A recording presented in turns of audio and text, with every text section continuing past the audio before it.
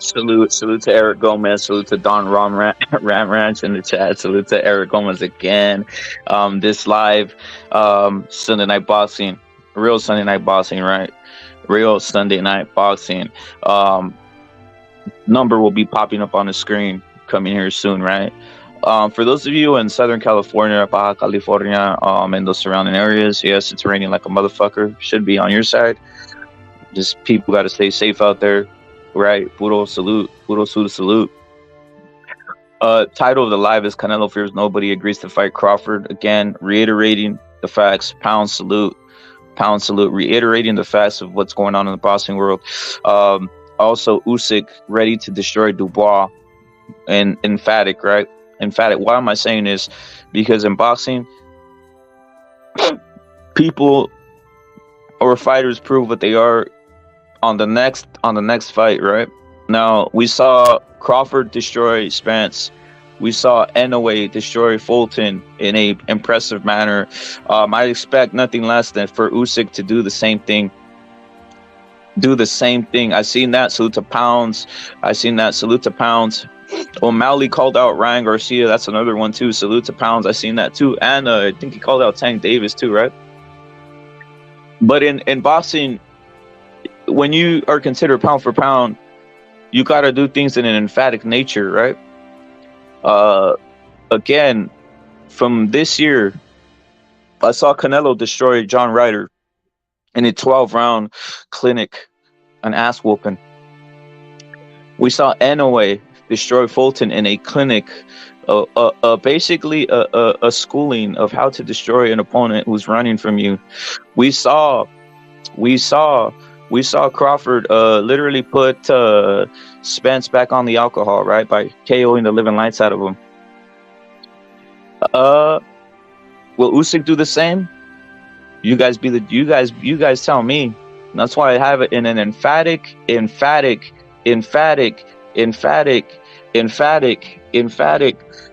Block Abel, he's crying like a baby.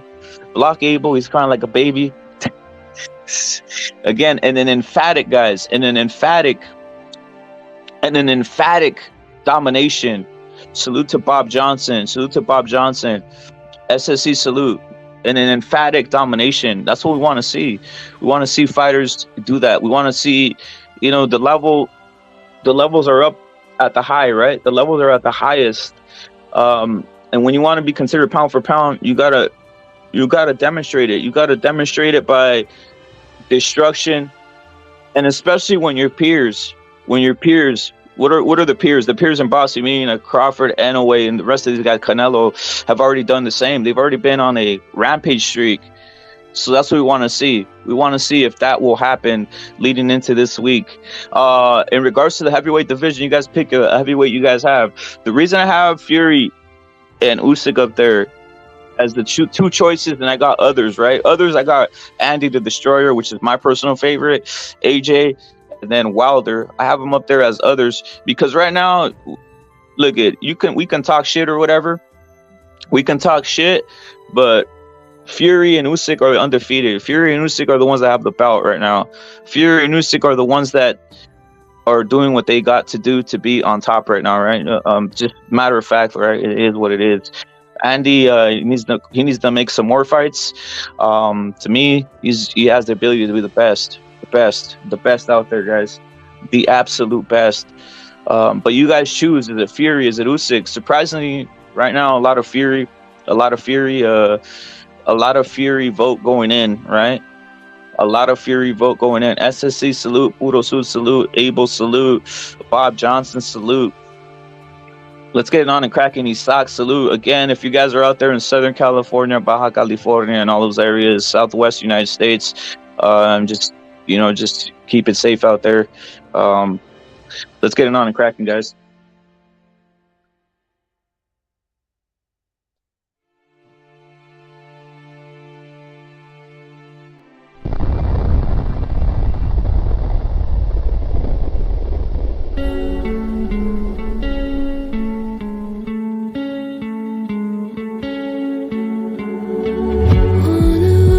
To circle the other, as you go, you remain a stranger to me.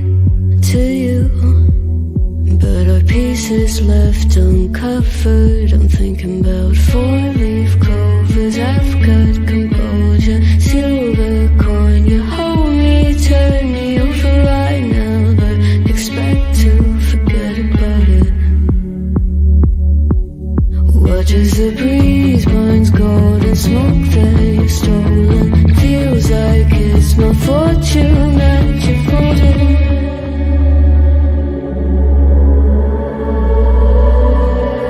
I'm swimming with the sharks.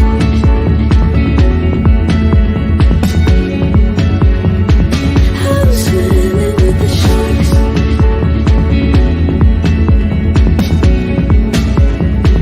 I can't tell you apart from them. You can't tell either. Will we love or fall in deeper? Tell me, darling, what is it you want? How the mind doesn't work like it used to. As I know I remain a danger to me, to you. Going altered by the moment, dear. And as the days turn idle, sweet on survival. I'm on fire, waiting your arrival. I never expect to be saved without it. All you could ask for never made its way into your eyes. Cold in the water, cold unless you're keeping a disguise. I'm swimming with the sharks.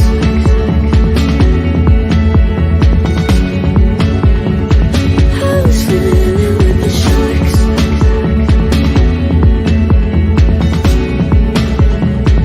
It's out of my control. You set the play in motion. Couldn't be a bigger ocean. Tell me, darling, is this what you want? Oh, and all you could ask for never made its way into your eyes. Cold in the water, cold unless you're keeping a disguise. All you could ask for never made its way into your eyes. So very clever, leaving me to wonder what you hide. Salute to the legends of the sport. Again, vote, pick. Who's the best? You guys have a choice. Fury, Usyk, others, as you see right there, AJ, Ruiz, Wilder, pick. But again, like I said, let's get into, respecting the legends out here, bro. What are we talking about?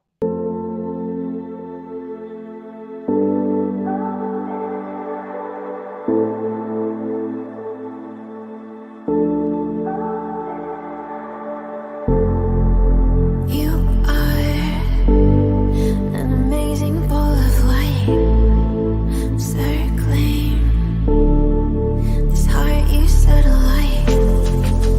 Open up, don't you know who you are?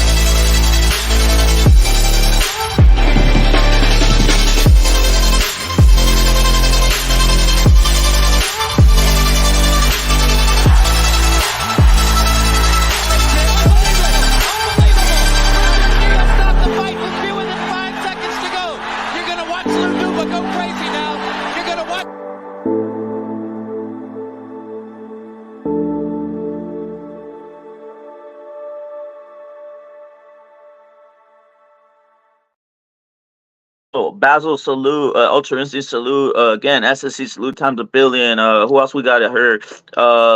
Usyk of course saluted. Look at Canelo. Canelo moves the needle. Canelo is the face of boxing. Canelo #1 period. But I'm gonna say something right now.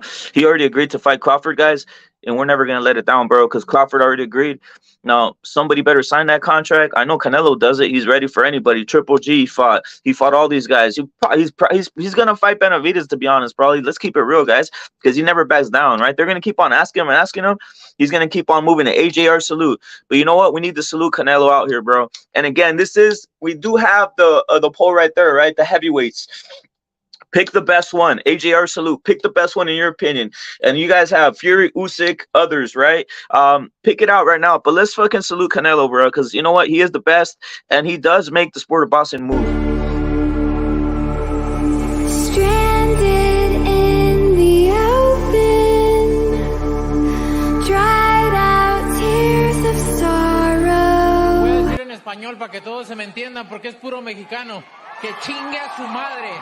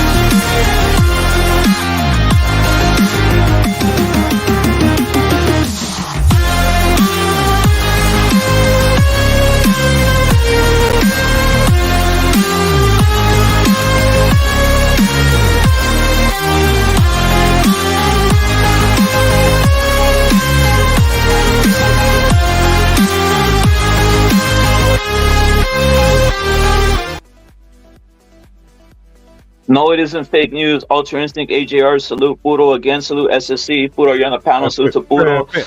It's not fake news. Hold up. Puro, salute to you, bro. 18 Street, you're saluted. Thank you, bro. All the time. 18 Street, you're saluted times a billion out here. But it's not fake news, guys. Literally, yes, Canelo is.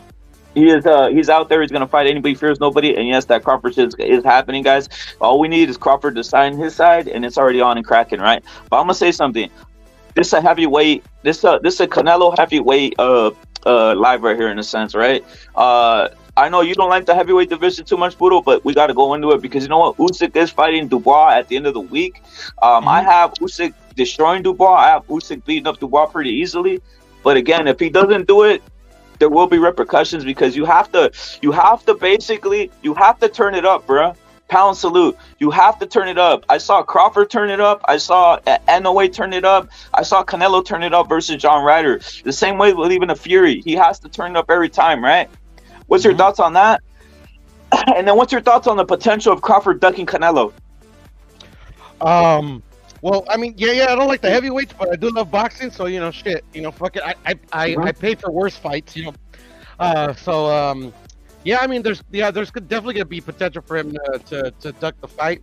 I mean, I'm going hard, with anybody that tries to make an excuse about like, oh no, he needs to fight David or some fucking bullshit to that effect. But I was actually thinking, I don't know, maybe we were talking about it yesterday or whatever, but I'm thinking his likelihood of ducking depends on how bad he beats Jermell.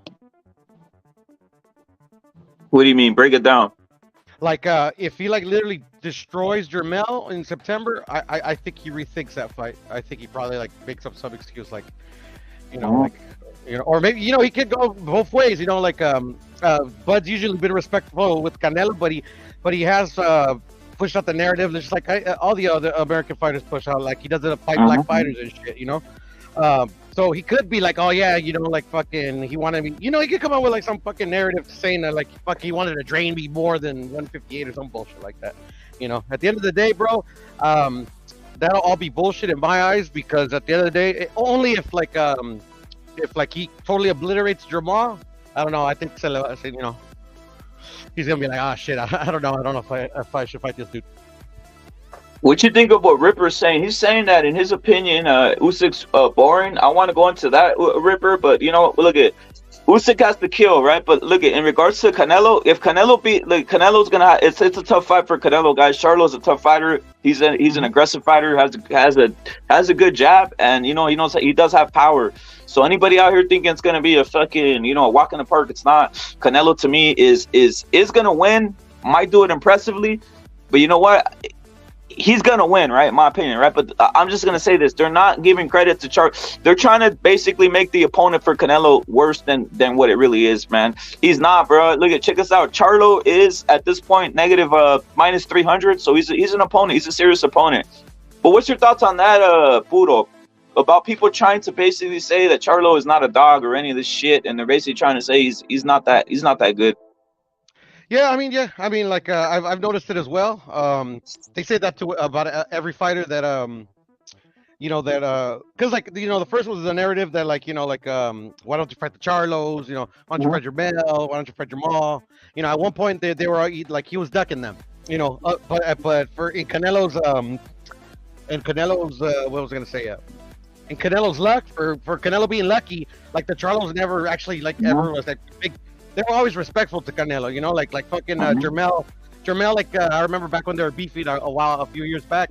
Jermell was the one that exposed that Jermall ducked him, in his famous rant. I'll never fucking turn down a Canelo fight, rant that he made. So at the end of the day, bro, like nobody thought that I didn't think he was gonna fight Jermell, because he was at 154, the weight difference or whatever.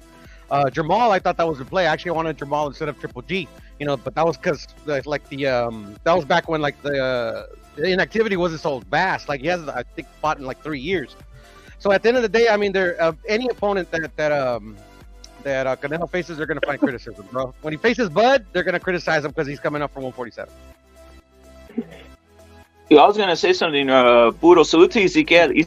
He's already going on the Fury thing. Ezequiel saying, in his opinion, Fury isn't exciting to watch either. In his opinion, salute to Ezequiel. Salute to Ezequiel. Salute to Chile. Salute to Ultra. Look at regards to the Canelo thing, right? Canelo really doesn't. He doesn't disappoint anybody, guys. He doesn't disappoint anybody. He's gonna show up to fight. It's probably gonna be. He's obviously gonna make a war out of it. I think it's, my opinion, stoppage with Charlo. But look at Charlo is a beast, bro. Let me just real quick. Do you think Charlo beats up on Ryder? Realistically, do you think Charlo would beat Ryder? Yes. There it is. I agree with your assessment. I think Charlo would have beat up on Ryder. I'm keeping it. It would have been maybe 12 rounds. It probably could have gone 12 rounds. Who knows? But I'll tell you what. I think Charlo beats up on Ryder. So it's a better fighter, bro. It is a better fighter. To me, it's a better fighter. I don't care what anybody says. The odds stated. Because to me, Canelo destroyed Ryder easily. Guys are tripping. Canelo destroyed Ryder easily. Canelo destroyed Ryder easily, bro. He literally raked the floor with them. Probably could have knocked him out in the second round, but he said, I'm in Mexico. I'm gonna basically put a show on for the fans. He literally did put on. I was applauding it, bro, because he literally was beating the living lights out of him round after round after round after round after round. So I salute that, bro. But guys, it was easy. It was a massacre. Sergeant, salute. He carried him. He And at the carried end of him. the day, Thank you. bro, That's the word. these Mexican cucks that say like this, they claim they're Mexican and shit, be fucking like making us look bad and shit. Like they little do they know that like literally like if he would have knocked him out in the 5th round, bro, like these guys would have crucified him, bro. You know, you gotta carry him up. You gotta carry him. They want blood, bro. The Mexican fans want blood. Yo, hey, salute to Pounds is saying that salute to SSC out there again, bro. Pounds is saying that it's Ryder Munguia. That's gonna be a good fight on Munguia winning. Obviously, a lot of people talking about Munguia's defense, but I'm gonna say something. Al the pal saying stop the cap. There is no cap. It's reality, bro. If you want to say something, say something. Abel salute. Again, guys, to me, it is a disservice to Canelo in a sense because guys are trying to add Gucci Mane salute, bro. Guys are saying Eric G salute. Guys keep on trying to every opponent. Now let me say something. Is Crawford versus Charlo? Would that have been a fight for Charlo? That would have been tough for him, Udo? Yeah. I actually thought there was I thought because of Jermel's skill set and like how Crawford would get hit so easily from these other fighters. I actually thought there was like kind of like a very small chance that that Bud could beat Jermel.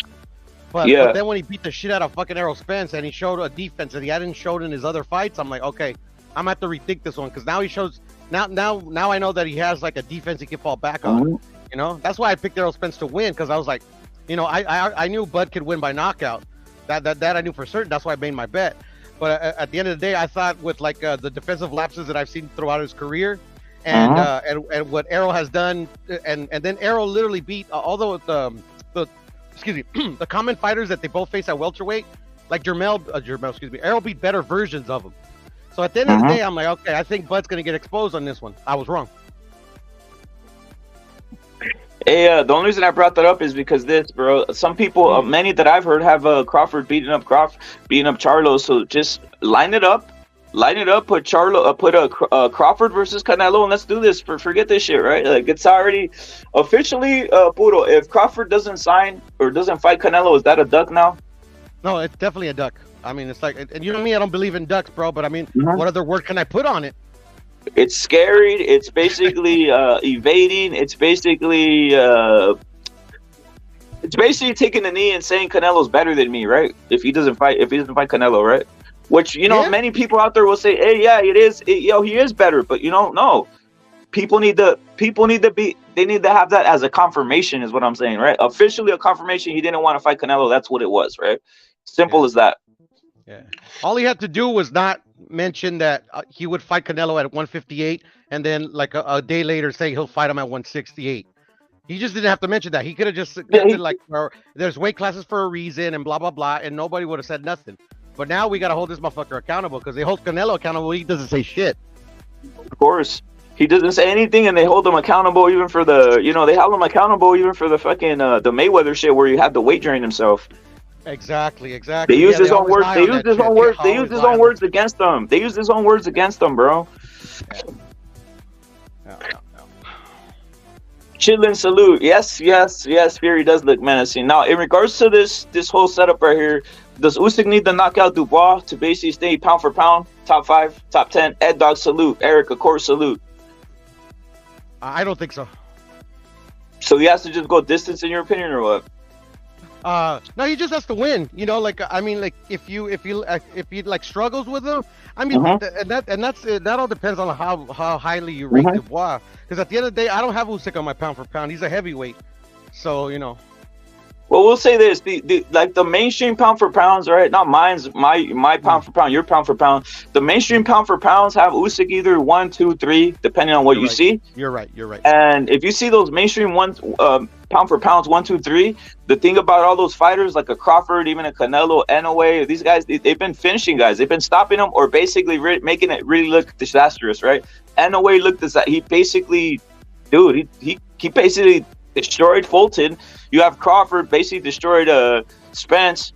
Now, how do we justify a pound for being leaped over like a Canelo up there if you don't KO Dubois? That's what I'm asking. Yeah, then you're 100% right. Like, yeah, if you don't KO him, and you're like a higher than certain these dudes that are literally KOing these guys that are like supposedly like these big fucking super skilled fighters. And yeah. I would see how they would knock him down a peg. Now for Usyk, he does have most of the bouts, so there's that, right? There is that. Mhm. Or who knows if he's holding out, if Usyk's gonna hold out his maybe just play it safe, right? So I don't really know what his game plan is gonna be, right? But there's that, right? So if you guys are backing Usyk, that I could see that, right? But just in reality, the thing is, I just don't understand how they hold some guys. They hold some guys to a standard of you got to win every time and be destructive, and other guys they hold them to, boxing, as they say, quote unquote boxing. Yeah, well, and I don't understand how there's a fighter that literally does what the essence of the pound for pound list is, and with one loss, like some motherfuckers don't even have him on the list. You talking about Canelo? Yeah, he lost a No, bit. Canelo, they took him off. Canelo, they took Canelo off the top 5 pound for pound. Right, they took him off the pound for pound list when he lost to Bivol. As some people took him straight off the pound for pound list. Pilati doesn't even have him on there, bro. But that guy's a fucking, he don't know shit. I mean, the Spanish media and some of the Spanish channels, they have him. They don't even have Canelo top 8, bro. Facts. But you know what? Look at. From what I've seen, Usyk is rated on these pound for pound lists, maybe top 3 for most people, right? Mm-hmm. Crawford, NOA, they have. That's probably the what they call the mainstream pound for pound list is NOA, Usyk and Crawford, bro. From what I'm seeing, those guys is mainstream's pound for pound list. You're right. I agree. Yo, salute. We got somebody on the line. Caller, salute to you, bro. Hey, what's up, brother? What's up? Salute. Is this Evan? Yeah. Oh shit, we got Evan on here. Evan, salute. Thank you for calling in. What's your thoughts on some of the stuff you've been hearing right now, bro? About the Usyk, about Charlo, about the rest. Yeah. So I'll add to that. So Usyk, because of what he did at cruiserweight, I have him on like pretty up there on the pound for pound. If you don't, I kind of understand your point of view, though I would disagree, just because of he started at cruiserweight, right? And then he ran up 30, 40 pounds up to heavyweight, and he's arguably the best cruiserweight ever. It's either him or Evander Holyfield. So I think he definitely has to be somewhere in the conversation. And with Charlo, even though I don't have him on my pound for pound list, he's a guy that might eke into the Hall of Fame. To me personally, the whole undisputed thing is kind of overrated. And this is for all guys that have been undisputed, really, if you think about it. With NOA, when he became undisputed, the only guy, Maloney and Rodriguez ended up getting belts after he vacated and moved up. Emmanuel Rodriguez versus Santiago is an amazing fight, by the way. It's Puerto Rico versus Mexico rivalry. That needs to happen at bantamweight. But like when Taylor beat Postol, what's the name? Ramirez and some other fighters. Prograis ended up winning a title again. So that looked really good. But, a lot of these guys, whenever they become undisputed, the people they beat they don't become champions again. And the thing is, that kind of shows we're not in that strong of an era of boxing, because what would end up happening is the reason undisputed didn't happen years and years ago was because you'd have all these contenders, top contenders that were either Hall of Famers, former champions in multiple weight classes. They'd all fight each other, right? And they'd beat each other. They'd all beat each other, lose, blah, blah, blah. And that's why it kind of blocked unification fights, because everyone was beating each other and everyone was losing to each other. But now you have a couple standout guys that are like doing really good things at times, and I think it kind of gets a little bit overshadowed by other accomplishments like beating I look at beating Hall of Famers and what you've done, who you've beaten, and your record in world title fights being undisputed. That's why I rated a guy like Emmanuel Navarrete, even though he's not undisputed, as a better champion than probably even Josh Taylor, but definitely Jermell Charlo as well. So the whole undisputed thing to me is a bit too much. And if Canelo's still this top 3, top 5 consensus without question pound for pound fighter, and continuing to build his legacy to potentially retire as the greatest of his era, he should be able to get a guy like Charlo out of there in 8 or 9 rounds. Because it's not necessarily the size thing. Charlo's been chin checked by guys like Castano and Rock by that dude. So if Canelo's got like anything left that's close to his prime, that resembles close to his prime, he should be able to get rid of Charlo in 8 or 9 rounds. So my question to you guys in the panel is, if Canelo barely eked out a decision against Charlo, what would that do to his pound for pound status? In my opinion, you know what it'll do? Look at if Evan, check this out. If Canelo just inks out a decision or something like that, I mean, dude, they're probably gonna keep him 6-7. It's probably gonna keep him or 6-7-5, bro. That's what they're gonna do. From what I'm seeing, that's what they do, bro. That's what they do, right? Now, is it right? I don't know. I mean, I think Charlo. Some guys don't rate Charlo as a fighter, right? Like, let's just go. Let's go this way. Is Ryder better than Charlo in your opinion? You could say yes or no. Break it down, bro. I think he's more durable. I mean, Ryder's an underrated fighter. That's why I didn't give Canelo shit for going the distance. Ryder's never been off his feet. He's the only guy that ever dropped John Ryder. The only time Ryder's ever been stopped is a bogus bullshit decision. John Ryder's never been stopped in his career off of his feet. Mm-hmm. Canelo almost stopped him. So Ryder is, in my opinion, more durable than Charlo. So I think the thing is, if Canelo isn't able to stop Charlo, that means he's not landing as flush or as clean as he used to. I mean, his counter punching probably isn't there. His jab isn't what it was. Like, Canelo used to have an elite jab, man. You know, when he started fighting Daniel Jacobs, his second fight with Golovkin, you know, his jab was amazing, one of the best in the sport. And then he's got away from that. He's been plotting too much. He's been falling too much in love with his power. He doesn't counter punch anymore. Maybe the weight just makes his upper body movement not that great, because he never had the best legs. But it's just, he doesn't seem like he's putting his combinations the way he used to at 160, 154. You know, when he beat guys like Cotto too. I don't know. I mean, I think he's still a lot better than Charlo. I am picking him to stop Charlo, but for him to be, you know, at this point still a top 3 kind of guy in the world, or at the very least top 5, he needs to be able to stop Jermell Charlo. Jermell Charlo is a guy that Canelo should be able to stop. He's at the peak of his powers. Canelo would, without question, stop Jermell Charlo, and I'm still picking him to do it. So, I don't. Look, I'm gonna say this. I think I have the fight by stoppage for Canelo. I think he stops Charlo, right? I want Budo's assessment of. We got Evan on here. What's your assessment? You think what Evan is saying? Basically saying, he asked the question: if Canelo goes distance with Charlo, you think they keep him basically where he's at, below the top, above, you know, like 6, 7, maybe 5 on the pound for pound list, Budo, or what? If he goes distance and gets the decision. I think Budo went MIA, guys. But you know what? That's an interesting point you bring up, bro. I'm gonna say this. I was gonna say this. Look at, when you see Inoue stop a motherfucker, when you see Crawford stop a guy, when you see destructive shit, I think people expect destructive shit, right? Right. Like what Navarrete did to Valdez. Yeah, that was pretty destructive. If Canelo is like anywhere where he was, like I said, he'd stop him. And just because, you know, let's say he UDs Charlo, right? And he's like anywhere from 5, 6, 7, 8 pounds per pound. That doesn't mean that he's still an elite fighter. If you have a pound per pound list, in my eyes, you have to be an elite fighter. You have to be more than just a world champion. But that maybe just might not be what he once was. And I mean, I don't know. I want him to be the biggest crypt destroyer, you know, in the sport. I want him to be the cryptocutioner, you know. That's what I want. But we'll see, man. We'll see if he's still got it left to put these dudes out. But being 5, 6, 7, 8 pound per pound is still a really good feat, you know, based on what Canelo's done his entire career. You know, he's war torn, man. He's probably a bit older than, you know, 33, especially in boxing years, because he started fighting at 15, 16.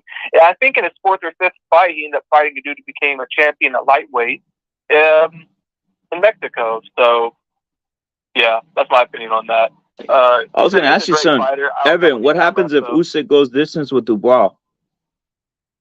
I might even put him down a little bit. Honestly, I think I would consider it, because though Usyk is older, Dubois is a guy that can be stopped with enough punishment. And I think Usyk, so I'm picking Usyk to stop Dubois. I mean, if Dubois just gets battered, knocked down multiple times, then I won't. Same with Canelo. Canelo just beats the shit out of Charlo. He's just able to survive. I won't give either guy, you know, a hard time for that. But like, let's say Usyk isn't able to stop Dubois. He wins comfortably, but doesn't win in destructive, impressive fashion. Yeah, he probably loses a couple points on the pound per pound list in my eyes. And you got to keep it consistent, you know. Dubois is a guy with enough punishment you should be able to stop, because it's happened when Joe Joyce has done it.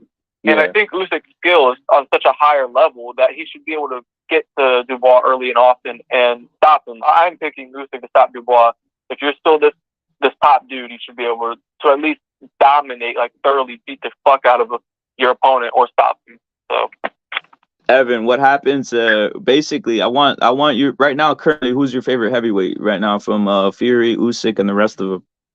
Well, I mean, I like that Fury destroyed that Crip Wilder, but man, like, you can't be doing this diva shit, like waiting out fighters. I don't like that. Not every fighter is going to do everything perfectly in your career for the most part. I understand that.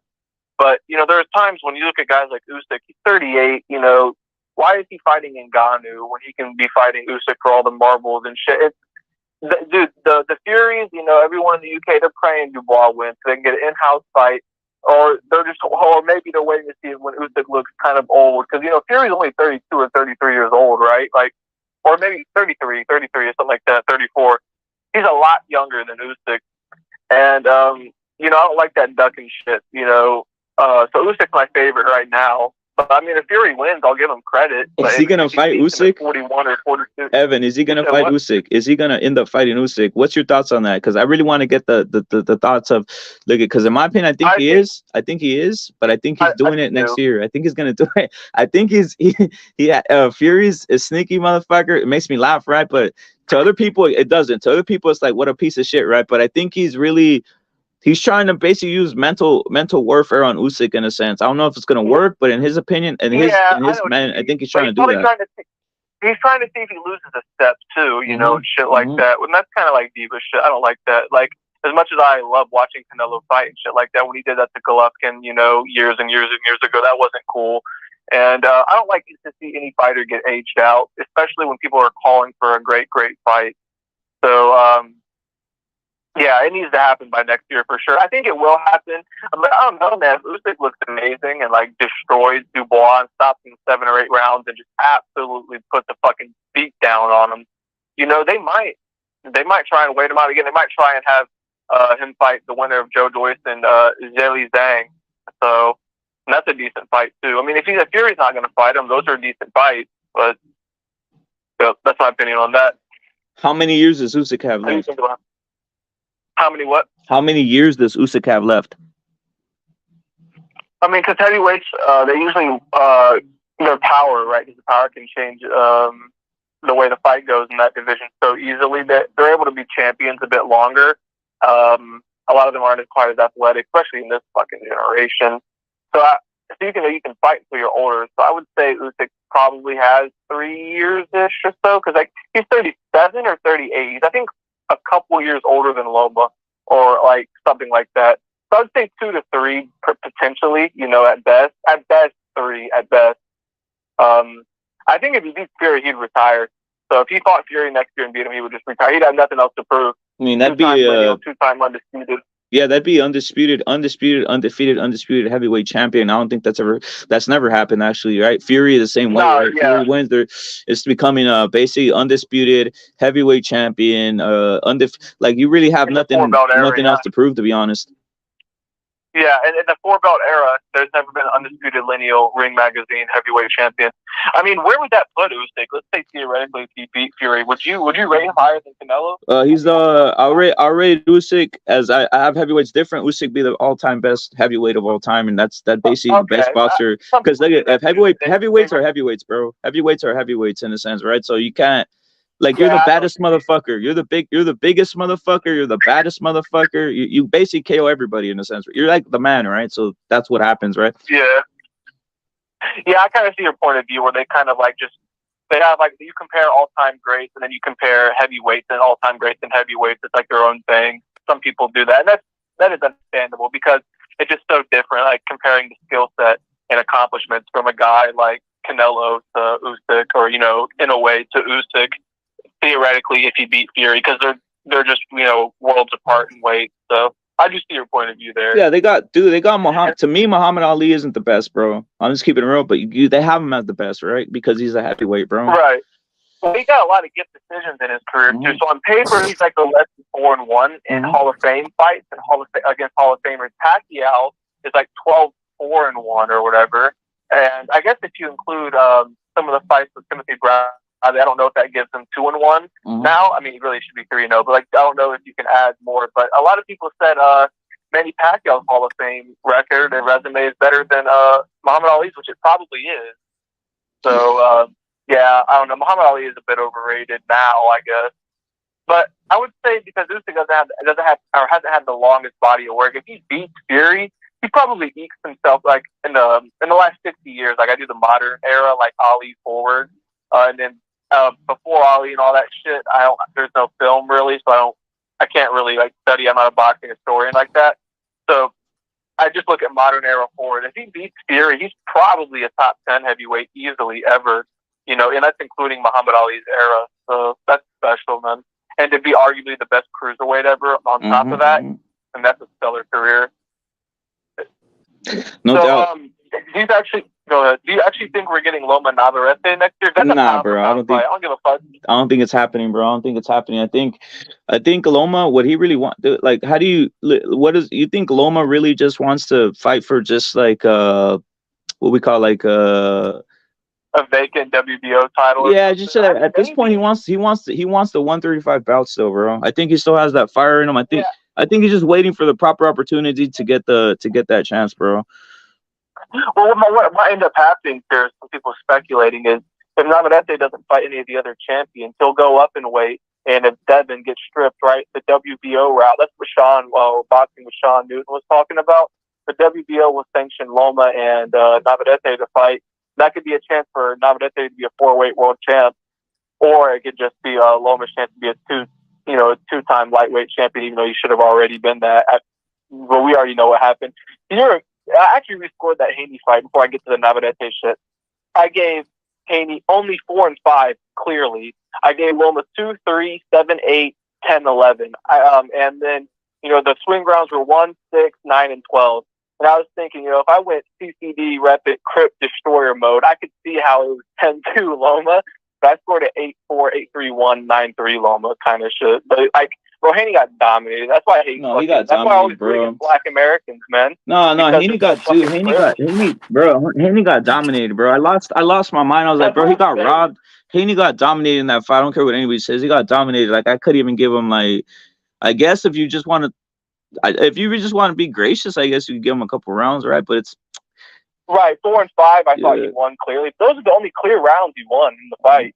Like if you're being generous without being a total fanboy, he won 4 rounds. If you're being a fanboy, he won 6 rounds. If you're just retarded and being a fucking Sharpie, you give him 7 or 8 or whatever. Like, these same people obviously were happy when Andre Ward got that robbery decision over Kovalev and then low-blowed Kovalev and punched him in the balls.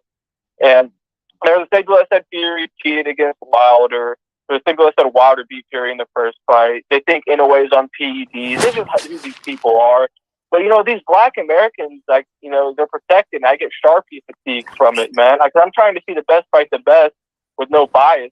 That's why a lot of non-Black, fight fans have turned to UFC over the last 10, 15 years, especially because of what Floyd did to the sport and then retiring. Nobody wants to see a fucking diva anymore. They're not going to pay to see a protected fighter lose or hopefully lose, because that's like WWE clown shit, like a business. And people don't care about that shit. So I think people have that's the thing. People have options now. People have options now that people don't look at. That's why it's hard to get people to pay for certain fights, because people do have options, right? Especially, back then, I believe they had to like pay on the cable or some shit, right? Now you're basically stuck on a Saturday. I want to watch boxing. And you're like, I want to watch boxing, and they're like, you got to pay for this, and the only fight on Saturday is, by the way, I don't think there was UFC back then, if I'm not mistaken. So there was only boxing, and there was only Mayweather fighting on Saturday, and you want to watch boxing so bad that you're saying, fuck it, let me pay, let me see, maybe he gets his ass kicked. No, you're right. I agree to that as well. But yeah, man, it's just not.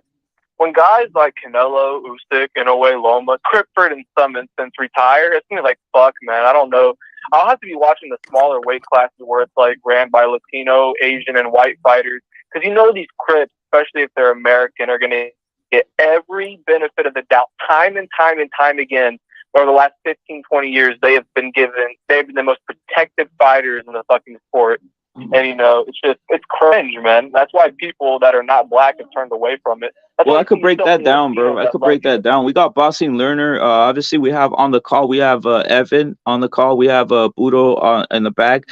Boxing Learner, do you agree or disagree with anything Evan has said thus far, bro? Yeah, I agree with the protected Black fighter. Well, basically, they put him on a pedestal, And then when the guy actually fights, the big fight, and they get decimated like Errol Spence and Deontay Wilder, it's Bolton, Hayden, the fallout. yep, The fallout is Wilder, so yep. bad. The fallout is so bad that it's just so toxic. And then they got all these guys coming out the woodworks making all types of excuses, like, and they go on for weeks and months. That thing with Wilder went on for months, Yeah, and then dude. And that's the thing. You're gonna have fanboys, like severe fanboys in every category. Like for Canelo, there'll be some people that said Canelo beat Triple G in the first fight, even though he didn't, and he did a good job avenging, especially the third fight. The second fight was close, but he did a good job making the second fight competitive and arguably winning. And you're gonna have fanboys like Loma fanboys saying he beat Tio when he didn't beat Teofimo Lopez. Tio edged him 7-5, maybe 8-4. The 12th round really saved Teofimo Lopez. But you're gonna have like these toxic fanboys in every sport. The problem is with the Lick Deontay's Balls crew, it's so like prevalent that it's every fan, you know what I mean? It's every single fucking fan that is this way, that are completely biased, and that's what it is. And they make it about race and their victims and shit. And the BLM, woke ESPN, woke Showtime, black time as I like to call it. That's all it is, man. It's just pandering to protected fighters and protected groups that root for these protected fighters. It's fucking sick. I think it's I think the spectrum's starting to go down the middle again now. Like I think a lot of guys submitted. I think that whole Wilder fan base, guys. If you guys can hear, you guys salute to everybody listening. Paulo, I can hear everybody out there. Basil salute. We have Boston Learner, Puro, 18th Street. You're saluted. I think that whole Wilder thing, when it became conspiracies and all this type of shit, I think that was its peak, because I didn't see realistically, I didn't see any other inventions with the Fulton. They tried doing it before the NOA Fulton fight. They tried like starting sparking some conspiracies, but I think it's already like they literally, there's no hope. They have no hope no more. They're just waiting for some type of the Lomachenko Haney thing gave them a lot of what you call it. It resurrected them in a sense. They're like, yeah, we're back on some stuff. Yeah, like that, it gave them something to lie about, right? True, because they could say, "Oh, Haney won," even though he got destroyed. Because it's been a bad year for the LDBC rep. Fulton lost, Spence lost, Haney lost, Yard lost. Charlo's gonna fucking lose. Dudu Andre gonna fucking lose. Like, all these protected black fighters been getting destroyed this year. And I'm surprised, dude. I'm surprised. Hold up, bro. They're capping for. I'm surprised, guys. I'm really surprised, Evan. We got Boston Learner, obviously Puro. I'm surprised there hasn't been one. Can we think of any upset that's happened this year? One upset? One upset. Well, technically, the Loma Haney was an upset, but we didn't see it as that because we knew Haney was a hype job. Let's look at another upset that could have happened. A real upset. Upset. Not like a. Right. That was just some foul shit, right? But I'm talking about like a legit upset. Yeah. Oh, okay. I got you. Oh, well, Navarrete when he beat Valdez. That was an upset. Yeah, that was an upset, but to me, it was like it was. I don't know if it was exactly the marination or what happened, bro. And that's what I was calling in before, saying, Navarrete is going to make this fucking easy, people. And, obviously he's actually number 9 on my pound for pound list right now. Mm-hmm. If he beats someone like Loma, he's in the top 5 without question. But, like 70% of people, I was looking at polls on the Navarrete Valdez fight, 70% of people picked Valdez to win. And remember, I was having this conversation with you. All these Crip lovers, the entire LDBC, all these Crips were picking Valdez to win just because he beat Shakur, and they wanted Shakira's resume to continue to look better than what it was. And Shakira's resume has been aging like garbage because Navarrete destroyed Valdez in a way Shakira never could. So that was an upset, though. That was an upset. It wasn't a massive upset, but it was an upset. It was an upset, bro. But by the numbers, by the stats, by the odds, it was an upset. I got one. Big Bang Zhang beat Joe Joyce. Zhang, yeah, that was coming to my. No, that was a fucking dude. That one blew my mind because look at. I was on, dude. I was like Joe Joyce. Look at Joe Joyce. Who he beat? Who did he beat up when he came out with the whole Juggernaut costume? Daniel Dubois. He beat Dubois. Is that when he came out with the Juggernaut costume? Yeah. He beat some guy. I think he beat the Takum. I think it was Takum. He came out with the Juggernaut costume and beat up on Takum, right? So I was like, damn, this guy's for real. This guy's a killer, right? And when Zilly Zhang fought him, I wasn't really high. I saw Zilly Zhang fight this guy Jerry Forrest, bro, and it looked like it was a war zone, bro. Jerry Forrest literally was I think he had him knocked out 2 times. I was like, this guy Zilly Zhang can't beat no damn Joe Joyce. And then this dude fucking goes and just annihilates him. I was shocked, bro. To be honest, that is an upset. Well, the problem is the guy's yeah, dude, Zhang was like a plus 800 favorite. He was like an 8-1 underdog or some shit. So yeah, that's fucking wild. Zhang is actually really good. He's actually really good. He made it to the Olympics. He only lost to Anthony Joshua, and then he had an extensive amateur career. Yeah, extensive. But the problem is he's old, and he had a retinal failure with the rice. He actually dropped that guy 3 times, and that's why it went to a draw. But yeah, he's way better than Joyce. He's better than Joyce. 40, man. But I guess I think the heavyweights can carry their age a bit better because they're not very athletic. All it takes is one punch.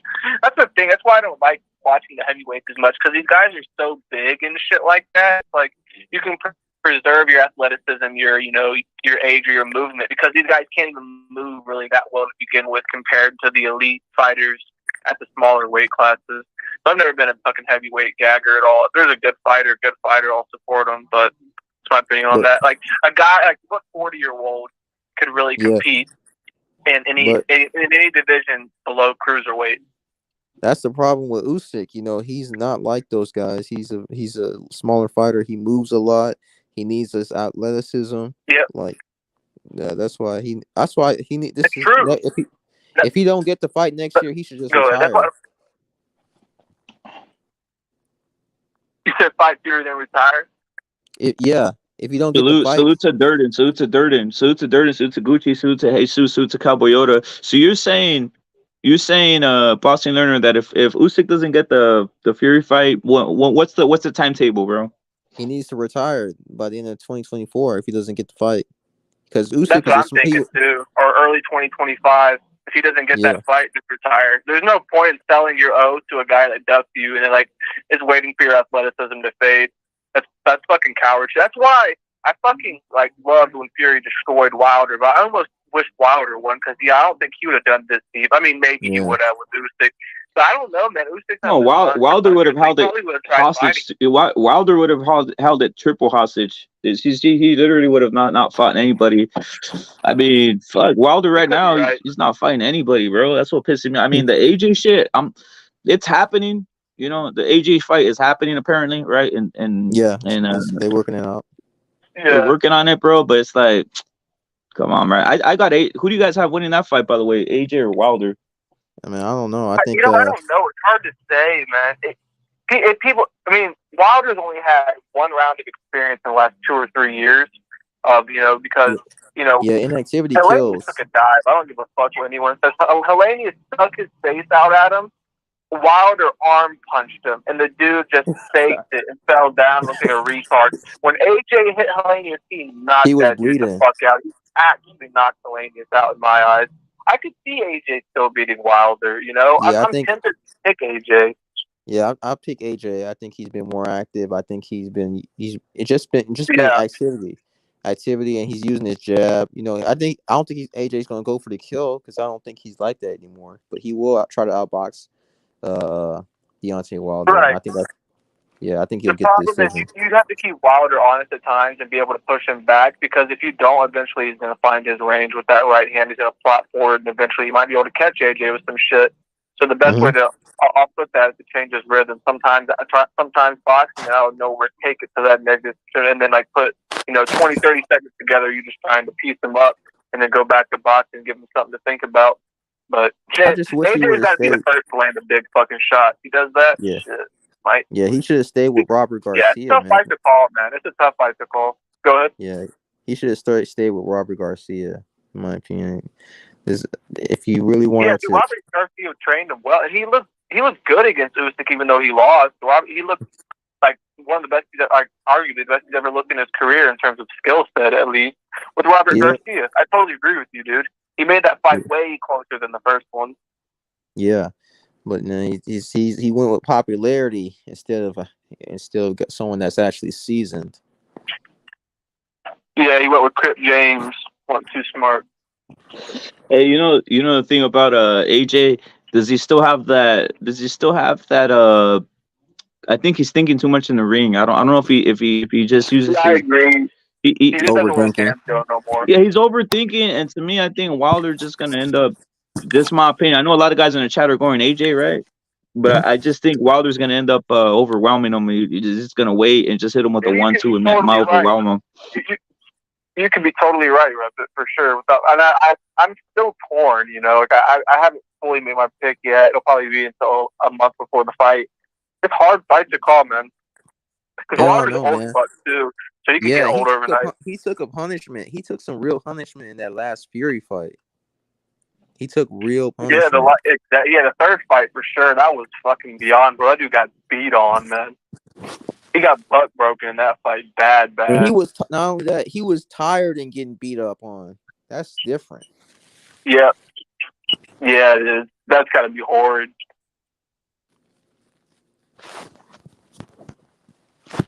Yo, Evan, thank you for calling, bro. You always bring in a lot of heat, bro. Yeah.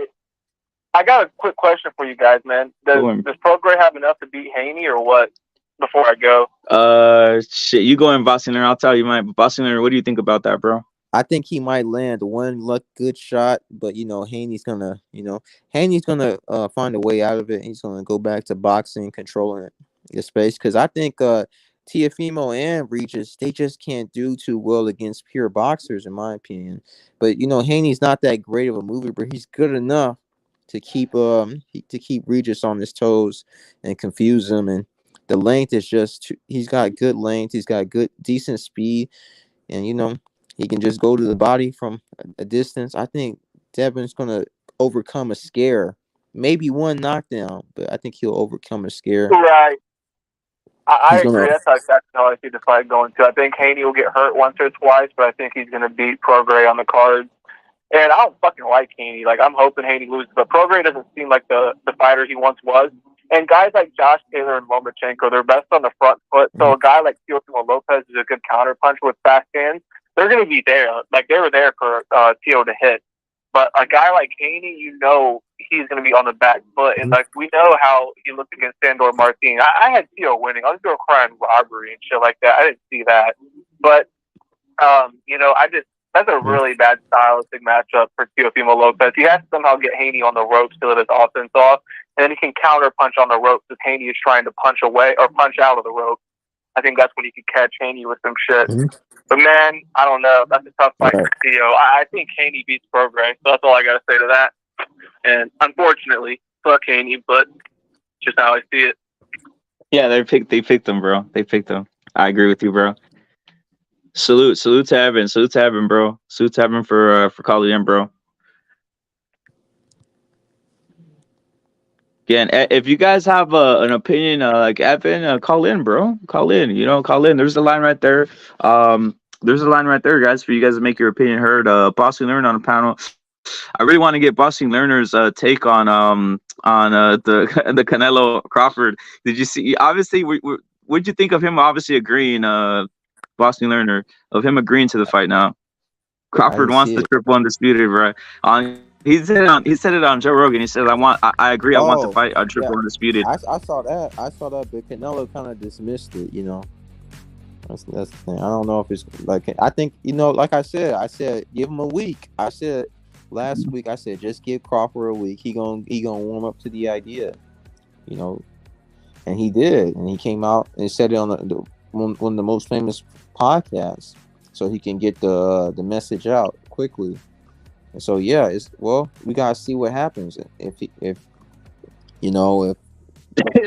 that. It's looking like it's happening though, bro. Like think about this. You don't think Crawford's gonna go around and they're gonna be telling him, "Hey, when are you gonna fight Canelo? You said you're gonna do it."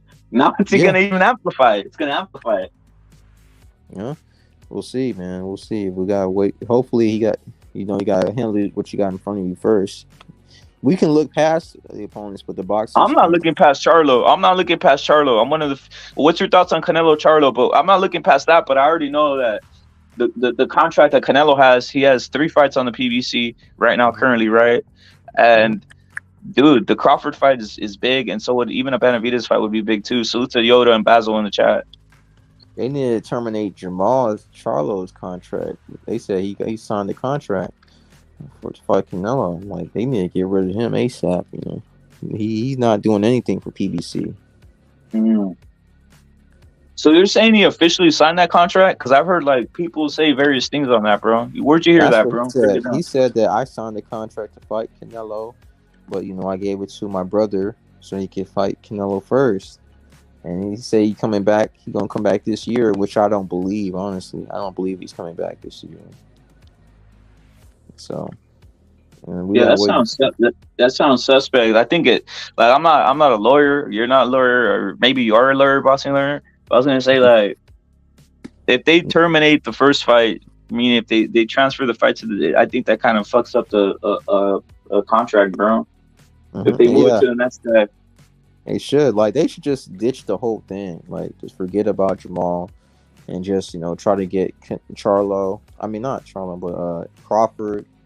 And if Benavidez beats Demetrius Andre, then, yeah, put him in there, too.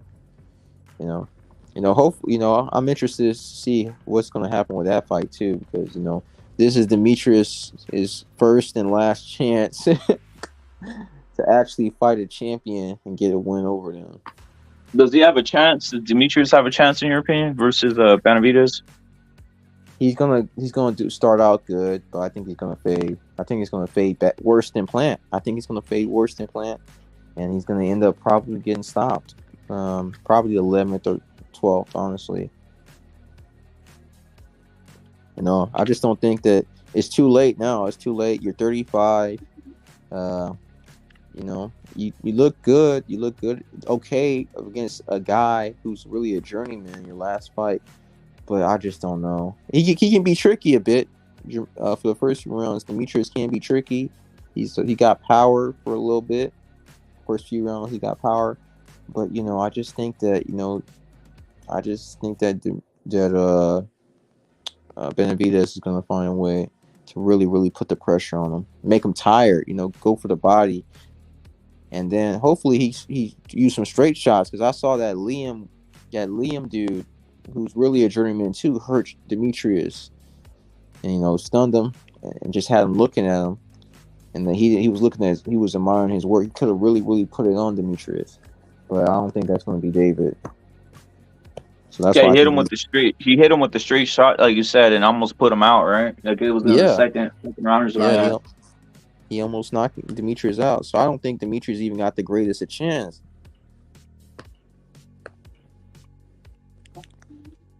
Because they really just... Usyk. Boxing learners, Usyk need the KO Dubois to be considered a top pound for pound still. What's your thoughts on that? I think it will definitely help him. I think he needs to. But, people understand that he's getting a little bit older. And he's not like a heavyweight. He's a cruiserweight heavyweight that moved up, So I don't know. I think I would like him to do it just to cement himself. But if he doesn't, I won't lose my mind. Now, look at Tyson Fury obviously fighting Ngannou. Which is a tougher opponent? It sounds funny as fuck, but to me, it just is what it is. What's a tougher opponent, Ngannou or Dubois? I think Dubois would have been a tougher opponent because he's used to fighting professional. I don't know how many rounds, but I heard that these MMA fighters, they tire. They really do tire after like maybe 7 rounds. That was a big problem for what's his name, Conor McGregor. Conor McGregor tired bad.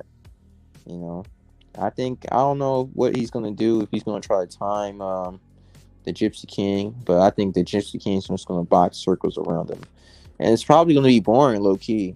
I'm going to be serious. It's probably going to be probably the most boring fight this year, because Tyson Fury can really sneak out of the joint. People don't know that, but he can sneak out of the joint when he wants to. He did it with Vladimir Klitschko, and it was one of the most worst fights ever. So I think it's going to be actually a horrible fight, and he's going to rob the people. He's gonna say, "Oh, this is gonna be this big event," but he's gonna go in there and just run around and just pot shot him, and then collect his money and go home, and then probably have another baby. How about the spectacle of it though? Which one's gonna basically have more eyes on it? Is it the Fury Ngannou or the Usyk Dubois? Of course, the Fury, whatever that guy name is, because Fury's a good talker. I give him that. He's a great talker, and he's gonna, and then the guy, he's a big, strong guy. He's just not a boxer. I think because but he can't really sell the fight like Conor McGregor could. So I don't know if he would be as big as that, but it would be big because of course he's the heavyweight champion, and they like this stuff. They've been doing this stuff since Muhammad Ali days.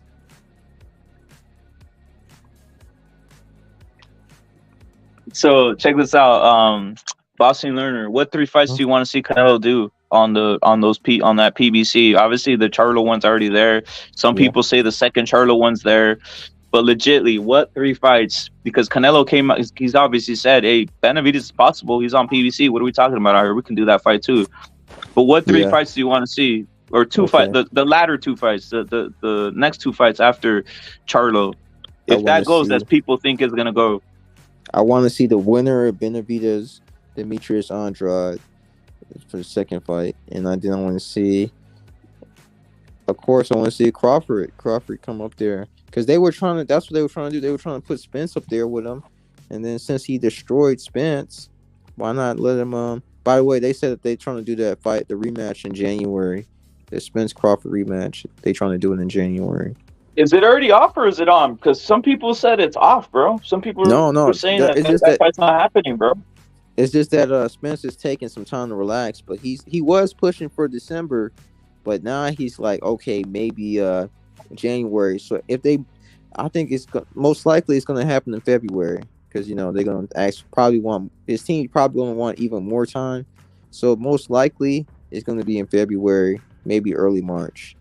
But he wants it in January, but his team is probably going to talk to him and say, hey, we're going to need a little bit more time. So we're probably looking at late February, early March, most likely. I mean, is there really going to be any difference though? That's the whole point. I wonder what the whole reason behind this shit is. But these PBC guys are hard-headed. They want what they want. I was like, man, Wilder, just go somewhere else. But he was stubborn. He was super stubborn. Went to court, tried to got litigation and everything. And, he got his wish. He did better, yeah. But he ended up getting tired and getting beat on while he was tired. And I'm pretty sure that did some irreversible damage. I don't know what type of damage, but it definitely took something out of the guy. So I don't know, but the PBC guys are persistent. They want their rematches. I definitely agree with you. I want to see I think Benavidez does beat Andrade. Some people say it's 50-50 because of the defense of Benavidez. People still have doubts of Benavidez, right? I don't. I think it's my opinion, I think he's been making fights. I think he's been going forward in fights and sometimes taking punches just to entertain. It sounds fucking crazy, right? But I think he's really trying to entertain the public in a sense. I think he's going to stop Andre. He's probably going to stop him like in 4 or 5 rounds. That fight should happen. I would like to see Canelo versus Benavidez. Why not? And then obviously Crawford to cap it off as a super fight. A fight, right? Because a lot of guys they talk about weight and all this shit. If you saw Crawford and Canelo, guys, you wouldn't think any different. You'd say, yeah, they look like they could fight each other. Yeah. It's just, the frame's a little different, but Crawford can definitely fight at 160 or 68. You don't even gotta weigh in at 168. That's what Pacquiao used to do. He never came in as heavy as the other guys. He just came in at where he was comfortable at, and then that's what helped him keep his speed and everything. The problem is, Pacquiao said the problem is when you get with the weight classes, these guys punch harder than a lot. They punch harder. He said that when Margarito hit him with the body shot, that was the worst body shot he felt. He said he had to really, he had a great poker face that fight because I noticed it, but he didn't really show it in the face. So you gotta really. That's why people move down in weight sometimes because these guys they just be packing. Some guys in the division just be packing too much power for them, and so that's a big problem. The power is a big problem when you're moving up, fighting these guys. That's why he vacated. Manny Pacquiao vacated his belt immediately after he fought Margarito. Who's a better fighter, Ryder or Charlo, from your assessment? Me personally, I think Charlo easily. I mean, this man, I agree with you, bro. I agree with you. I think a lot of people are kind of like, there's weight classes on this, but I really think the smaller Charlo could have already been up at these weight classes if they match up. But he was supposed Going, to, bro. but the guy for some reason he was like adamant. He was able to make it happen because he was consistent. He didn't drink. Unlike Jamal drinks like crazy. He be on lives drinking.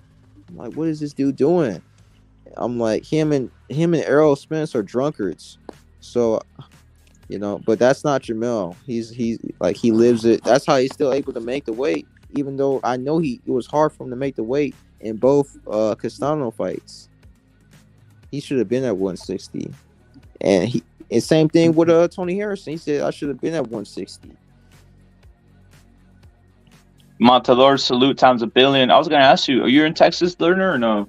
Yeah, You're like in the Texas area? I'm in the same city from Errol Spence. Is what is it like? What's the city called, bro? I know what it is, bro. DeSoto. Yeah, you guys are famous for like high school football and shit. Huh? Mm-hmm. Yeah, you guys have like the top high school. But I was gonna say, like, on that side, is the whole lean thing? Is it still prevalent? Because I think in Houston it's prevalent, right? Salute to Eric G from Houston. I think that's what I think. I always think I always look at Spence, and sometimes I think he's on lean or something like that, bro. Yeah, I noticed that, man. I noticed that, after the car crash. I'm not saying that I'm not trying to blame anything, take any credit, but the dude's been looking half asleep. Every time I see the guy, he looks half asleep. I'm like, what's up with this dude? Like, I just been noticing, and now people are just now coming out and saying this stuff. I've been watching this guy for like 3 years. I'm like, this dude always look half asleep. Yeah, his left eye always looked asleep. He always looked like he was on some lean. From what I'm seeing, because it is prevalent. These guys they put the Sprite, they put whatever else, and then they just start fucking chugging it, bro. Cold, right? Mm-hmm. So there's that, bro. Yeah, but we all, like I said, him and Jamal Charlo are drunkards. Like, they be drinking like crazy. What though, boxing learner, that used to be the way to box though. That used to be the way to be though. That used to be like guys who drank or whatever. It was just whatever. It was another day in the life, right? It was partying, women, like Monzone and these guys, Duran, partying, drinking, all this shit.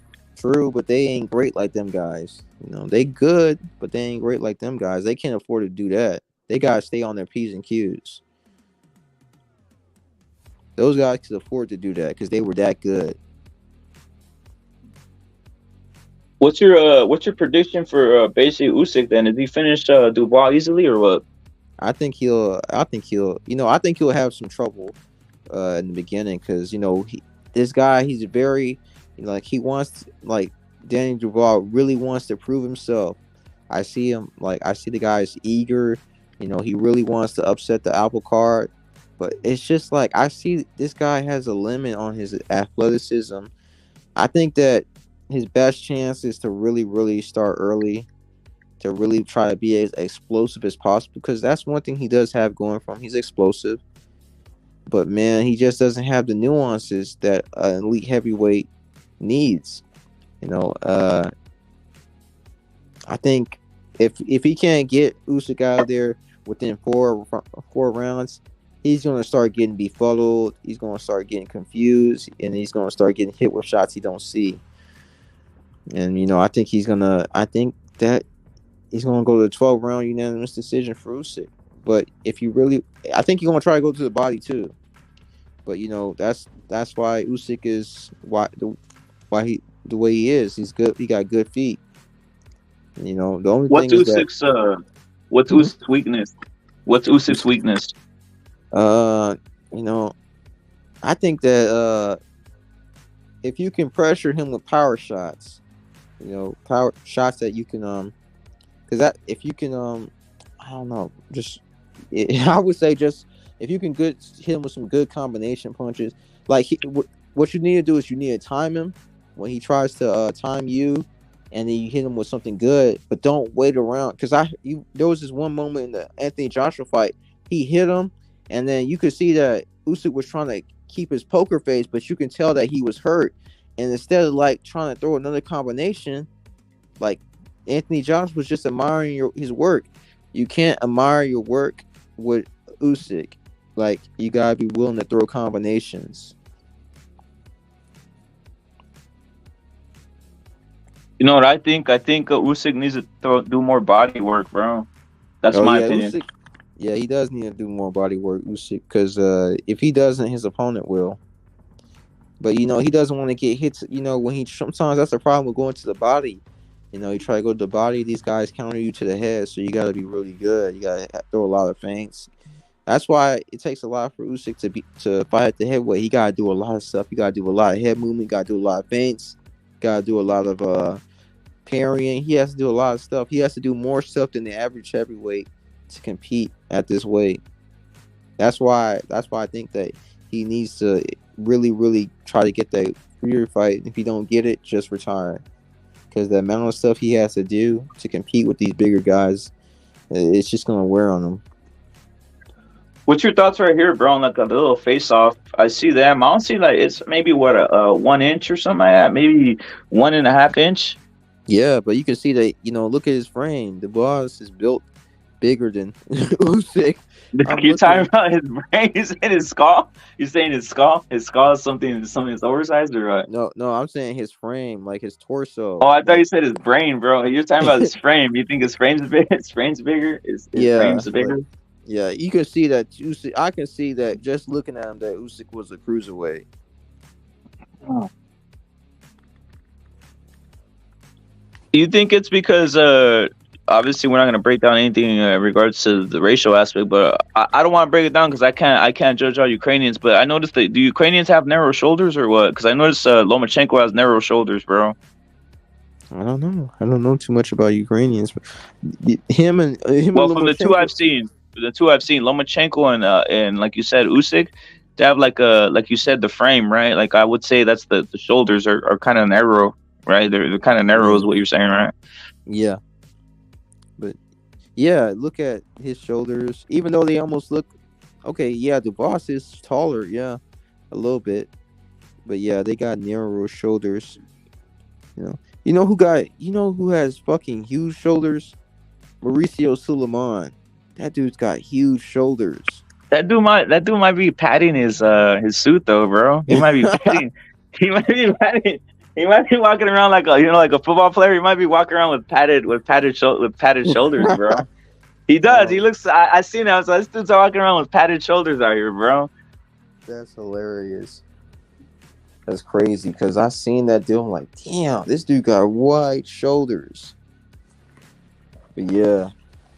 But hopefully it's a good fight. I hope Daniel Blas does everything he can to win this fight. Because, just do everything you can. That's all I ask. It's just. Well, what happens if Dubois? What does it do? What does it do to boxing, guys? Salute to Isak, salute to Gucci, man, salute to everybody in chat. Evan, Bazal. What does it do to boxing if you see if all of a sudden Bazal if Dubois he's the unified champion, the unified heavyweight champion on Saturday? What's it gonna do to boxing, guys? And I you know what? They probably. I wonder if they have. I haven't looked into it, guys. Maybe you guys know more than I. Do they have a rematch clause for this shit or what? I don't know. It's a mandatory challenge, but I don't know. Some mandatory challengers don't have. Most likely, they won't have a rematch clause, in my opinion. But they probably will because Usyk's team. He got a smart team. They're gonna find a way to put a mandatory. They're gonna find a way to put a rematch clause into it because Usyk was the mandatory for Joshua. And then when you make that much money, they find a way to put that into the contract. So yeah, there's probably a rematch clause. Now I gotta ask you, Evan. We got Gonzalo, we got Budo on the panel, we got Boxing Learner on the panel. But I was gonna say something. Boxing Learner, I gotta ask you something, bro. Check this out. Well, in the poll, I have Fury, Usyk, or others, right? Who's your favorite heavyweight, bro? I'll tell everybody mine, right? But you tell me who's your favorite heavyweight. My favorite heavyweight. At first, I really liked Joshua until he got knocked out by Ruiz, and then he started playing the Usyk. My favorite right now is Usyk, man. I really like that Anthony Joshua, the first fight, for me personally. That first fight was just great. It was good to see such big men not clinch every 40 seconds. Like, it was so refreshing. So I had to go with Usyk. How about your top 3 heavyweights? Break that down, because that's a little bit harder. Just top 3 heavyweights. Top 3 heavyweight, I'm going to go with Fury number 1, because you got to respect him. He beat the fuck out of Wilder to this day. Shit, you like Fury more than Usyk? No, I think he's the number 1 guy. I put him number 1. Okay, no. I'm talking about all right. I'm talking about just on all right. You, dude, respect to you for having Fury number 1, and that's on the non-biased shit, right? But I'm gonna say this, basically on who you like. You can have it like that, but on who you like, bro. I like Usyk. Who do you like first? I like Usyk, and I think that might be it. Because I don't like Deontay. I think he's full of shit. And I think Anthony Joshua. I think he just overthinks too much. And Fury, that dude, he's a great fighter, but I think he's a con man. Like, on the real, I think he's a con man. I think he's trying to con all of us. He's trying to get us to pay. You know, he's just trying to get all this money and make all these kids and leave. That's what he's trying to do. I'm convinced that's his plan. Yo, Kane Mack is going Fury number 1 heavyweight. My heavyweight score is the following. To me, it's hard, bro, because Andy's from my hometown. He's from my area, from my area, Andy. So he's number 1.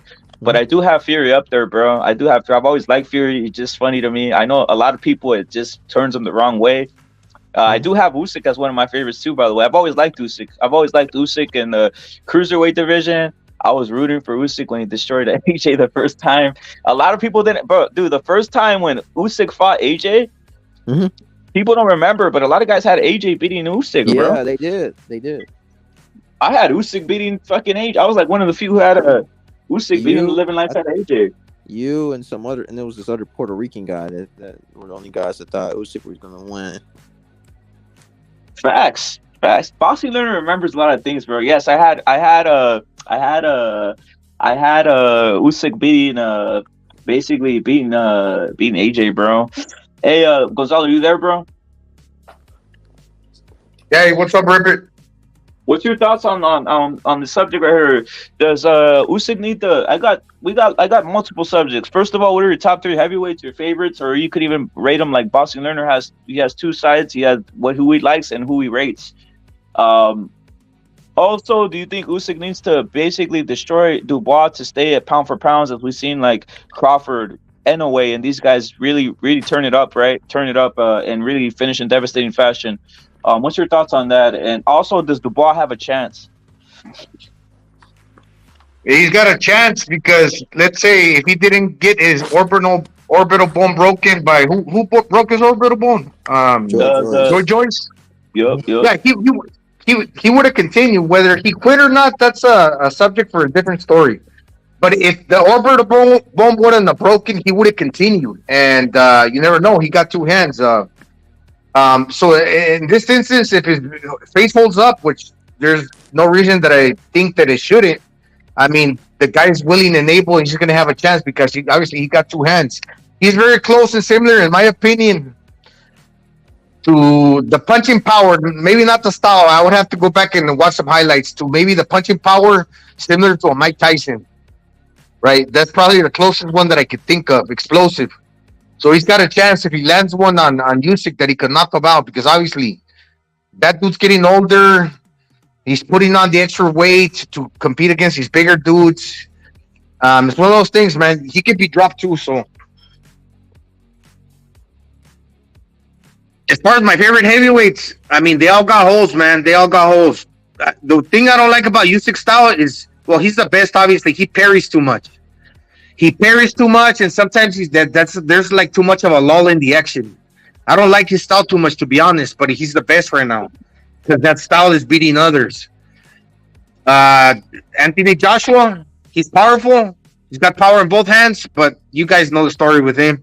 He's robotic, doesn't let his hands go. He overthinks it. Like Boxing Learner was saying, it's true. He shows weakness in the ring because of that. Tyson Fury, I think he's a little overrated. I mean, he's the best too. But his win, well, at least the wins over Deontay Wilder are a little bit overrated because Deontay Wilder kind of sucks. He's got that one right hand, and he was able to get off the canvas the first time. But in the second two fights after that, the trilogy, he got dropped for a total like maybe, I don't know, 4 or 5 times combined. So, I mean, yeah, he beat Dillian White after that, but Dillian White also throws white punches. He's sloppy and he tires down the stretch, but that was a good knockout. So he can't really take anything away from his accomplishments, but maybe he's a little bit overrated, Tyson Fury. But, I mean, he's the best, him and Usyk, so that's just my opinion. And Andy Ruiz, yeah, he's one of my favorite fighters too when he lets his hands go. He's very educated. His boxing style kind of keep the weights on the swivel a little bit from side to side, watching when there's an opening, and he'll drop the combos. So I like his style too. Don't got a specific, a definite favorite. Cause I'm not really like big into the heavyweights, but yeah, that's basically it. Hey Gonzalo, does Usyk have to beat the living lights out of Dubois to be talked about pound for pound? He is pound for pound, right? From what I've seen, every list they have top 3, right? But what I'm saying is, you just gotta continue winning. All right. So to you, just has to continue the same modus operandi, as they say, right? Yeah, because he's already on the top of the mountain. He's already like he's already at the peak. Like he's got the 3 belts, and he's been calling out Fury. Fury's the one that hasn't been fighting him. So there's nothing else there.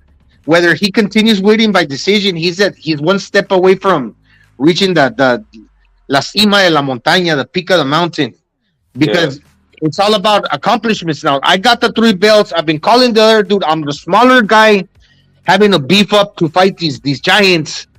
So now here you got a contender challenging for my titles, whether I beat him for decision or I knock him out.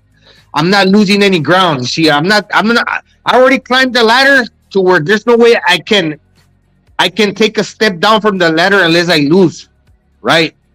Because I'm already there, man.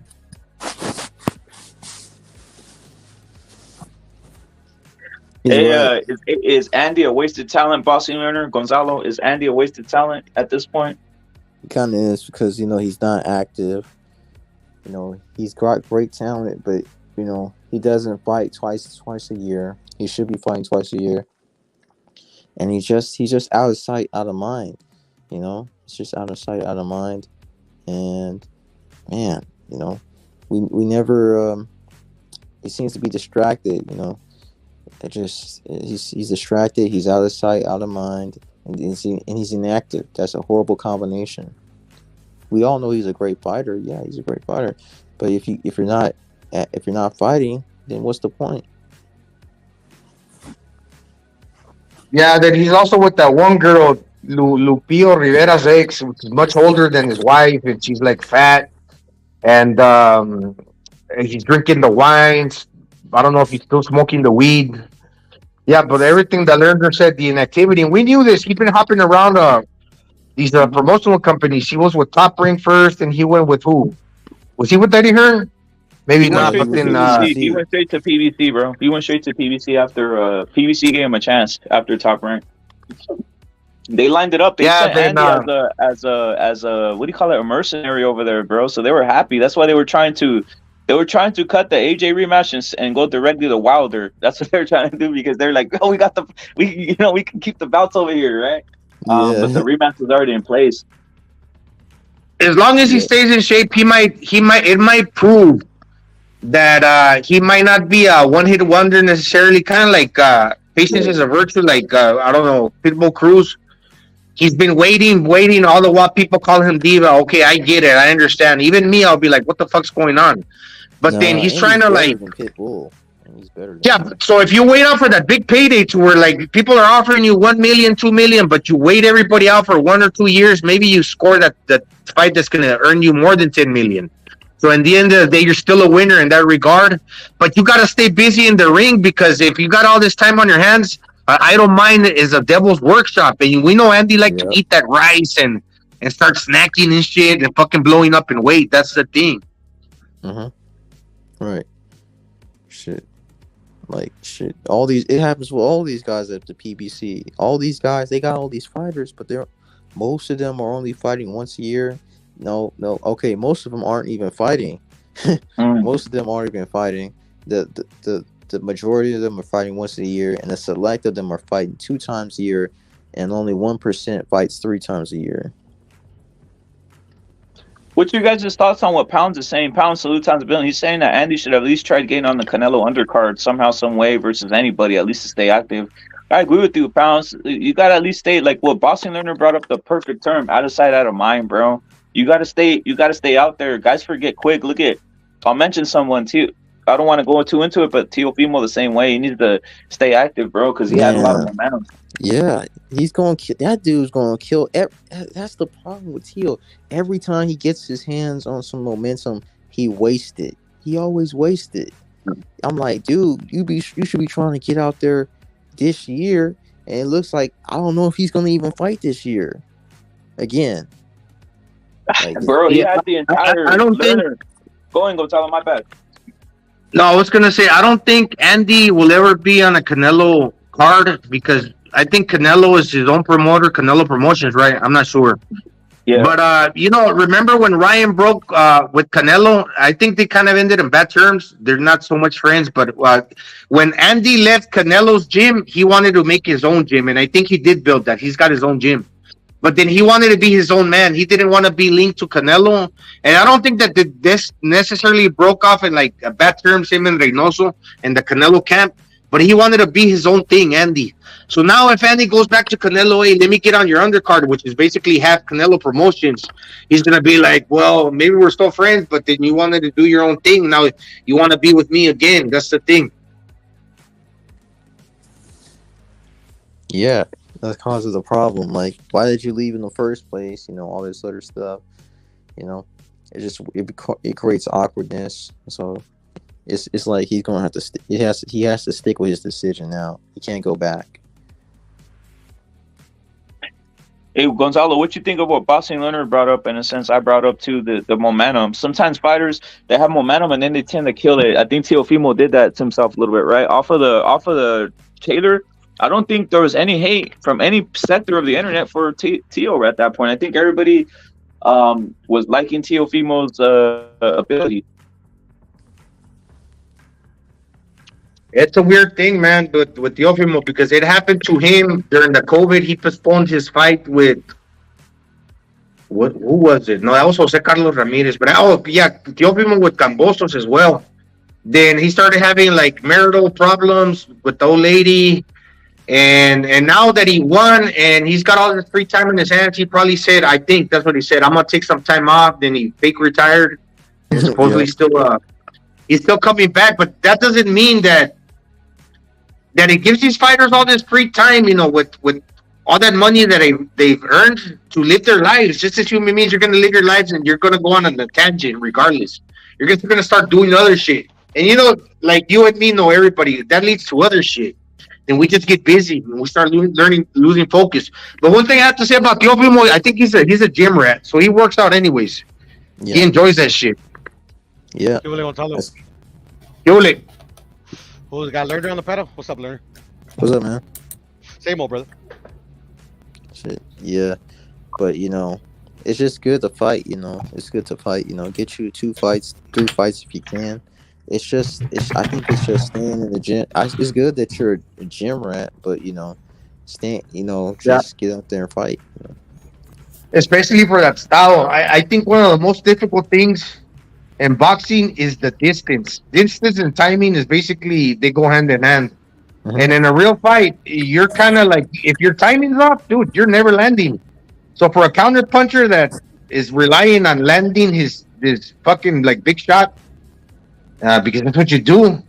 If you're missing that shot, then you're gonna be like a duck out of water, dude. Yeah, like he was against Cambosos. He was landing shots, but he wasn't landing his best shots. Yeah. Overconfidence got him in the Kambosos fight.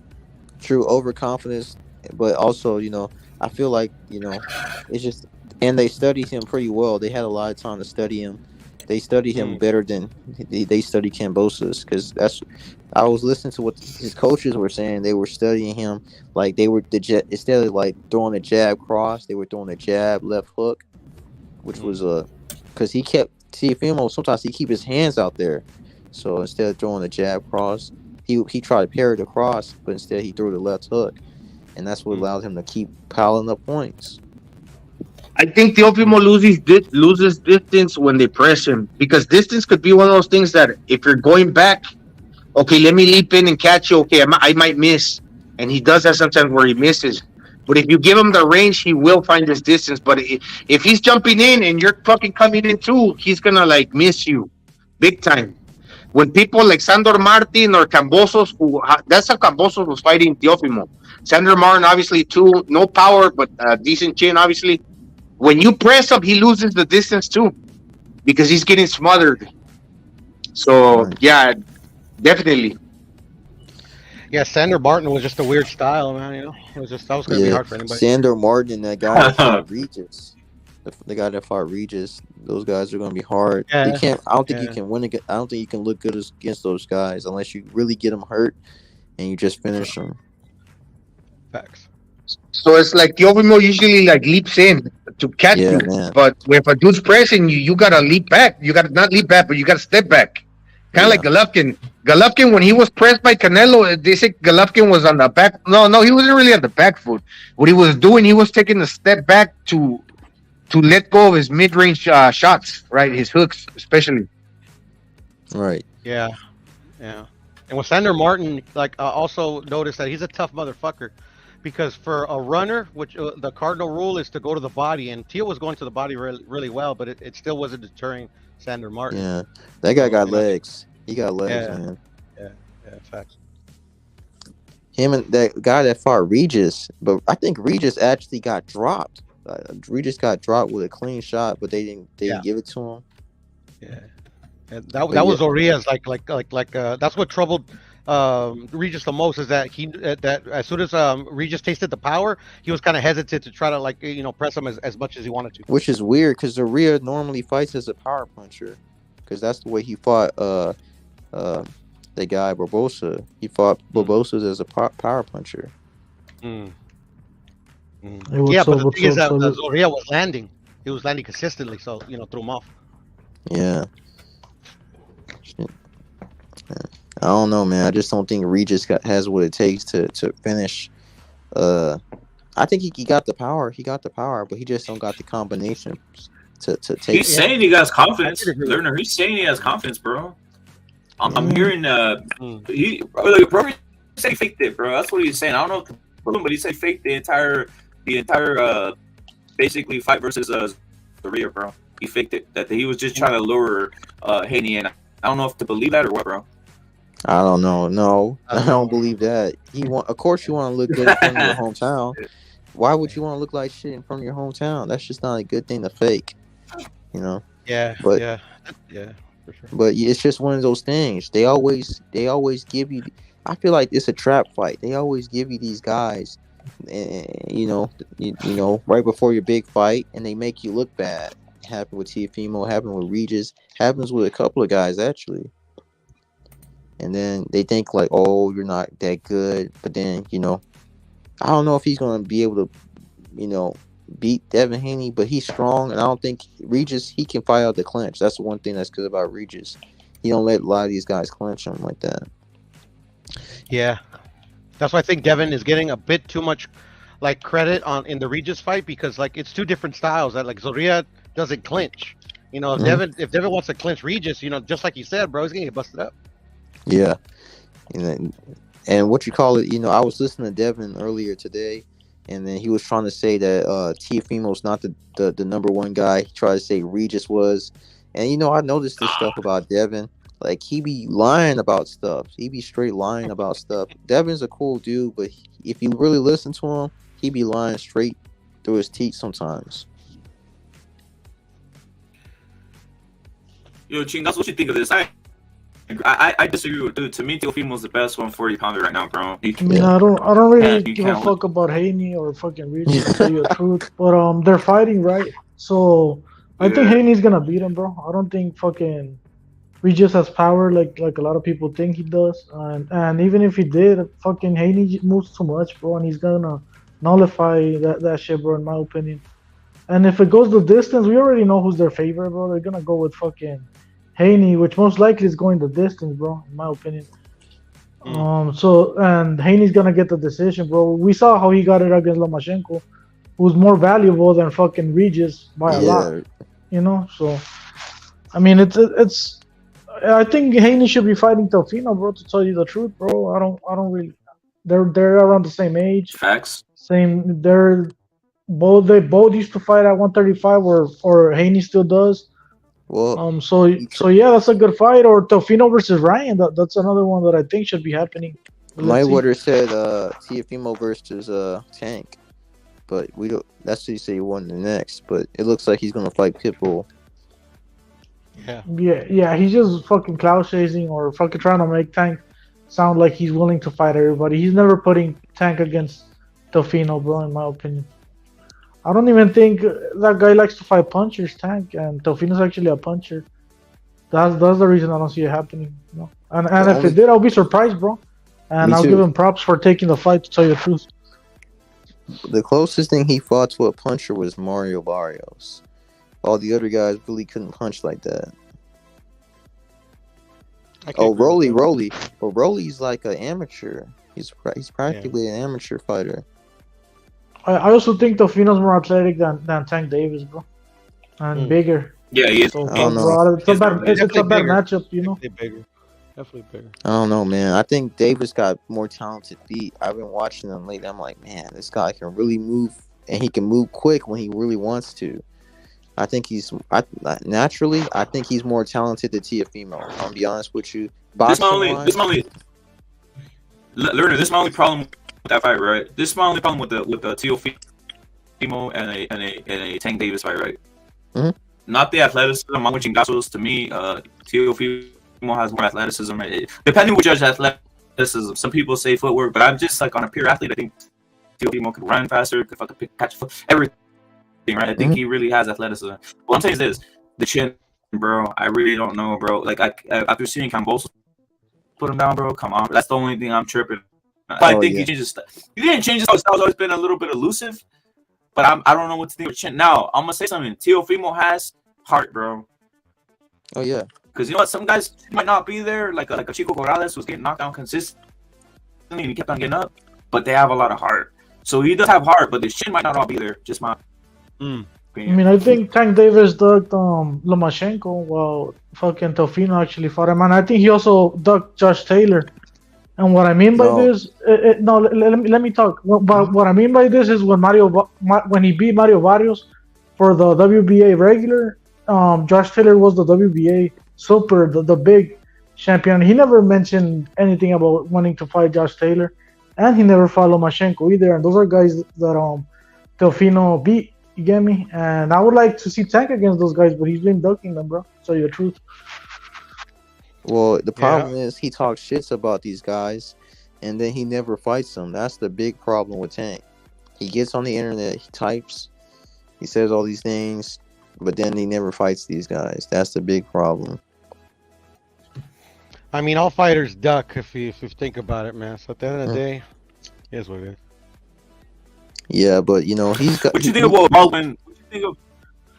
My bad. I just have to go in because Baldwin, you're saluted, bro. Baldwin, he's saying, "Hey, so what's up with Canelo and his fans? You all want it, or you all making excuses? Buns wants to smoke." I agree with you. I wouldn't know. Yeah. Even Austin Lerner, who's an unbiased boxing head, I look at you. I am pretty biased with Mexican boxing, right? But I do have unbiased takes at times when it's right, you know. But I'm gonna say something. I want to see that fight. Just had an entertainment aspect, everything. Baldwin, if you got something to say, jump on down, bro. What fight, bro? Crawford versus Canelo. Canelo versus Crawford. Canelo versus Crawford. Yeah, to me. I want to see that fight, bro. Canelo and his fans, everybody does, bro. Work, bro. So hell yeah, we want that fight. Everybody, bro. It's a mega fight. What do you think? about that, by the way? Obviously, Boxing Owner has had his take on it, but what you think on the I mean, Crawford Canelo, and then obviously Crawford already said Crawford already said he's willing to go to 168. So I mean, that's his way of saying I am down to go fight Canelo. At least that's how I see it. Now he could talk about it, but actions speak louder than words. As of right now, we have to see how fucking Canelo does against Jermell Charlo. I think Canelo's gonna beat him, but I suggest Crawford goes and see that fight. I want Crawford to be there at Jermell Charlo versus Canelo, and why? So he could maybe start promoting the fight right there. Maybe walk to the ring, say something. You get me? To face the winner of Jermell and Canelo, and that's the perfect way to build a fight. But by Crawford being there and saying I'm next, or I don't know, you get my point, right? Like kind of like when Triple G Canelo, right? When I think Canelo beat Chavez Jr. and Triple G walked to the ring or some shit like that. Remember? Something like that, bro, to build Canelo versus Crawford, because Crawford already said he's down, bro. So let's see if it's true. I want him to be there and talk shit, or maybe not talk shit, but at least show up to the ring and be like, I want Canelo next or something. You get me? And Canelo said he was down too. So to me, that in essence is a gentleman's agreement. So I mean, like, Bud, don't duck.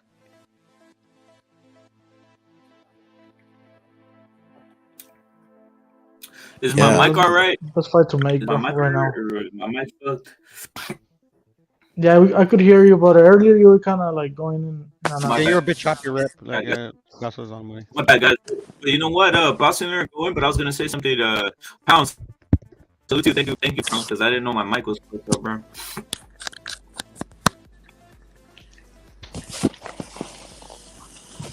But yeah, there's the fight that should be happening next, bro, for Canelo and Crawford. I don't think it's the hardest fight for Canelo, in my opinion. I think people are going based on the Errol Spence win, which was a cool win. He beat the shit out of Spence, right? But I don't think Spence was right there, healthy.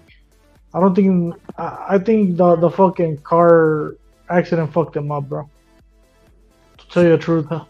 So I can't really go based on that fight. Maybe the Venetian fight, I don't know. It was like whatever. So yeah, I don't think Crawford could beat Canelo. I mean, it's easy work. I think it's easier than the rematch will be. Well, it's easier than Benavidez, in my opinion. And Jermell Charlo, fuck that. I think Jermell Charlo's probably harder than Crawford too, just because of the size, bro. All right, that I agree with you. Yeah, and the thing is, I actually think that Crawford is capable of like doing something like Canelo's, like moving up to that weight.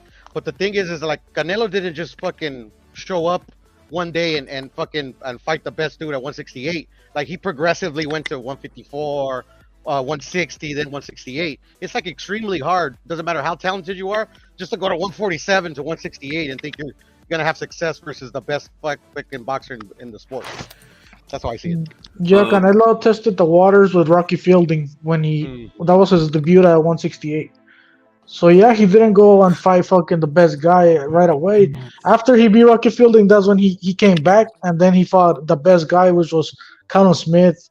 At least he was the lineal champ. So by default, I'm thinking he was the best guy, at least on paper. Baldwin Blues. No, Bud's only been the underdog once actually in his career. Ever since the British Prescott fight, I think he's been the favorite. Maybe against the Ricky Burns fight, maybe he was an underdog, but after that, he was the favorite for all his fights, even Errol Spence. Yeah, I would say don't buy into the hype, bro. I like Bud as well, but at the end of the day, like they paint Bud like Canelo. Canelo's the one that doesn't get any accolades, doesn't matter who he beats. Bud's already a generational talent. So they say. Yeah, I just can't go based on the Spence fucking performance, which was a good performance. I'm not shitting on the guy, and be like, oh, he beats Canelo, he just beat Spence. Because, like I said, I'm not trying to make excuses for Spence because I don't give a shit about that motherfucker. But he was on a fucking car crash that was fucking hardcore, bro. He broke his fucking face. He lost, I don't know, his teeth. I don't know if he lost all of them, but I think he has fake teeth now. If I'm familiar, I think he has fake teeth. Does. Yeah, he got fake teeth. I think he does, bro. Is And Chingasos, is Crawford a and freak athlete? Is Crawford a freak athlete? I mean, if he was, shouldn't he be beating everybody at 168, 160, 150?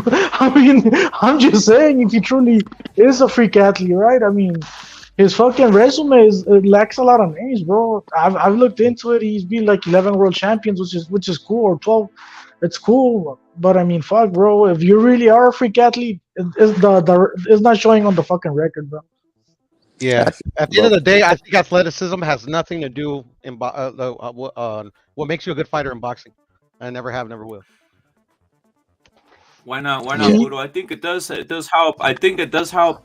I think it does help Canelo. I think he's a freak athlete, from my opinion. And I think Crawford is, from what I've seen, some of the lifts he's doing for his weight, he's kind of freakish, to be honest. I think Canelo is a freak, but that's my surprise about Crawford. That's my surprise about Crawford. If you're that athletic, you should be moving up in weight. You know, that type of stuff. Like he that's said the thing. he wanted to move to 54, but you know, Charlo then fled he went up to fight Canelo. That was going to be a good fight, him and Charlo. Shit, but you know, he got the call. His brother wasn't doing what he was supposed to be doing, so he got the call. You know, Jamel kind of made it all weird and stuff. Jamal, I mean, he made it all weird. But yeah, Crawford is really athletic and strong, but fuck, a freak, I don't know, bro. I mean, mate. He's a hell of a wrestler too. Chingasos, real quick. Is been rating like a motherfucker over here. Yeah. Yeah. And what's your guys' thoughts? We got Gonzalo on the panel. What's your guys' thoughts on the Benavides? The camps are gonna be pissed because this fight's happening, bro. Like, are the Benavides fanboys gonna get mad because Bud's jumping in front of them, bro? I think that is the better fight, bro. Which is the better fight? Gonzalo, Chingasos, boxing, Leonard, bro. What's the better fight for you, bro? Benavides or Crawford? For me, Crawford. The better fight, I think it'll be better Benavides, just to see him before he leaves 168. I think he's gonna leave 168 soon. You know, just get that fight over with. Crawford, you know, he's gonna be. From what I understand, he's gonna be fighting Errol Spence again. So I don't know if he's gonna be the fight that's gonna happen next after Jamel. I just think Crawford made a statement and is riding a big wave after that win. Yeah, it is. Spence. So that's the reason I think that should be the big fight for Canelo, in my opinion. And Benavides is cool. I want to see that shit, obviously. But if I could have a pick, like, hey, you're getting you're getting on next May, you're getting Benavides or Crawford, I'll be like, I'm going with Crawford, you know, or on December, whenever. You get me?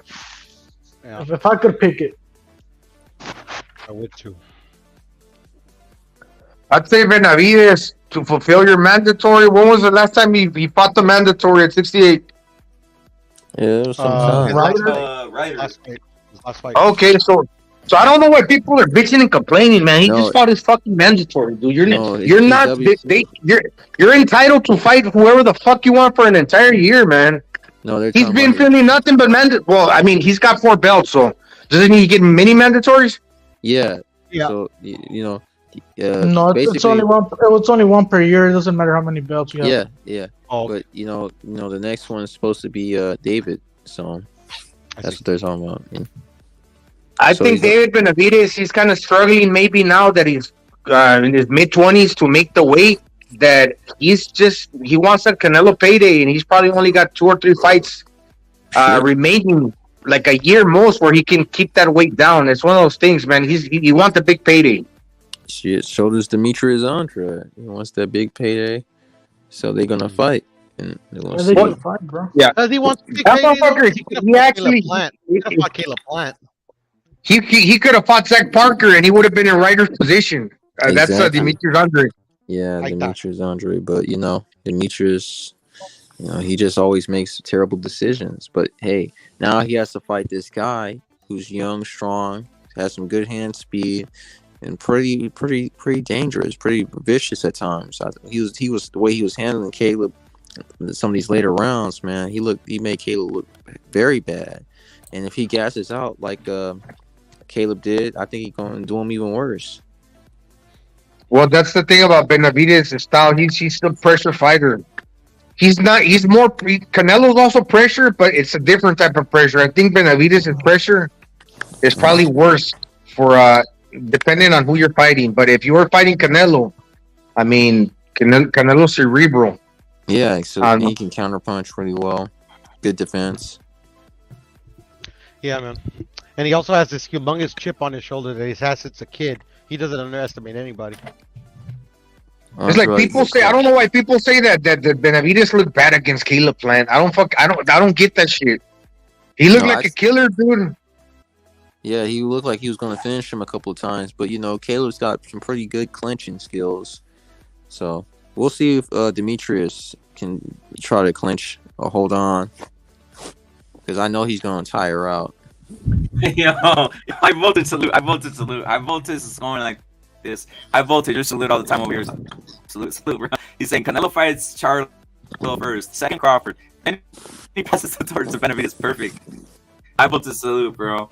Do you think Gonzalo Chingazos boxing learner? High voltage, jump on, bro. Let's jump on. Do you think Benavidez can catch Canelo slipping, bro? No, it's possible. The third fight, if it happens, it's possible. No. Well, that's the thing, man. Canelo's a little tank. He can hold his ground. Like, if he fights in the center of the ring, I don't think Benavidez, with all that size and weight coming forward, can necessarily push Canelo back.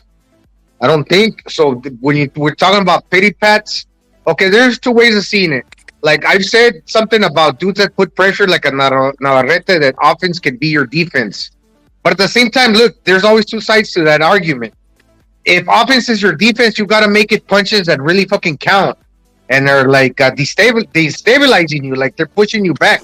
Because if it's punches that are just tapping you, that gives the other opponent the chance that when you're throwing your 3 or 4 to him to throw his 1. So I'm saying if Plant puts pressure, but they're not really like punches that are rattling you, Canelo's going to counter.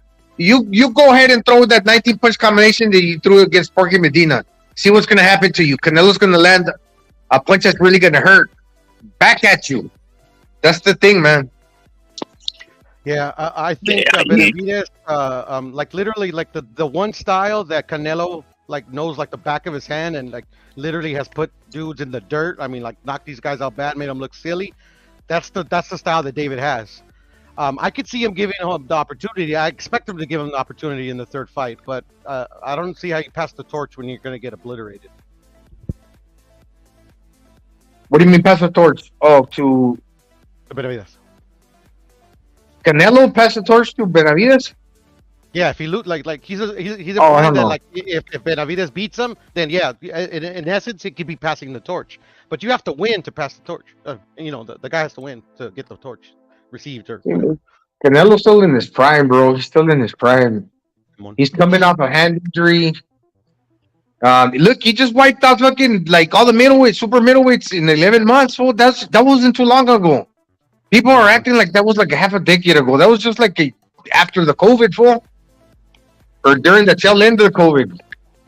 Do you guys think Benavidez has power like that? I don't think so, bro. I mean, he does have power. There's no denying that. We're talking about he has power for the lower level guys. He hurt Jay Leon Love with one punch, but no.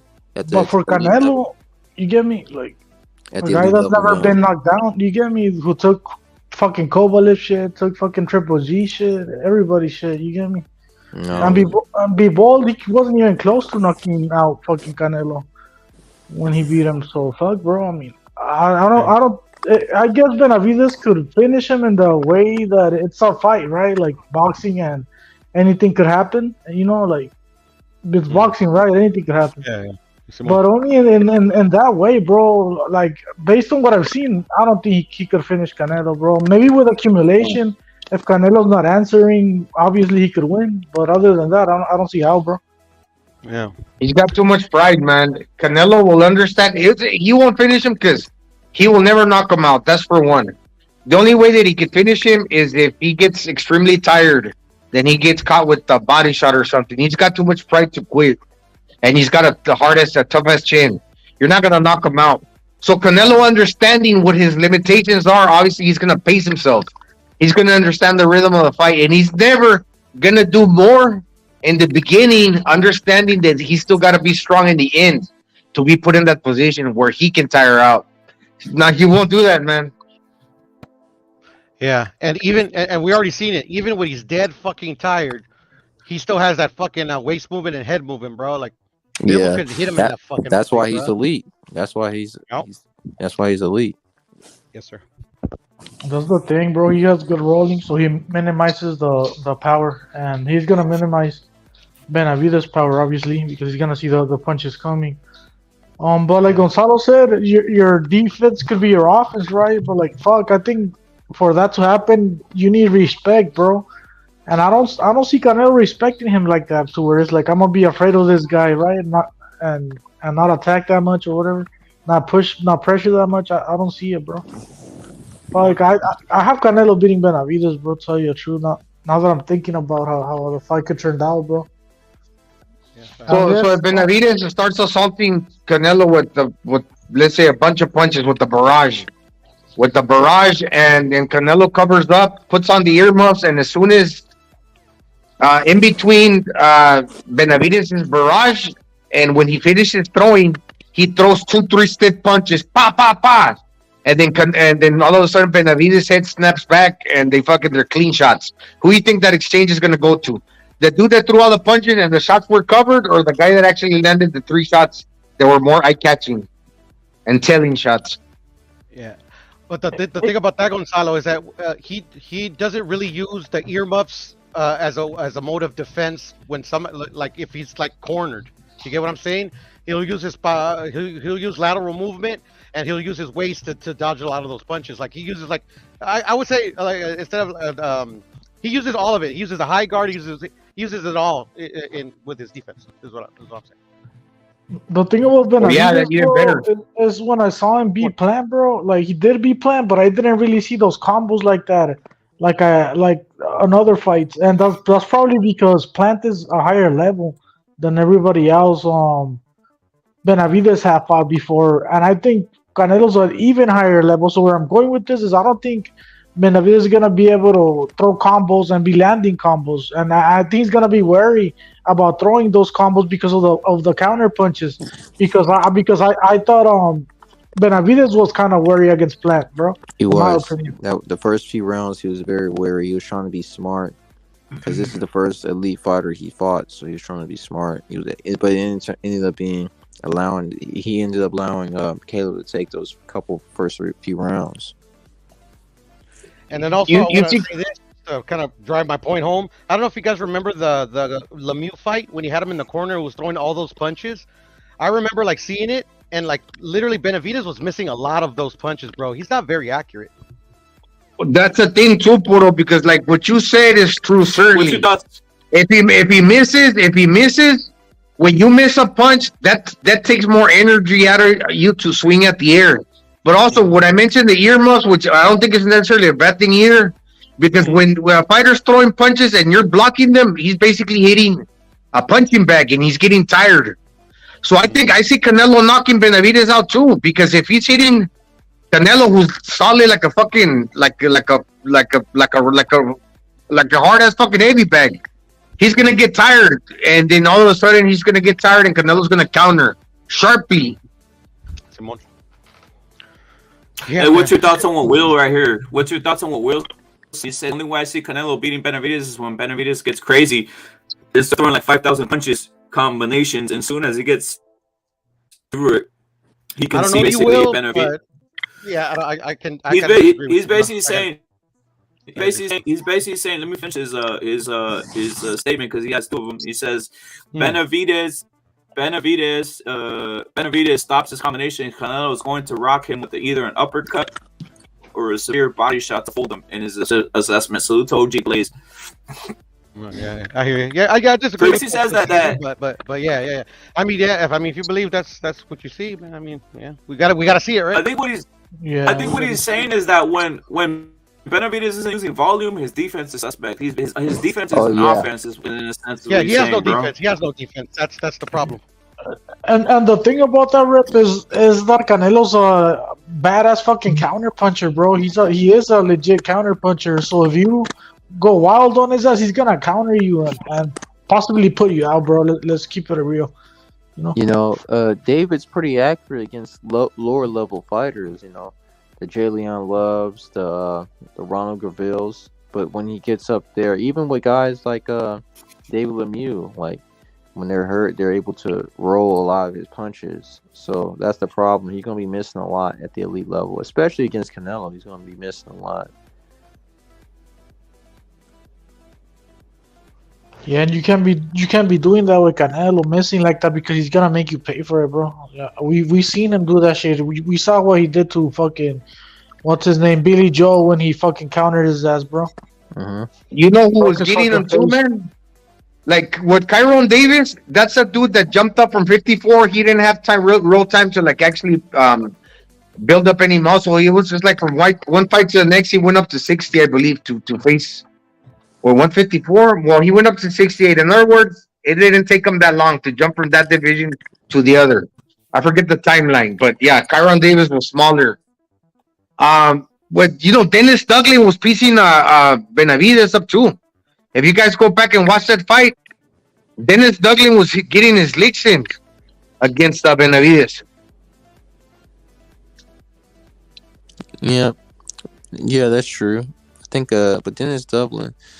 Yeah, I don't know. Maybe he'll come into play again. I just know that he's gonna be missing a lot because you can't.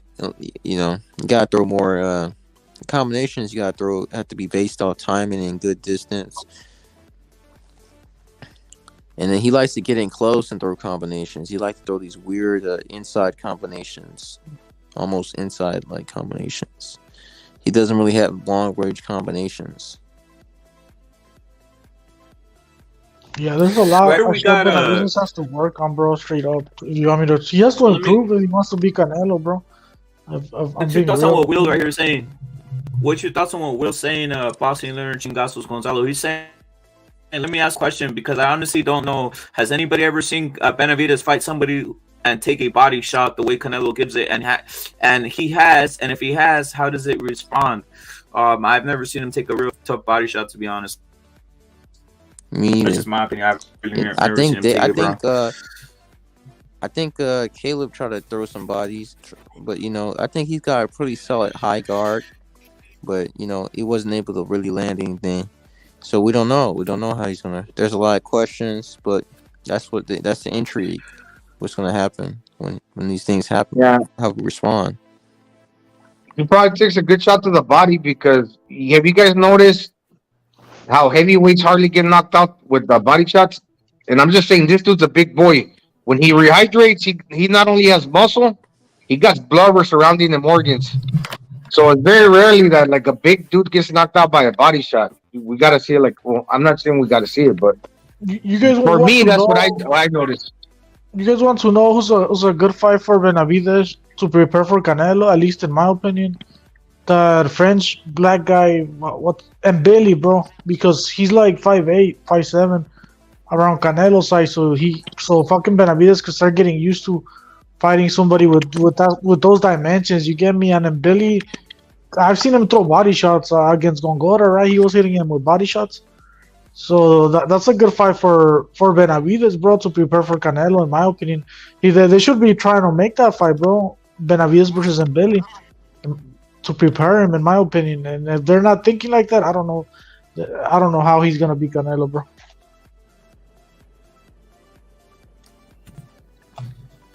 Yeah, then Billy, but he's with ESPN. They should be able to, that would be cool if he was with PBC. And I think that would be a great fight. I think it'd be an excellent fight. 18th Street, I'm gonna answer your question. Hey, salute to Eric from H-Town, salute times a billion. He's saying it. Do you think does anybody expect Benavidez to be an all-time great? I mean, he can be. Why not, bro? Look, Canelo is a look at, just because you lose to Canelo doesn't mean you're a shit fighter. Look at I have Canelo beating Benavidez, but dude, I do see, dude. Come on, I like Benavidez fighting style. No, I like I don't think he's Benavidez gonna fighting be an style. all-time great. I don't think he's gonna. I think Well, he could break be it down. very good. Go in, boxing learner. Go in, bro. There's just not enough names. There's not enough names for him to get to that status. The next division is light heavyweight, right? The two names out there right now are Bivol and Beterbiev. You know, Beterbiev, I believe he's on his way out. And Bivol, he that's a great fight, but that's going to be a tough fight. There's no chance. There's not 100% chance that he can win that fight. You know, so you have to have at least 4 or 5, 6 very good fighters on your resume to become an all-time great, and they're just not enough. Does he even have the time? That's the question. If you think about it, he's already 26, 25, right? And he's defeated two ex-world champions, and Caleb Plant and David Lemieux. Fuck, bro, he has a lot of names to go, bro, to become an all-time great, and he has a lot of belts to win and a lot of divisions to conquer, bro. Mm-hmm. You see, in my opinion, he's been hiding out at 68, where he should really be fighting at light heavy. Then later on, at cruiser. Look at Soto Ramirez. Yeah, that dude's fucking huge, man. He was hiding out at 75, and if you think Canelo, man, he's a really smart fighter because he did something that a lot of fighters are not willing to do. Obviously, he got the tough chin, so we rely on that. But especially for Mexicans, like his height, particularly. He fought Golovkin at 60. Now he's at 68 where he belongs. A lot of the fighters, they're fucking hiding out one division beneath. I'm not just talking about the names that I just mentioned. In general, because they don't want to make it fair to where they're fighting fighters their size. But now that Canelo creeped into this division where he really belongs, he can fully focus on boxing because the body's already there. The tough neck, the hard chin, he knows he can take a punch. And he's added the weight slowly but surely. Now he can focus on boxing, and he don't have to cut weight. He don't have to concentrate on like dehydrating himself. No, when he's going in the ring and on the scales, he knows that he's right around that he can make the weight. So camps are all exclusively concentrated on his boxing skills. Facts. And punching power. Guys like Jamal Charlo, who were supposed to fight at 168, we were waiting for him to fight Benavidez because he was talking shit about Benavidez, saying he'll beat him up and all this other stuff. He just been hiding out 160 this whole time, and we know he drinks in between fights, and he don't train like his brother. That's why his brother trains so hard because he can't afford to eat, party, and all that stuff because he's really supposed to be at 160, and Jamal's supposed to be at 168. Hey, boxing learner, what's the telling? You know how you can tell that's the way it is? Because now Crawford and Charlo, yes, they want to jump 2-3 divisions to fight Canelo because it's this for money. But if in their career, okay, they were at 47 and 54. So you can tell that if Canelo weren't around, or if there was a smaller Canelo fighting in one division beneath that, they would have done the same move. They were always going to chase the money. So what I'm basically saying, you know what I mean, right? Yeah. They were jumping to fight Canelo because they're getting paid. But if Canelo weren't around, they would be moving up anyways. Yeah, I was thinking about that question, bro, about Benavidez being all-time great. And to think about it, bro, for him to be an all-time great, he has to beat the Charlos, Bivol, Better Beef, Canelo, and maybe do extra shit, bro. And then that's when he starts going into that conversation, bro, in my opinion. Right, you got to do a lot. The Don salute. But does it really have to be Canelo, bro? I mean, that's the tall task, bro. No one's beating Canelo. It's hard to beat Canelo, bro. For all-time great? I mean, for all-time great? You do, great. Bro? Come on. Well, who do you consider an all-time great, bro? Because I hear a lot of, I don't know what the measuring stick is. I just said it, bro. For him to become an all-time great, in my opinion, he would have to be Better Bivol, the Charlos, and Canelo, bro. It's not that complicated, bro. Chingazos, who do you consider an all-time great? What's the Chavez or Morales, the other guy, fucking Canelo, Manny Pacquiao,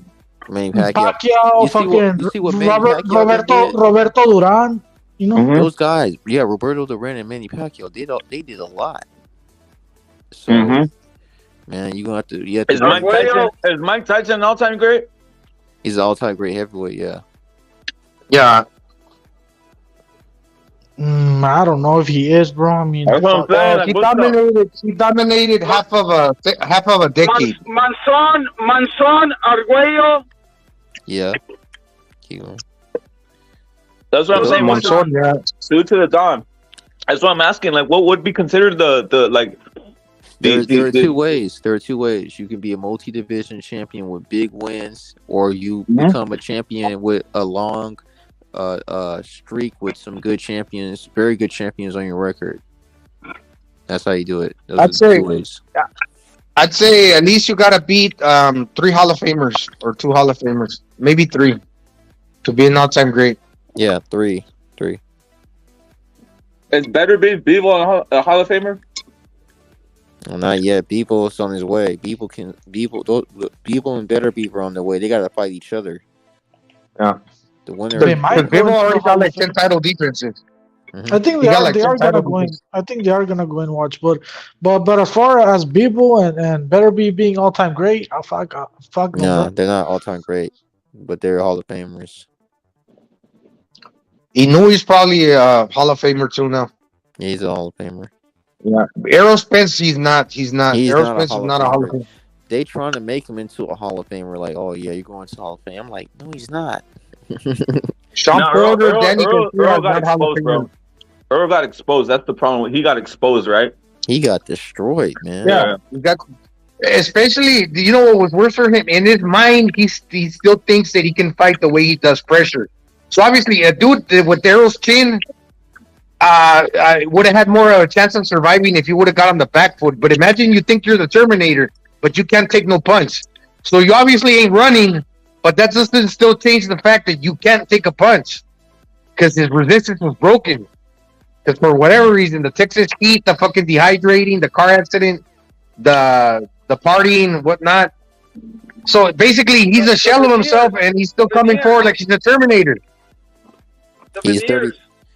He's 33 now. He's not 27. Imagine not running when you don't have it. Imagine Amir Khan, like in his mind, thinking he's a pressure fighter. he's serving his head on a silver platter. That was basically fucking Errol Spence, man. Right. In his mind, he thought that he was that dude, but he wasn't. Oh no, his fans. Salute my Dons. I kind of just jumped on. What are we on about? I apologize, my Dons. What are we on about? I mean, it all started with the question if Benavidez could be an all-time great because somebody in the chat asked that question, and I said that the only way he could even be getting close to that fucking conversation is if he beats Bivol, Better Beef, Canelo, and the Charlos. You get me? Yeah, I would have to see more, right? I mean, this whole thing with just beating one guy and becoming. What's an all-time great, the Don? Break down the all-time greats. What's an all-time great, bro? Because that's a hard. Some people have varying definitions. What's an all-time great, bro? Well, that's the thing. That's the thing, Don Ruppert. Everybody has their own criteria on how they establish their favorite fighter. Because an all-time great to me would be De La Hoya, but to some people it wouldn't be an all-time great, right? Like Roberto Duran, right? Chavez. At yeah, least those exactly. And but you know, like what it is like is to try to come to the common ground to respect everybody's all-time greats, because at the end of the day, there's been in the history of boxing, there's too many fighters that have done miraculous and great things. So we have to respect the legends, and we have to respect what the guys are doing today. And I told you the other day, Don Ruppert, it's like there's a difference between the old school and the new school, and what was considered great back then. You know, a lot of bias goes in by saying, oh, they did it greater back then. But if you really break it down, we're still just throwing punches, right? But every so often you see somebody that's special and unique, and this is where you have to differentiate. This is where you have to like really pinpoint when a fighter can really like move in any year. So I'm talking about the 1800s all the way up to today. Like, this guy is capable of fighting in any era. That right there, to establish that definition, that is the all-time great. Yeah, that's a good one.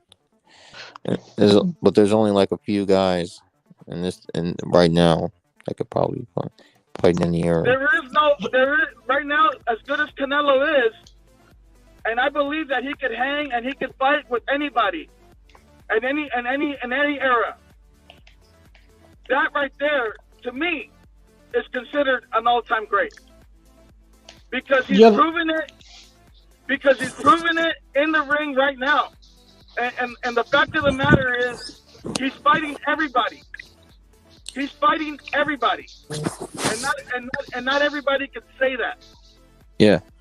The only faults that I see when comparing like new fighters to like the old school are obviously an event that occurred when they stopped making boxing 15-round fights, because back then they used to fight 15-round fights. So that event kind of like split the history in two, in my opinion. And the other events. Yeah, and the other events are the titles, because back then they only had like 2 titles, right? The WBA and the WBC. Right. And now there's more titles, bro.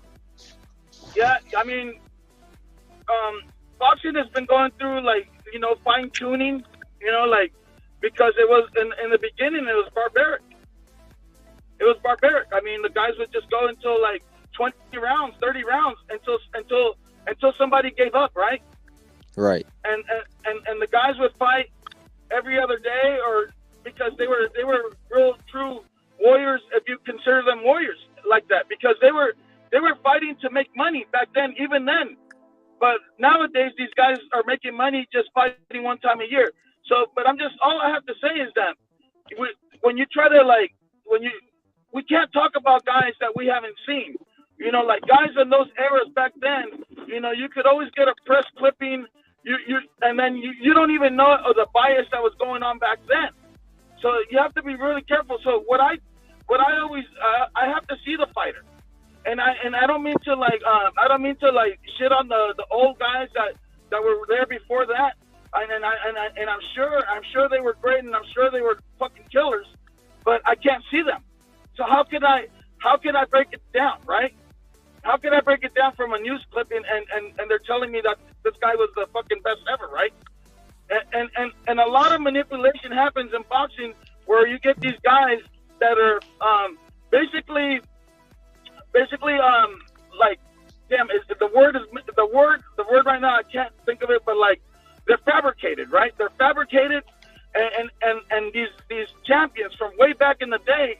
Like I don't think that fucking Ali fought the toughest guys in the world. Hold up, Don. I don't want to interrupt you, but because I don't want to lose this thought to go what you're saying. What would have happened, guys? Salute to everybody in the chat, to Basil, Kane Mack, Evan Deere. The panel was full of guys who love boxing learner, Chingazos, Gonzalo, and the Don, who is a historian of boxing. What would have happened if Spence would have never fought Crawford, just ended his career undefeated? Oh, they would be hyping him up. That's the thing right there.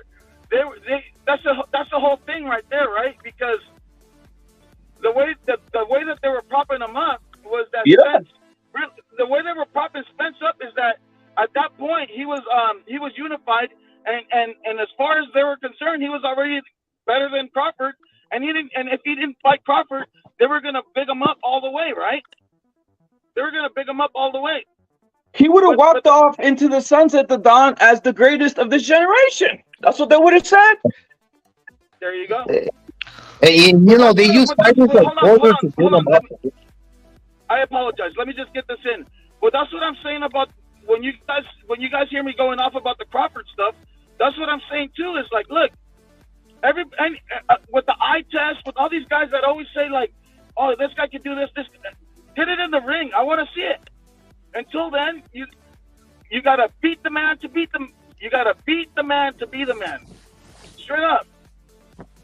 I get what the Don is saying, bro, because I hear a lot of people say that Sugar Ray Robinson is the best and all this shit, right? And I don't know, they could be right. I wasn't even alive back then. We're talking about fucking 100 years ago, fucking 80, 70 years ago. I don't know. But there's like no real footage of Sugar Ray Robinson either, bro. So Robinson, I think there are. There's a couple of his title fights, but there's not that many. his early years are lost in time. Yeah. A lot of people, they want to use like the man, like the Don is saying that you got to beat the man to beat the man. They use Sean Porter as a measuring stick. He lost to Kell Brook. That used to be Manny's sparring partner. He went neck and neck. Sean Porter went neck and neck with Danny Garcia, and Danny Garcia never did anything at welterweight. Sean Porter went neck and neck with Errol Spence. What does that really tell you? Fucking Ugas had like 4 or 5 losses prior to him fighting Sean Porter, and the fight that Sean Porter got a gift. So Sean Porter, supposedly he's this great fucking fighter that's not really a fighter. I think he was a late starter, more of a football player. Maybe he wasn't a late starter, bro. And what I'm trying to say is they use him as a measuring stick to prop all these guys. And of course, Sean Porter's going to tell you that guy's an all-time great. Yeah, he's an all-time great. But really, it's diluted, man. Well, the problem too, fuck. The problem too, fuck, man. I don't want to call you. I don't want to. Don Gonzalo. I'm so sorry, Don Gonzalo. I didn't want to call you by your nickname because I respect you, right? That's okay. Don Gonzalo, like, look, bro, like, all those fights were in-house fights. All that was all propaganda, man. All those fights were in-house fights. How do we know that there was a legitimate fight there? Think about it. Ugas didn't fucking go after Earl, bro. And Earl pulled out of the Manny fight. And then let's just say this. When Porter went against fucking Crawford, there was a substantial difference in skill there. Like I feel like Earl Spence had a harder time with fucking with Porter than fucking Crawford. And that's my opinion. And I believe that. You know? Yeah, they used Keith Thurman, Sean Porter, and Danny Garcia to gauge these fighters like they were like all of a sudden the three kings, like they were the shit, and they're really not. None of them three pools are going into the Hall of Fame. None of them. Sean Porter, Danny Garcia, Keith Thurman. They might because I think that they have enough pull, and you see how they do the rankings. These guys could basically make look. They made Muhammad Ali an all-time great, like the all-time greatest of all time, all because he was a loudmouth and he was able to rope a dope. Like early in his career as Cassius Clay, yeah, I give him his credit, but towards the end of the year, they were using him, Brand. Like, yeah, he was doing a lot of stuff. I gotta cut in with the dog. Tell him you're passionate about Muhammad Ali. Tell him why you just don't believe Muhammad Ali, because basically I'm gonna tell people the Don's basically ancestors or grandfather, I believe, was a heavyweight, and who's to say his grandfather couldn't knock him out? He was the champion of South America. Like, that's what the hell, Don? He didn't. Did he ever be your grandfather, the Don? Basically, if they would have gave my grandfather a chance, it would have been like Castaño coming up to face Charlo, and they were gonna rob my grandfather.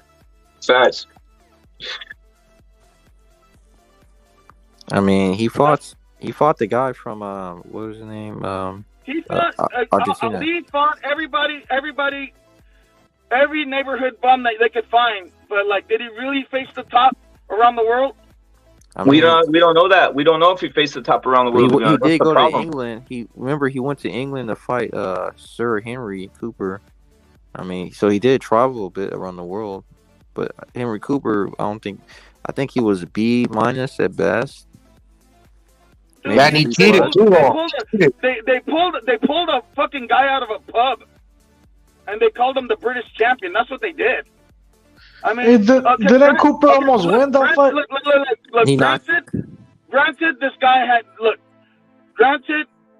he had victories and he had a record, but really, like, come on, bro, they set him up to lose already, man. Come on, man. Like, he cheated too. Look, they weren't even chanting. Look, if you watch these fights, they weren't even. They were chanting Ali. They were like, they were so mesmerized just to have Ali in England. Yeah, he cheated too, and then like they literally ripped, they tore into the glove. If that shit would have been nowadays, they celebrate that shit. Like he did something like, oh man, look, they don't even talk about it. We ripped the glove in the corner, and that's how Ali cleared his head. They celebrate that shit. Imagine nowadays if he came out with that bullshit, he'd be suspended. He'd be like Margarito. I'm not saying that Margarito cheated, but there was evidence that look, Ali did cheat. Don Gonzalo, everything is so pure when it comes to Muhammad Ali, and you see that he was a flagrant hugger. He was a flagrant fouler. I give you that. And let me tell you another thing. This guy was on the PEDs way back then. He was on diuretics and God knows what, man. Well, the thing is, how the fuck is this guy? How the fuck is this guy in training camp and he's telling you that I'm having trouble like maintaining my fighting weight, and he's like, I'm taking diuretics. That's crazy. When he beat Cleveland Big Cat Williams, that fool got shot like 2 times in the lungs. That fool was a shell of himself. Cleveland Williams. That's the one where they get the footage where Ali shuffle. Oh, you mean the one where they said that was the best Ali ever when he beat? Yeah, the best Ali ever. That fool had already got shot like 2 or 3 times. I think 2 times in the lungs. Yeah, and lots of people don't know that they listen to what people say about Ali, but if you actually watch most of his fights, they're pretty boring because he holds a lot. He was a hit and hold fighter, and this one black guy, he was the only guy that actually talked about this. It was called Goodfellas Sports TV. He said a lot of you guys don't watch Muhammad Ali. He was a hit and hold fighter. He hit and he hold a lot. I got a question for the panel, right? We got Boxing Learner, we got the Don, and we got Don Chingazos Gonzalo. Obviously, the Don salute times a billion. I was gonna say something. Is it realistic? The Don, is this realistic, guys? I'm just asking because I have curiosity here, guys. I have curiosity, right? Isn't the rope-a-dope just the guy getting his ass kicked? But they flipped it, the narrative, they flipped it on the dime. They said, oh, he's doing the rope. No, he's actually just getting his ass kicked all over the place. Like, guys, if you do the rope-a-dope in modern boxing, would they just score that like against you? But all of a sudden back then it was on some fucking like a genius move of just getting your ass kicked on the ropes. What the fuck? I saw Vaquero Navarrete do the rope-a-dope on the corner against Valdez, and they probably took points away from him for doing that shit, bro. To tell you the truth, bro. Can I say this? Like back in the day, prior to Muhammad Ali, when a fighter would get back into the ropes, they would consider that getting dominated because he's getting pushed into a position that he didn't want to be in. So what they did was when Muhammad Ali started slowing down and he couldn't be on that butterfly, sting like a butterfly, like, fly like a butterfly, sting like a bee shit, they were like, well, this is the rope-a-dope.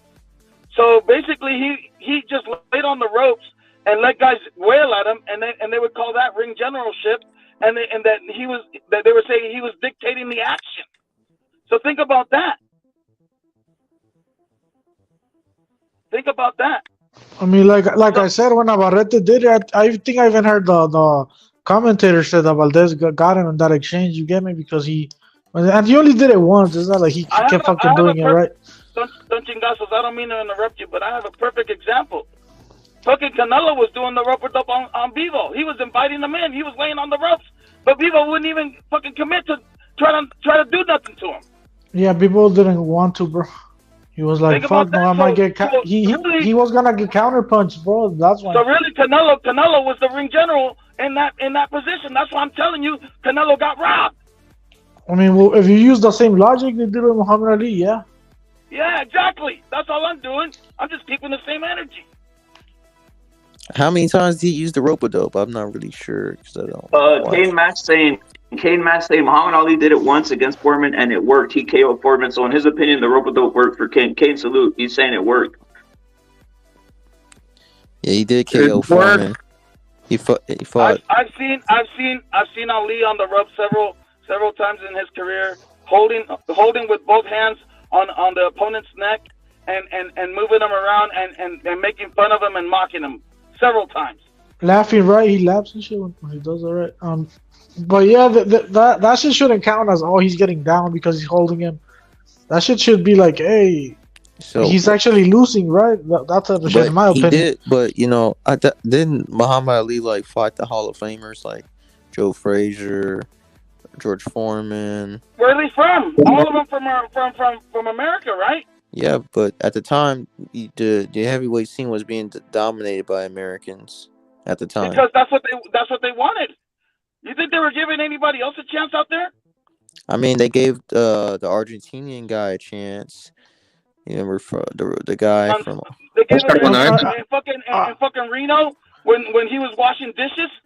I mean, all bullshit aside, the Russians weren't even participating, bro. Yeah, the Russians weren't fighting at the time. The Eastern Europeans, which they're a big they're a big portion right now because we have Usyk, the Klitschko's dominating. The thing I don't understand, the Foreman win was a good win because obviously when Foreman retired, he came back like when he was like 40. Oh man, he became world champion again, and he had to climb the ladder, so he got like 10 titles.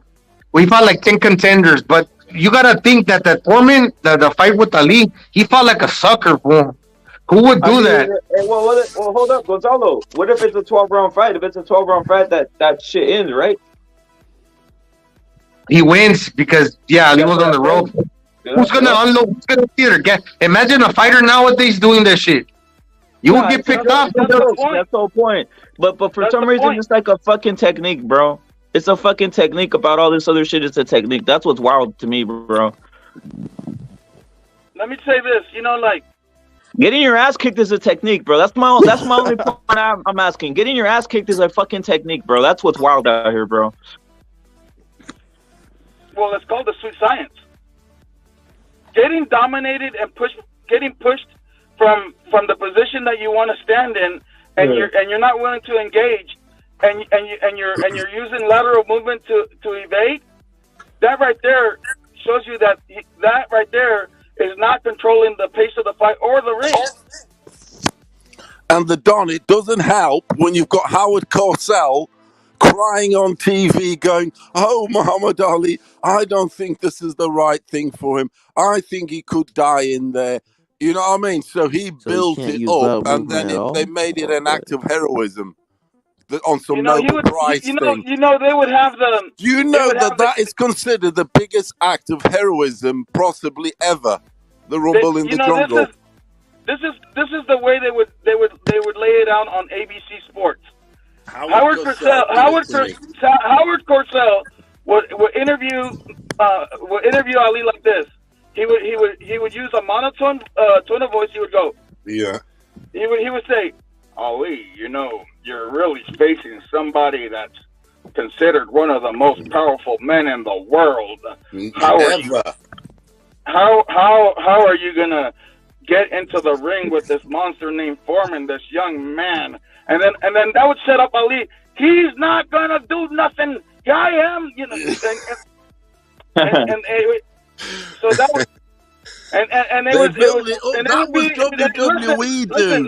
That was WWE. It would be in prime time. It would be in prime time in everybody's living room, and everybody would see Ali pointing the finger, telling everybody that he's the greatest, and he's gonna make a fool of everybody. I'm telling you, it was all propaganda. And then the machine played along to it, didn't they? And that's what I'm saying. They were all on the payroll. But that's my point. My point is that these guys that they were fighting, it was just a small circle. Like, they didn't really expand further than that. They fought. How many times did he fight Ken Norton? Come on, he fought fucking Frazier. How many times? Like, did he really expand and face everybody in the world? No. And when he came to England, he fought only bums. He fought Brian London, who was basically nearly a super middleweight. Bogner, the Hungarian immigrant in England via Australia, Bogner, who gave Ali a hell of a fight, actually. I think that shit went the distance. And yeah, it's just Bomb City. Bomb City. He didn't fight the Russians. No, he didn't. Furioso, I don't want to delve off the subject, but I'm gonna go straight to the subject. I got Usyk destroying Dubois. Now, what happens if Usyk does not destroy Dubois or is down on the pound for pound list? Because I know how you feel about this, but what's your thoughts on that? My thoughts are I've got Dubois in 6. Oh shit! Yeah, I've got Dubois in 6. He's going to catch him with some shit, and Usyk, Fury lives in Usyk's head. Usyk needs Fury. He lives in his head, and he's not going to be on the game. His mind's not going to be on it. He's going to catch some shit off Dubois, who is nothing. He's only just a little bit better than AJ, and he punches harder than AJ Dubois. And I think Dubois is going to shut his eyes, land some shit, and Usyk's never going to be seen again. He's going to be an Olympian myth. Damn. Who is best? His best win. Like Usyk's best win. I keep asking the question, and I don't get fucking answers. Who is Usyk's best win? Well, on paper, it's AJ. AJ. Yeah, AJ. Okay, Bum City. That's really cool. It's Bum City AJ. Which let's face it, the Don, Gonzalo, me, all the panelists. I reckon we've got more skill than fucking AJ. Boxing skill. Who, Dubois? I mean, fuck, he sucks. No, fucking AJ. AJ looks like he's just come off the bench press. He got no maybe you could be onto something, but the problem is, bro, the only reason AJ got that big is because Fury never fought him, bro. I don't know why they never fought. Yeah, Fury. I look at it another way. I think AJ's never fought. Let me bring it back. Let me bring it back. Let me tell you something. Usyk's best win is it AJ? I mean, well, you guys go at it then. No, because we're gonna start the whole Fury and the whole attack. No. I want to focus on the fight, and I want to say this. I think that Usyk is gonna outbox fucking Dubois. Oh, I think so. Yeah. And I don't think Dubois. I don't think he has the technical ability to even close the distance on him. I think he might finish Dubois, bro. To tell you the truth. Dubois, look. The fight should go. This is how the fight should go. It should go like Fury did to Dillian White. Not touch Usyk at all. Dubois should not be touching Usyk once. And Usyk should be stopping him. Just like Fury did to Dillian White. Don't let him touch you on some. Don't touch me, okay? No touching, and you knock him out with an uppercut, round 6. I see what Furioso's saying. I see what Furioso's saying. I want a statement. I want a signature. I want a gold seal on that shit. Furioso says basically that Usyk went neck and neck with Joshua, and Joshua can't box because he's robotic. Exactly, that's what I'm saying. That's what I'm talking about. Gonzalo, you've got more technique than fucking AJ, Gonzalo. Don't tell me you haven't. AJ has more fucking technique than fucking Dubois. Dubois can't even get on I the think back. so Yeah, too, Dubois, bro. yeah, Dubois shit. We know he's shit, but I'm just saying he can land some shit. Hey, look, Don Furioso, I respect your opinion, and I hope it comes true for you. But all I'm saying is that, come on, man, let's take a look at it realistically. Fucking Dubois. Look, I could be antagonizing. I mean, that's just another muscle bound. Look, man, this guy Dubois. I'm glad you have some sense in you, the Don. That's all I gotta say. I could be antagonizing the Usyk fans. I could be antagonizing the Usyk fans in giving Dubois a chance. Yeah, we know what Dubois is. That's what I'm saying. I don't want to see Dubois fucking even touch Usyk. Because the way you guys talk about Usyk, this guy is the fucking $1 million man. He's the invisible man. He's manimal. He's Mark Spitz. He can swim all the lengths. He can do anything. Nothing can touch him. I think you think I look at Usyk the way you look at Fury, bro. To tell you the truth, and I don't, bro. I don't see it that way, bro. I don't give a fuck Nothing about these guys. touches Usyk. And I'm A mí, gonna tell you right también me now, hablan vergas estos güeyes, güey. That's what I'm trying to tell Furioso, bro. But he thinks Yeah, but the with panel cares Fury, about Usyk, bro. I've got I don't give a statements. fuck I've about got any of these guys. statements where But I can tell you Dillian right White now, didn't touch him. I can tell you Usyk will lose to Fury. I think so too, bro. But that has nothing to do with Dubois. That has nothing to do with Dubois, bro. That's the thing, bro. Well, that's what I'm saying. That's why it always leads into that rabbit hole. And I'm telling you, the thing is, Don, with Dubois, Usyk Dubois, what my prediction is, I don't want to see Dubois touching Usyk. He shouldn't be touching Usyk because he ain't that good. Like It's a fight, bro. He's gonna land a punch. Yeah, exactly. Okay, now it's a fight, him, is it? Now it's a fucking fight. And that's what I'm saying. When that shit lands, I don't think Usyk's gonna take it. Because you've just said it, Chingasu. It's a fight. It's a fight. Some shit might land. And that's what I was trying to get at. When that shit lands, Usyk's not going to take it.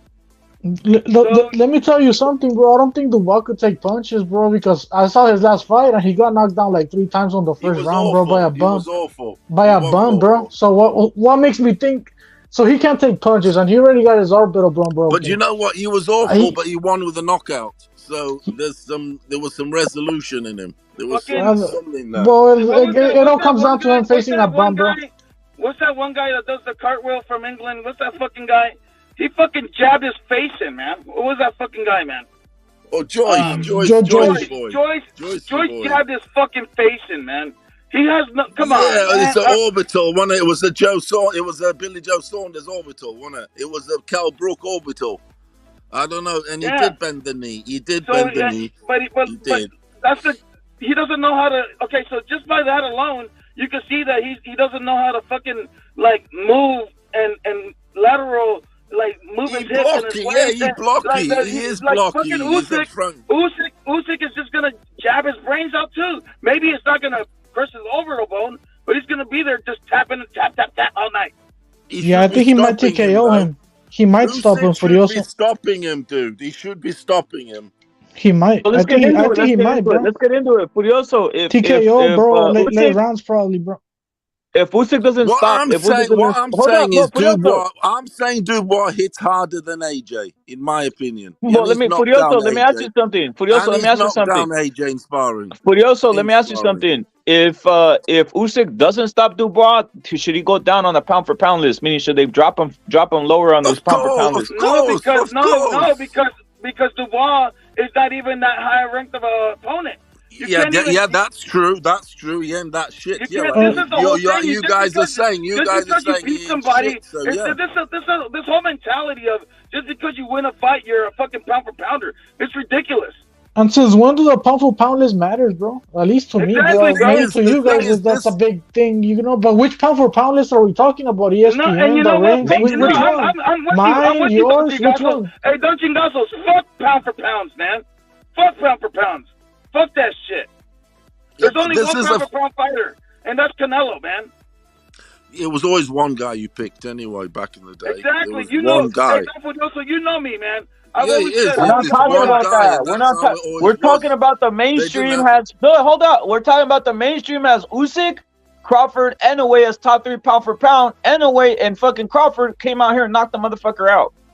That's what I'm saying. Not gonna drop him. They're not gonna. If Usyk doesn't finish Dubois, they're not gonna drop him. You already know how the pound for pound list works, bro. So they're not dropping Usyk. So what's your thoughts, Furioso? Is that fair or what? I mean, you think they're dropping him, bro? You think the panelists? I'm asking if he should, in your guys' opinion, because in our pound for pound list, we know the Dons, we know Furiosos, we know myself. We don't have pound for pound, but we know the mainstream. Hold up, the mainstream, they dropping Canelo, and Canelo literally laid a devastating beatdown on Ryder, bro. A devastating beatdown. He literally knocked him down, literally broke his jaw, all this type of shit. You know what? I don't see Canelo moving up. That's all I gotta say. That's what I'm asking. And by the way, Ryder is a Mando, and who's more respected, Ryder or Dubois? And boxing, exactly. Ryder. I'm saying Usyk is not. For me, Usyk's not top 5. For me, Usyk's not top 5. I can't put a dude in top 5. I don't care if he's gone. I'm saying if he wins by decision. When he's Or he best wins. wins, Those are AJ, two AJ wins. First of all, heavyweights don't belong on the pound for pound. First Exactly. of all, Okay, yeah, heavyweights you do can not do I even that. agree with Yeah, your you fucking can don't do even that. assessment of Yeah, you that, can. Don. So for me, on current, for me, it's between two guys. It's either Inouye or Canelo.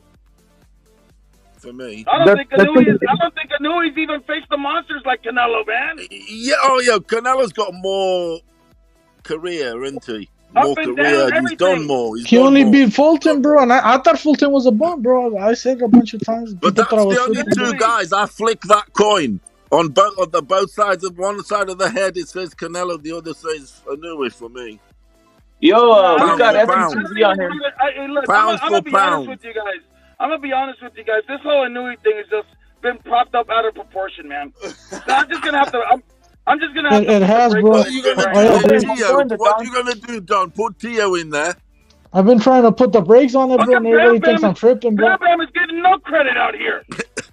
Yeah, I've been saying that too, bro. They think I'm I tripping. mean, yeah, you guys pick him, give him the shine. I mean, he's top 5. Yeah, he is. And he and Bam Bam's gonna The- beat the shit out of fucking Sonny Edwards, He's bro. top 5. Yeah, and if he Look, beats man. Sonny, Look, Sonny, he goes top all I 3. can say is this: Inouye beat the hell out of an old ass fucking Denori. What's his fucking Nonito Donaire, right? yeah. An old ass man beat him up twice.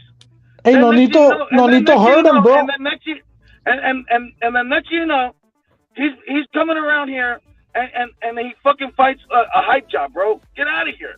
Hey, Yeah, the bomb. but he's getting rid of him. He's getting rid of him. Not like No, who was he's even getting talking rid about of him Fulton? though. But even before that, it's all about the eye test. And people are like, "Oh yeah, fucking Inouye, man, fucking Inouye." Like, come on, like really, nobody even like.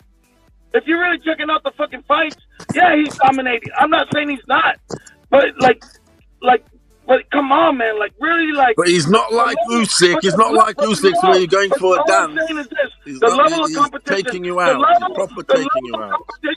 the level of competition, man, and the big stage. Come on, the level of competition. He knew he's nowhere near. Canelo. So who did AJ fucking beat? Did he beat Breedis and fuck? I mean, He beat Klitschko. He beat Breedis he and beat AJ, Klitschko. did He beat Klitschko better than fucking Fury Now, did, what bro. To about tell you the truth. Usyk? He beat Breedis, did he? Breedis Why and are we- AJ why- is his best wins. Why are we talking to AJ, man? Fuck AJ. Now we're talking And Furioso, Usyk, bro. bitch. He always like to talk about AJ, bro. I don't know why, I'm bro. talking about Usyk, his best wins. So he's got AJ and Breedis, is it? And Chisora. Fuck Usyk. Fuck AJ and fuck Yeah, the but heavyweight you guys division, put man. him top pound for pound. Some guys do. And I'm just But saying he's not in my top 5. But these Because guys you don't can't even. be These guys top don't five. even know. You These guys don't can't even be know the top structure. 5. These guys don't even know the structure of how the pound for pound ever came about, man. Come on, Well, all of a sudden, for me, all of a sudden I they grew gotta- up with just one guy. Look, this I guy's grew a up with one heavyweight, man. I guy. don't give a fuck Furioso's what mad. anybody says. Furioso's mad. Fury's not number 1 pound for pound, bro. He That's is his number fucking 1. thing, Of bro. course he is. No, He's not. he's He not. hasn't done No, anything. he's He no, is. he's Number not. one, He always hasn't will done be anything. number He's one. done nothing. No, don't He's Furioso. Don't fucking Furioso. number 1 No, always. heavyweight. No, come on now. Heavyweight has And- always been the. Yeah, he And hasn't done I anything. don't know But if he fights Furioso like just. a featherweight. I don't know if Furioso just became a Fury fan like after Wilder or something, because Fury wasn't fucking getting KOs, bro. And you're Let me always tell talking you this, about man. how Usyk don't He get was getting KOs. stoppages. Of course he was getting KOs. No, he wasn't, bro. No, he wasn't. He does. He wasn't, bro. Well, but he was a back a foot. He holder. was a back He was foot. a mañoso. He's one of those. He was, he's a little yeah, he's dirty, clever. man. He's a He's a wheeler dirty dealer. fighter, man. Let's Yeah, he keep was it a real. wheeler dealer, No, but but he was fuck a that. I'm back telling foot. you. He was. Look, Usyk's really look, cruiserweight. So, Tyson I Fury. mean, Look, put him up. Tyson Fury is the top heavyweight, the creme de la creme. We all know that. But that doesn't make you pound for pound, man. Oh, Because if yeah, you- I know what you mean. I mean, if you pick at lower weights, I've told you, my pound for pound, it's Canelo and Inouye. Well, that's fine. It's those two for me. That's, you know what I mean? It's up there. I just have one guy there. I just have flip Canelo it. pound for pound. But I just I'll have- probably go for the killer. I like knockout street, kill, breaking bones, everything. I don't want Usyk. He never knocks anybody out. Nothing. Do you get me? He's not knocking nobody out. I agree. Like Fury That's back what in I'm the day, saying. bro. You know, That's the thing, it's bro. like what the fuck. Whereas like Fury, he's got a streak at the minute of 4 KOs.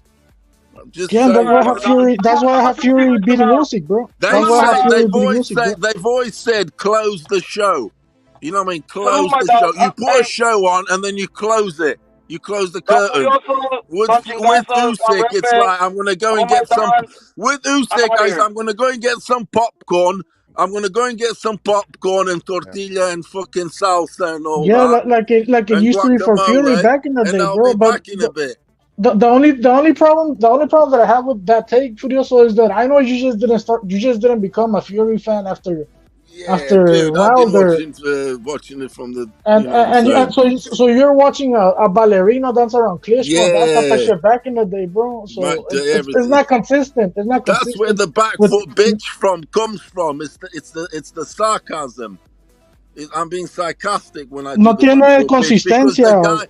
because the guy that I do like, he was, and he did incorporate back foot bitch. Fury, we know Yeah, this. and now he's getting Everybody knows KOs it. and he's better. I agree. But he's I got agree. everything. That's why. That's the thing. He can go front foot cronk, and he can do you back foot. So you fucked. Yeah, he has it all. That's the thing. That's the sarcasm of the but back foot he's too bitch fat. thing. He's That's too where fat to be it a comes boxer from. anymore. Fury. He's way too fat. Look, bro, the problem I have with Fury right now is the fucking the Francis fight, bro. It's always for time for me, bro. Don't just enjoy it and enjoy I the am. show. He's I a am once in a watching it. lifetime fighter. There's no one ever been like Fury, 6'9", fighting like a featherweight, moving agile like a featherweight. There's never been. Just enjoy it. You'll never see it again. It's never been seen before, so you ain't gonna see it again. It might not even be the fight. It might be the excuses they're making for the fight. What bothers me, bro. I know what you mean. There's never been a fighter like him since the beginning of boxing, since beginning of mankind. Like why can't people just be real and be like, oh, Fury's taking that fight for money because nobody's gonna sell like Francis. He is taking it for money. He is taking. He's in an interview. I saw his interview this week. He said, "Look, I've got 7 kids now," and he thinks. I think I'm definitely thinking of money now. Money ventures. Straight up, he mentioned acting. He said he's done everything there is to do already. WWE. He said maybe acting. He's done a Netflix documentary, but he's done all that shit. Yeah. So now he said acting was the next few, which I did say about the acting. Like I get where he's coming from, bro. He needs to make money, bro, and he's gonna milk it because he see this world is corrupt. This world is not Mr. fucking Don Right. It's Mr. fucking Don Wrong. Yeah, so that's the way it is. Milk it. Milk the cow. Like I don't blame him, bro. I'll probably be doing the same shit too, bro. If I was him in the same position, but he's choosing money, definitely. I have to agree with that. But I just don't like some of his fans where they try to flip it around and they try to make a bunch of excuses of what's happening, but it's just the money, bro. Like let's keep it real, you know. They want to overcomplicate the fucking situation, bro. And that's. And then the process, they want to shit on fighters that are actually fighting other people. But I still think the sanctioning bodies do assist it because why do they allow it? Yeah, look, bro. Fury was supposed to fight what's his name, Andy Ruiz, bro. Just based on the sanctioning bodies, right? But like, if they couldn't come to an agreement, right? Whatever, who cares, right? Like that's what happened. Well, that's when the WBC needs to step in and be like, hey, Fury, you need to fight this guy, and it's gonna be this is the split that we have. It's gonna favor you. You're the champion, Andy. If you don't like the split, then then forget about it. Whatever. You get me? But the WBC is just allowing fucking Fury to do everything, bro. So what the fuck? You get me? Yeah, but they did. They did with Muhammad Ali in the 70s when he fought that Japanese dude. So it's been done before. Ali did that shit. He fought that Japanese dude, didn't he? That fucking show thing. The dude was on his back all fight. Yeah, I agree. I'm just saying, bro. The WBC. I know what you mean. The WBC is allowing all this shit, bro. So I'm blaming them right now, bro. That's where, you know what I'm saying? That's where it should come from. They should say, no, mate, None of that bullshit. You fighting so and so, but there's that loophole. They play it. They've said go on. Suleiman actually praised him. Suleiman said he's a great champion, a great representative of the WBC, and we will honor him a little play in the park. If Furioso, or at least in the meantime, at least have the WBC force fucking Andy versus Wilder, right? Suleiman, have you seen the interview of Suleiman? He's loving it. He said it's going to be a I know. I haven't seen it, but I mean, I don't need to. Riyadh. They treat him nice there. They give him gold Rolexes. Suleiman, so he said he needs to finish his collection. He said when he turns up in Riyadh for these fights, they straight away at the airport they put a Rolex round you straight away, 150,000 roller. That's my point, Furioso. That's exactly where I'm coming from, bro. It's nice. It's nice, bro, but you're not even hearing me out, bro. You're not even hearing me out. What I'm saying is, okay, the WBC doesn't want to let Fury, is allowing Fury to do whatever he wants, right? Whatever. That's already happening. Between each other. Yeah, but whatever. Who gives a shit, right? Suleiman's getting the Rolexes, whatever. But in the meantime, the WBC should have stepped in and be like, oh, Fury's fighting, what's his name, Francis, right? So forget about that. No, we're making Andy Ruiz versus Wilder to earn the fucking Fury title shot or whatever. You get me? But they're not even doing that for you. The WBC, like, I don't know, bro. They don't want to do their job, bro.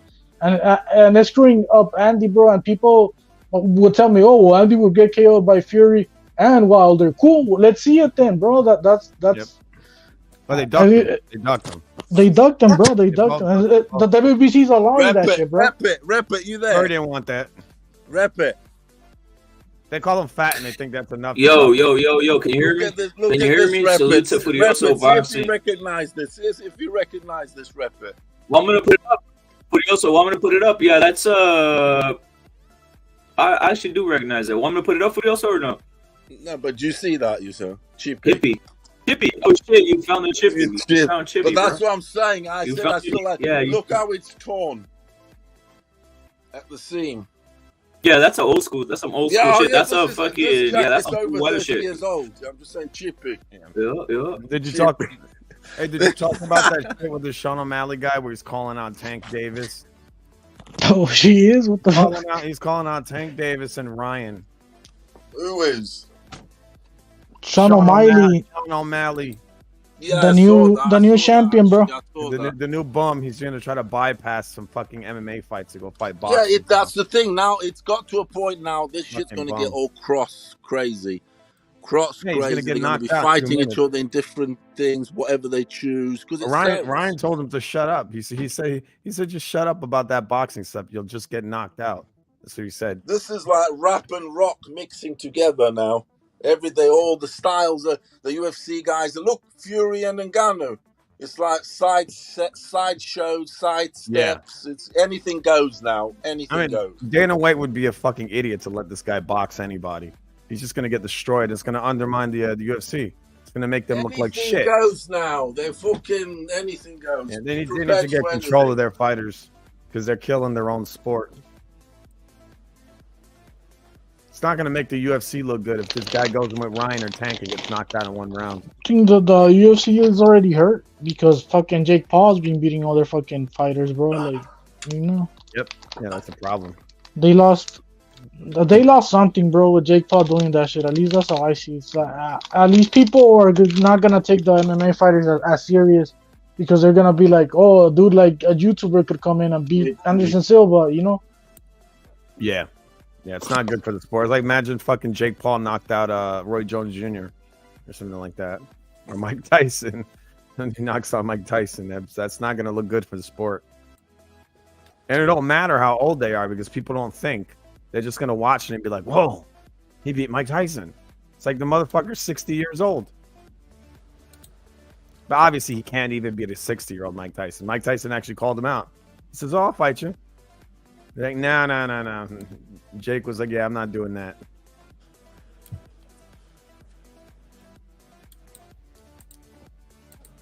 Hey, Julio, what you think of the whole basically Usyk, do you think Usyk needs to finish off Dubois to stay pound for pound, or are you fine with just the distance or anything like that, or just the winning and staying undefeated? What's your thoughts on that? Salute to pounds. He's a small dude already.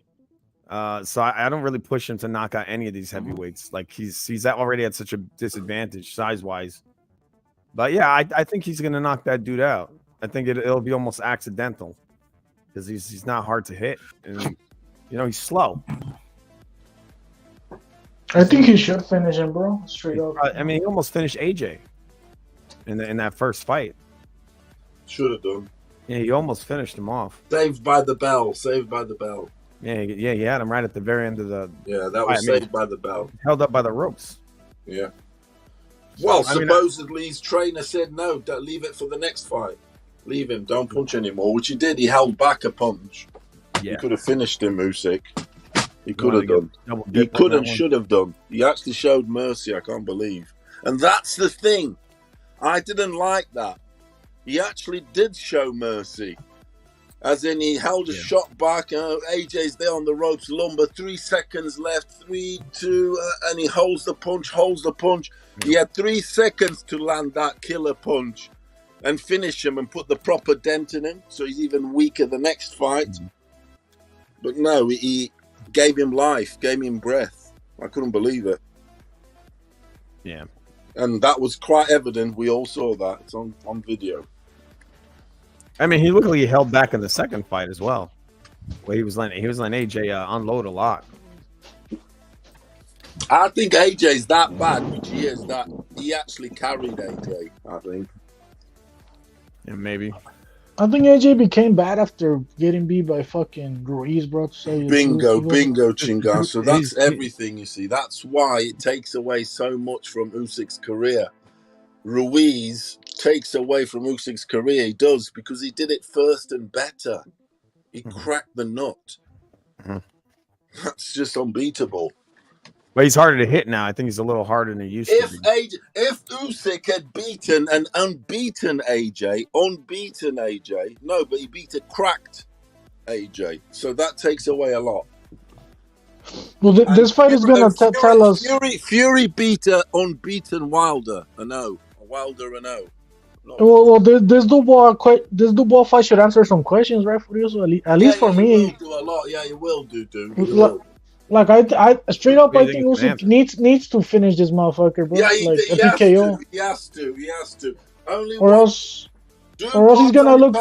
Dubois only gone the distance once, and I was actually at that fight. It was against Kevin Johnson, 10-round fight in Leicester, at the Leicester basketball fucking arena, whatever. Catrell fought that night with O'Hara Davis. Anyway, and that went the distance. It was the first time he'd gone the distance, Dubois.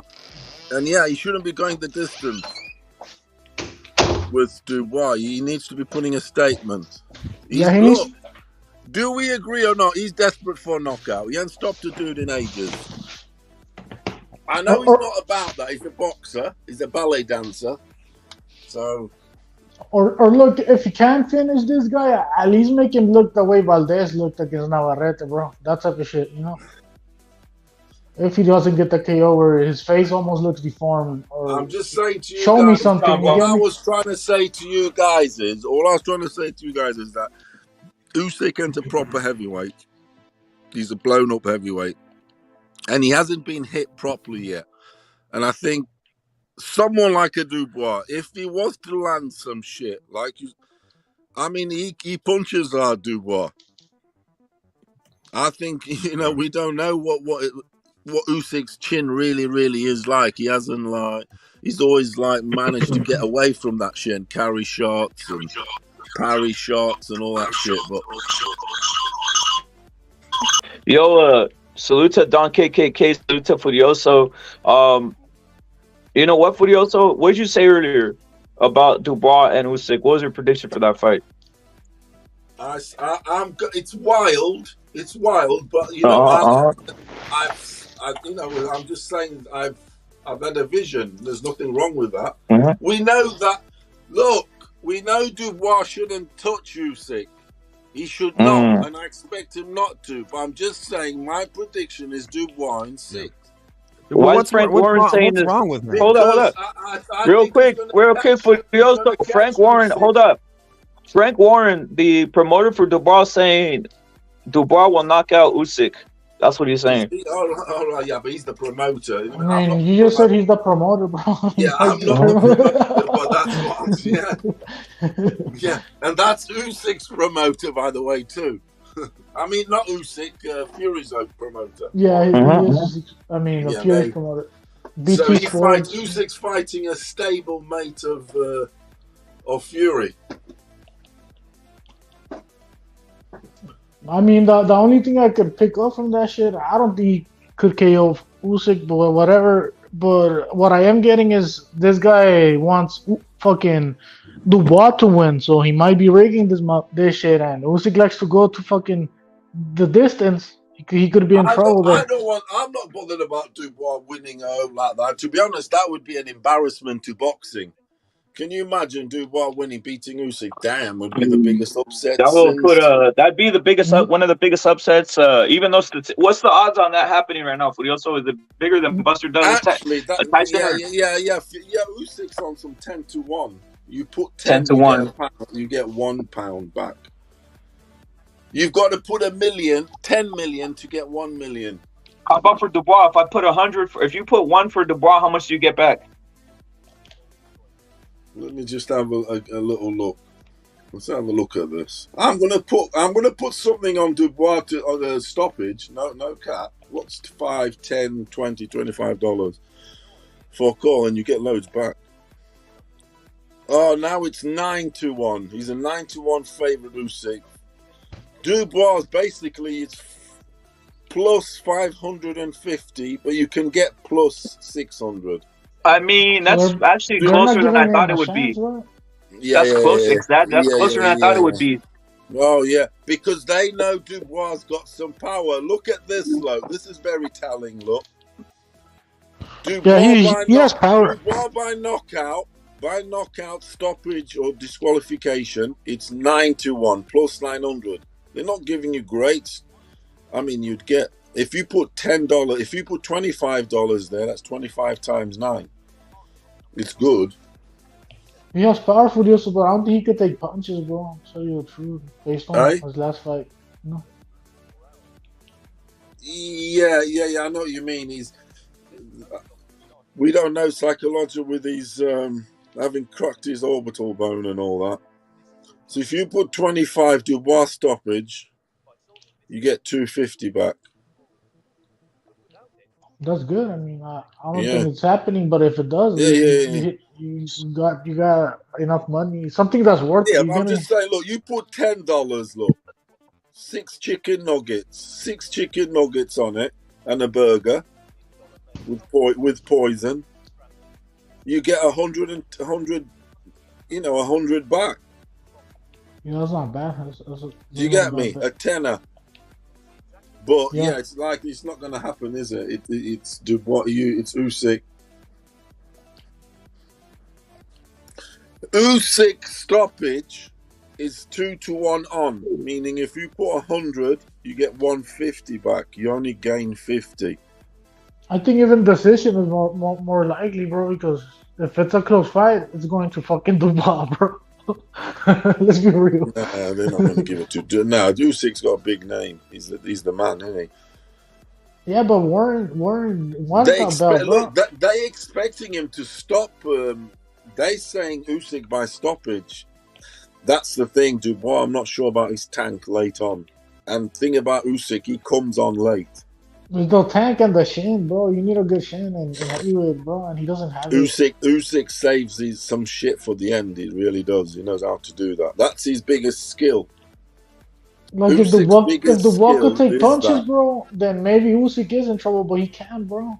Usyk knows how to save some shit for the end, big time, and that's a hard thing to do. To pace the engine, pace the fight. He's actually probably the master of that. He is. He lures you into a false sense of security, and then he comes up on you, creeps up on you.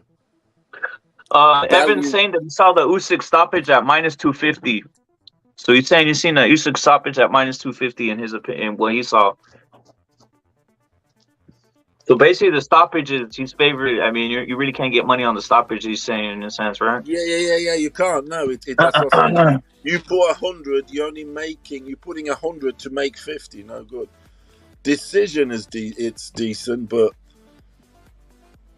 I think he should be finally getting a stoppage. Usyk here with Dubois. He should be. They don't trust Dubois' chin. They don't trust Dubois' they don't. No, they don't. I don't trust him, bro. I don't trust him. But the thing about Dubois is the motherfucker does punch hard. He's a heavy set. He's a heavy.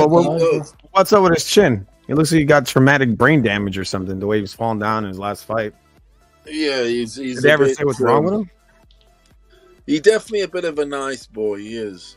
There's something wrong with him, like the way he's not a country. He ain't a country nigger. That's the thing, you see. No, he ain't. He's a city nigger. He is.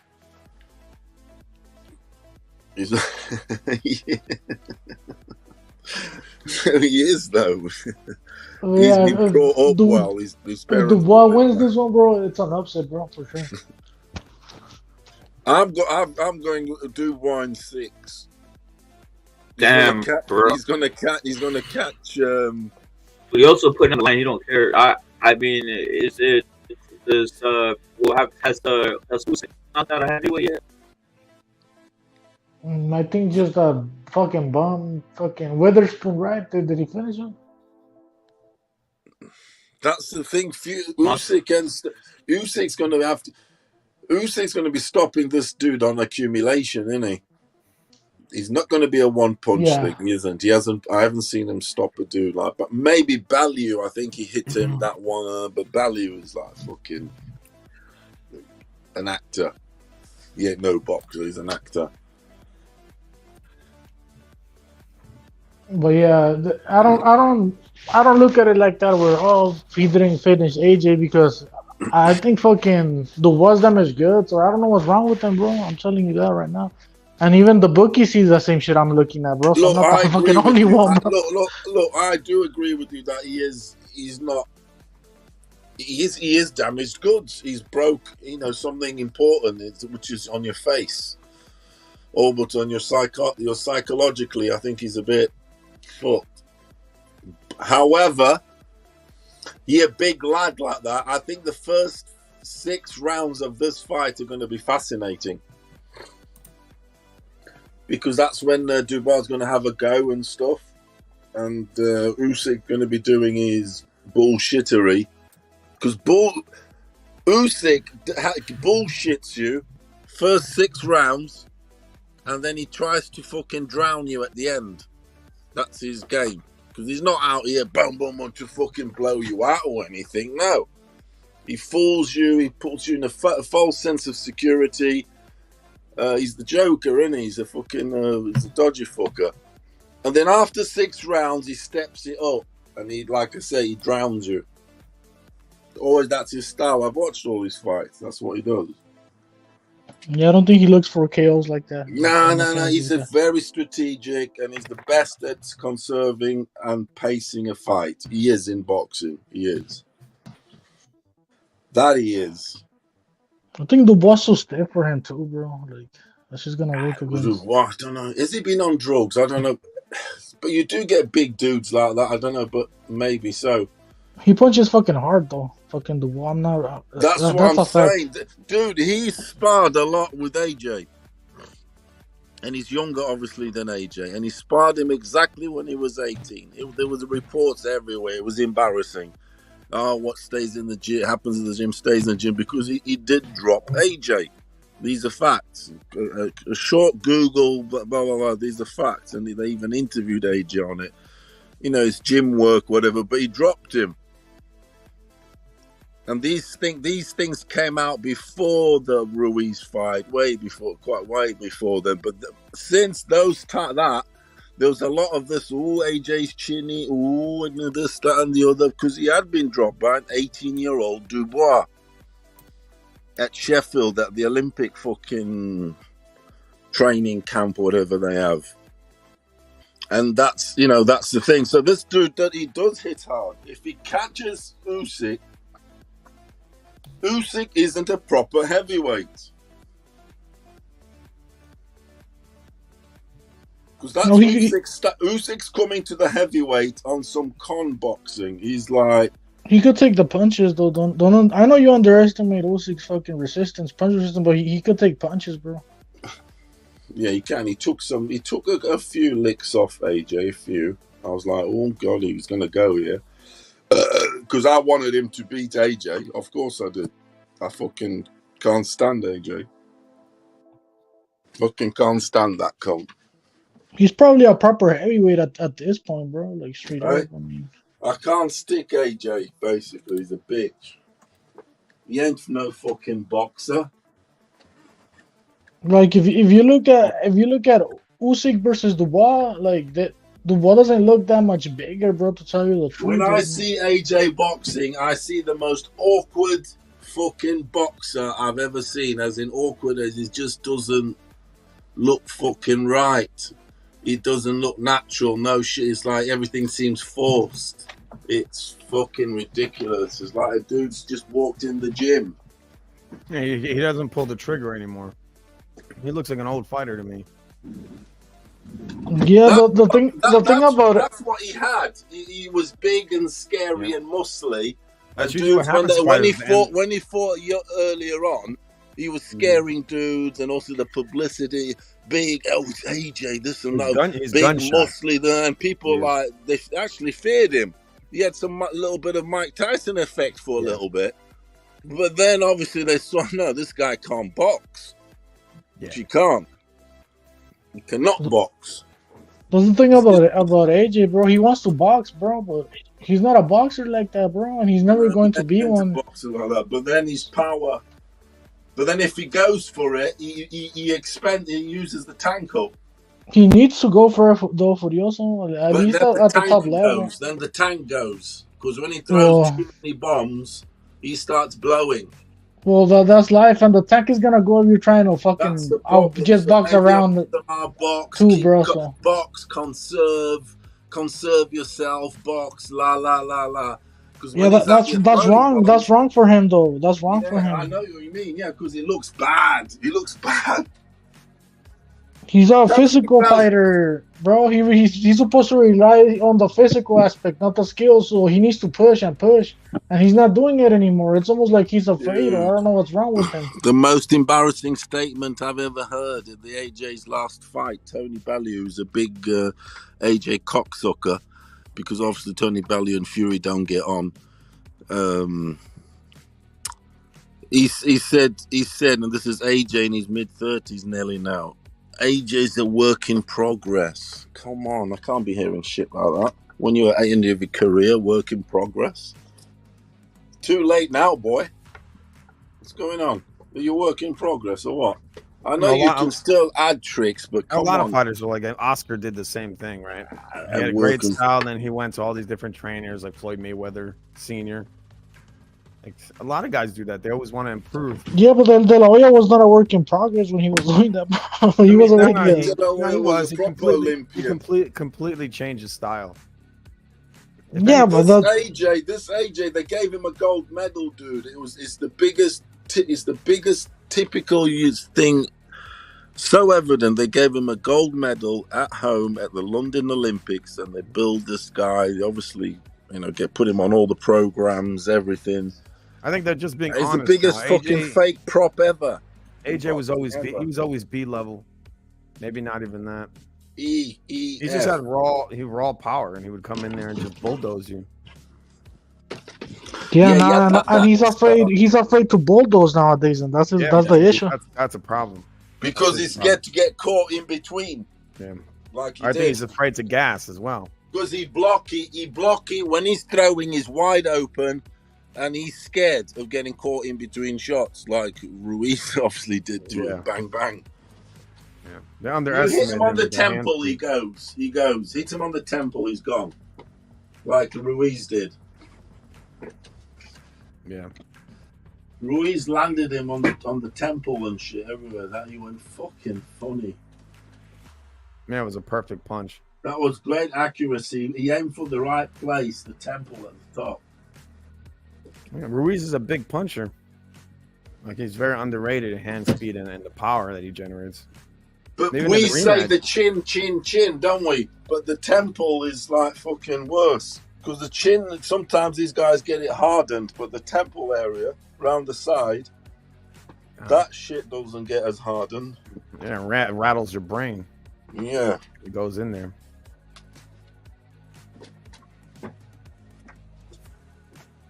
That's what you should aim for more.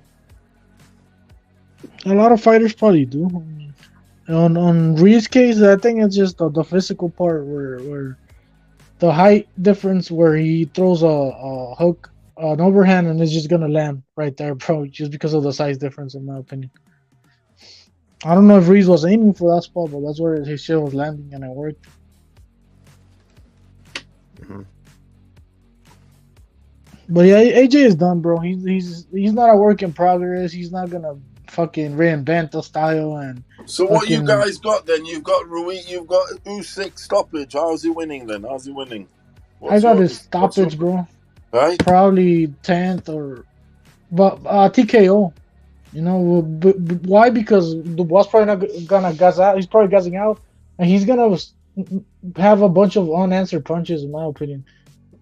And that's how Usyk wins, in my opinion. But fuck, you never know. It's just my prediction.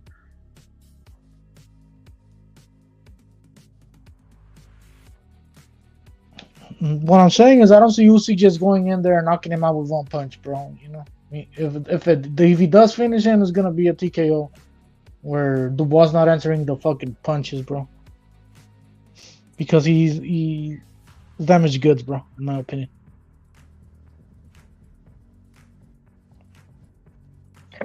You know what it is though, Chingazos? If just judge fairly, if you don't look at Crawford, he knocked out Spence. Anyway, he knocked out Fulton. Like obviously you never defeated, so you still have that. Like just judging it though, we should expect Usyk to finish Dubois by knockout, right? Probably, but look, bro. Like I said earlier, fucking Navarrete didn't finish Valdez, bro. But look how he left fucking Valdez. So if the fight goes like that, where this motherfucker's face is all fucked up, I mean, I'm not gonna take away from Usyk, bro. You hear me? Like, come on, he beat the shit out of him. But I think it's gonna come down to a TKO, bro. But if it's a close fight, then fuck, bro, it's gonna make Usyk look overrated as fuck, to tell you the truth, bro. And it goes the distance on a close fight like that. Fuck, I don't see it. If it's like Navarrete Valdez, where it's too obvious, and he beats the shit out of him, then I'm not gonna take away from him, bro. I mean, beat the shit out of him. If he deforms his face, that type of shit, you get me?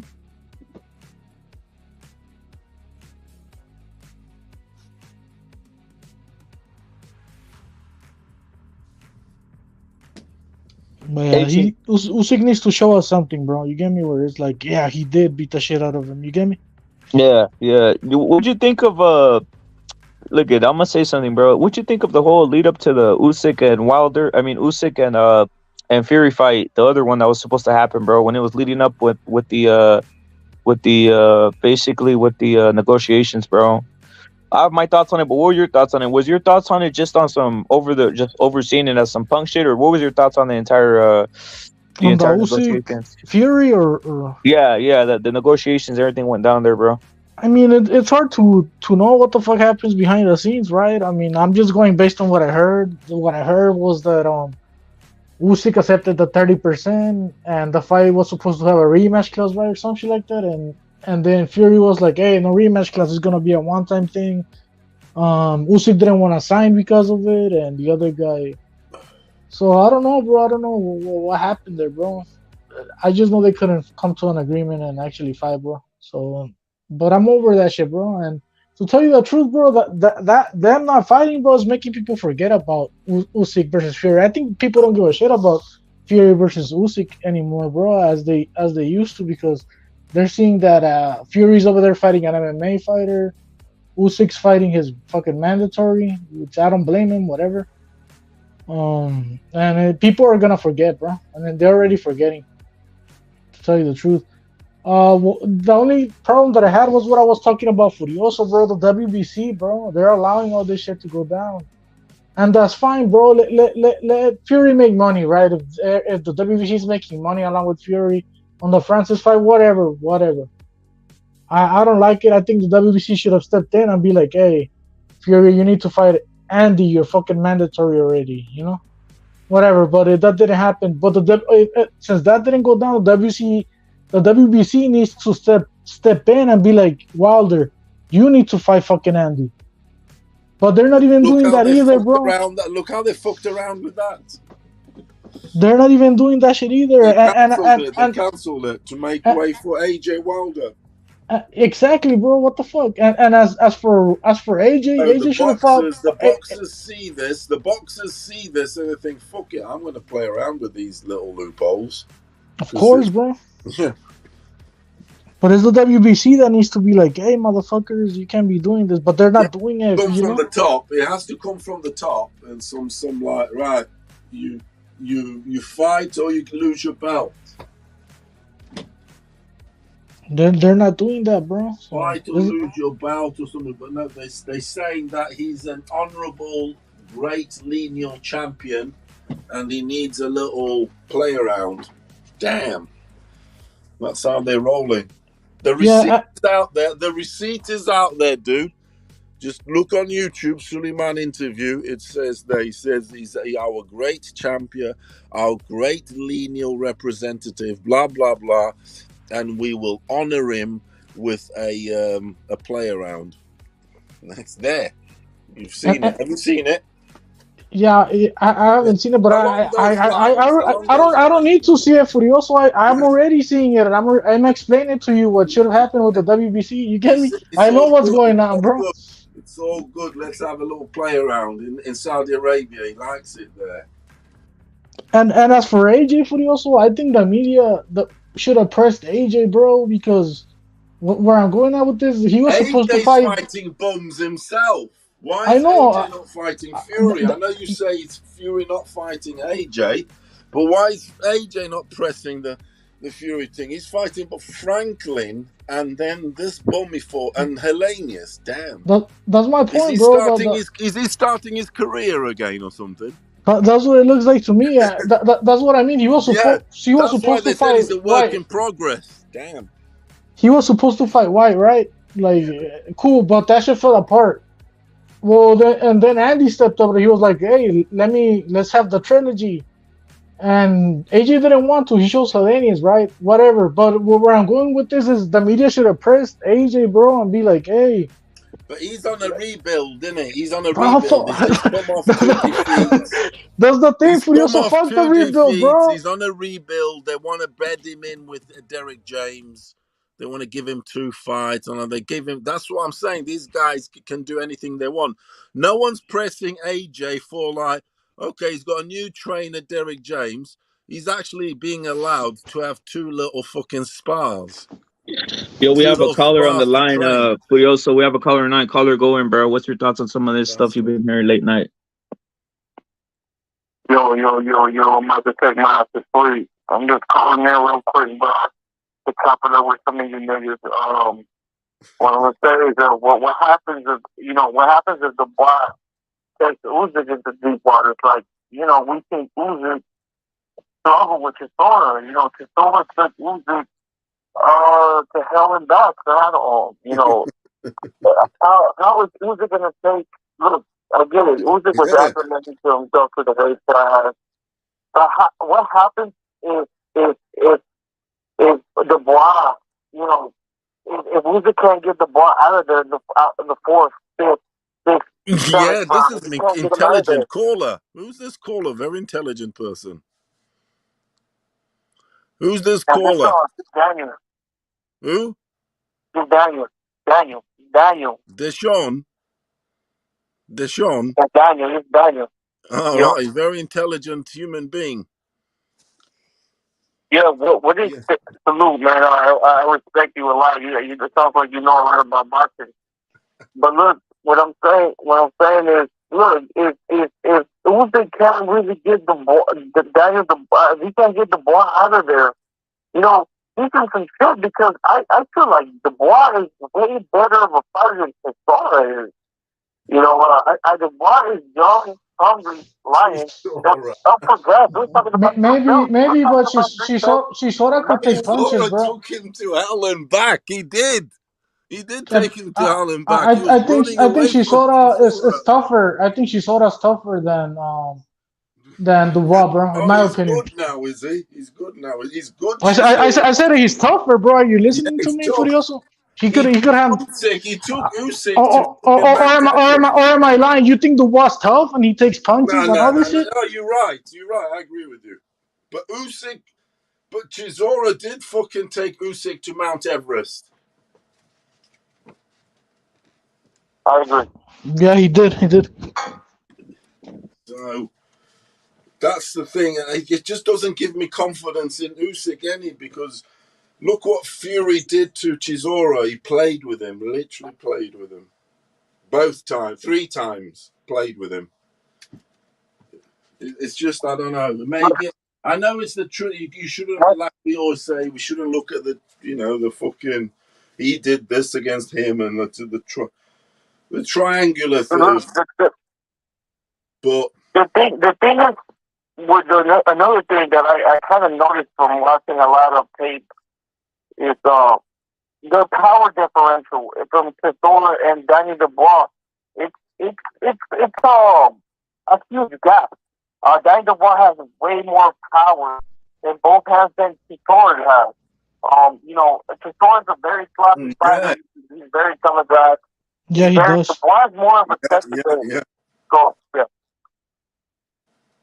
Yeah, go ahead. Cook, this guy knows his boxing. No, go ahead. I agree. I was just agreeing with you that yeah, fucking Dubois does punch way harder than fucking Chisora, bro. Come on, bro. I see the difference in power right there, but I just don't think Dubois could take punches like Chisora, bro. That's it. Dubois can't take punches. Well, I mean, but then if the thing is Usyk really a concussive fucking destructor? Does he fucking knock the building down? Does he? He doesn't. I mean, fuck. He doesn't break the wall, does he? He just pity patters around it. Yeah, Furioso, but when you're tired and you're getting hit, he's good at skimming. He's good at skimming, but he don't do any breakage. Yeah, but like I said, when you're tired, and that's something that does happen to Dubois, he gasses out, and you're not fucking answering back, and you keep getting hit with the jab, and you keep getting punched. The ref could fucking pull you out, or look, bro. Did what's his name? Joe Joyce get KO'd last time? Joe Joyce get KO'd? No, against the Chinese guy. It was an injury. That's my point, bro. that it doesn't necessarily have to be a KO for the fight to end. Yeah. You get me? Yeah, definitely. It was an injury. And Dubois could be the same, bro.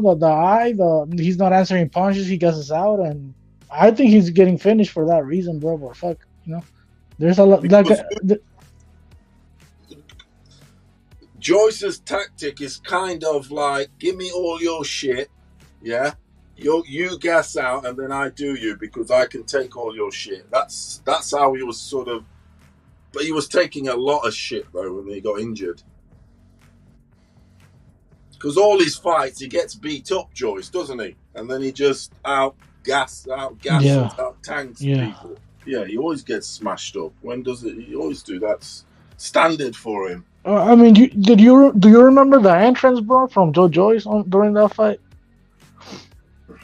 Because I do, bro, and the entrance was a fucking android, bro, where Joe Joyce is supposed to be an android with adamantium fucking.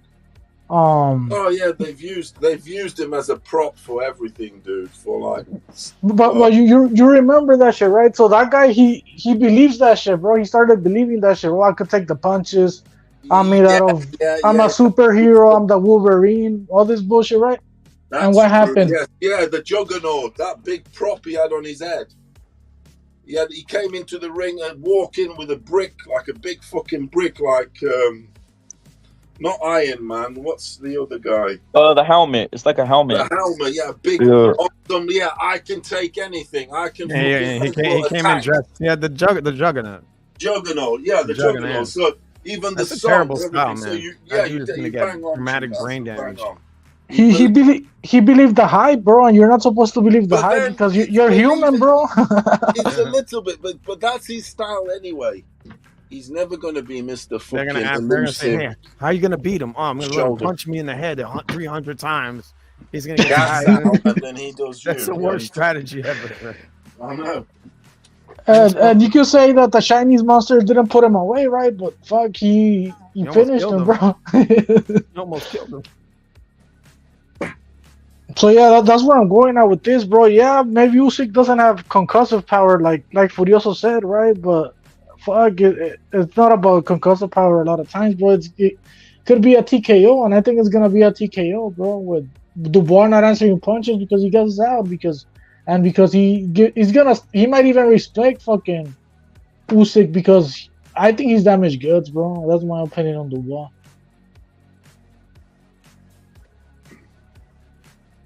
The thing is, I mean, he would have a chance of winning a minor belt or something if the top guys weren't around. Your Usyks, your Furies, and even AJ, maybe whatever. But and Wilder, but yeah, he's. How about Zilly? Yeah, Zilly beats him, I think. Yeah, the Chinese monster beats fucking Dubois like nothing, bro. I'll tell you what. There's one very strange thing about Zilly. His last 3 fights or something, I cannot believe how much his output has increased. That's crazy, bro. Hold up. You're right, bro. I'm going to put it out there, and I'm going to say that this guy, because he's Chinese and they need a Chinese star, blah, blah, blah, he's basically being allowed to cheat. Because he is. Yeah, I mean... He is, dude. He's fucking throwing loads of leather now. Loads. And for a guy his age, what is he? He's in his... I mean, his looks are deceiving, actually. How old is he? Fuck knows. He looks like in his 30s. They say he's 22.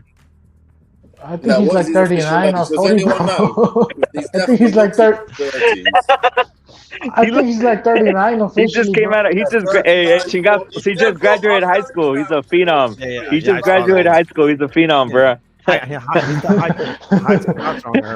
Yeah, he's actually just graduated his first 3 years of college, bro. He's a valedictorian, bro. Yeah, valedictorian. He's like, he's at the prom, bro. Exactly. I heard he's a freshman in high school. Yeah. He just had to drop his book bag off in the back. Facts. He's like out there wearing the Chuck Taylors and shit. Chuck Taylors, the short shorts, and like one of those spinny hats. Those spinny hats that the kids wear. One of those and shit. Yeah. Hey, he's finally developing, bro. That's why he's already throwing. He has more volume, bro. Like AJ is still in development stages, bro. Facts. RM salute. Yeah, he still got a couple inches to grow, dude. RM salute, bro. But yeah, Velu's a dumbass, bro, for saying that shit. I didn't hear him say that shit, bro. But fuck. the AJ is still a work in progress, bro. He kind of is. It's true, but it's true that he is. He's never been a super high level fighter. He just relied on his power. I mean, he does have room for improvement because he's not very technical, but he's not a work in progress. Well, that's as good as he's gonna be, bro. He's past his elusive sort of age. Now he'll get blockier and blockier. You know what I mean? The shit gets. He's gun shy. As you get older, as you know, your career is almost over. That's usually how you look towards the very end of your career. Yeah, so that's why I'm saying a work in progress in your mid-30s is like, look, it's all very well, but your body's not going to forgive you. It's like he can't find unless he's on some good shit. Then he's been finished, and damn, bro, it's too much. Yeah, he block you like that. That's why Usyk's in a rush also, because he fights on elusiveness. And there's going to be that. That's what I mean. There's going to be that one fight that it's going to be shit. You know, He'll lose his legs. Shit's not getting off well that night. Basically, And what if it's that and then he gets Dubois caught. fight, bro? What if it's Yeah, that Dubois? that's what I was trying to say. Dubois that night where granddad or father time hits you. So just because he fights on elusive skills, doesn't he? He doesn't fight on pile driving. Yeah, that's what I was saying the other day. Yeah, so how long That is is he the going to thing. be elusive for? Usyk, we don't know yet, do we? And his feet are going to start getting sluggish real soon. Someone's going to catch him. Someone's going to catch him. Oh, wait, hold up. I mean, do you look at guys think Lomachenko. He's Usyk not the ages? same, bro. Do you guys think Usyk ages on Saturday, bro? That's what I want to ask. That's the I don't think so. I don't think so. He's I don't due think so one, either. rep it. That's what I'm saying.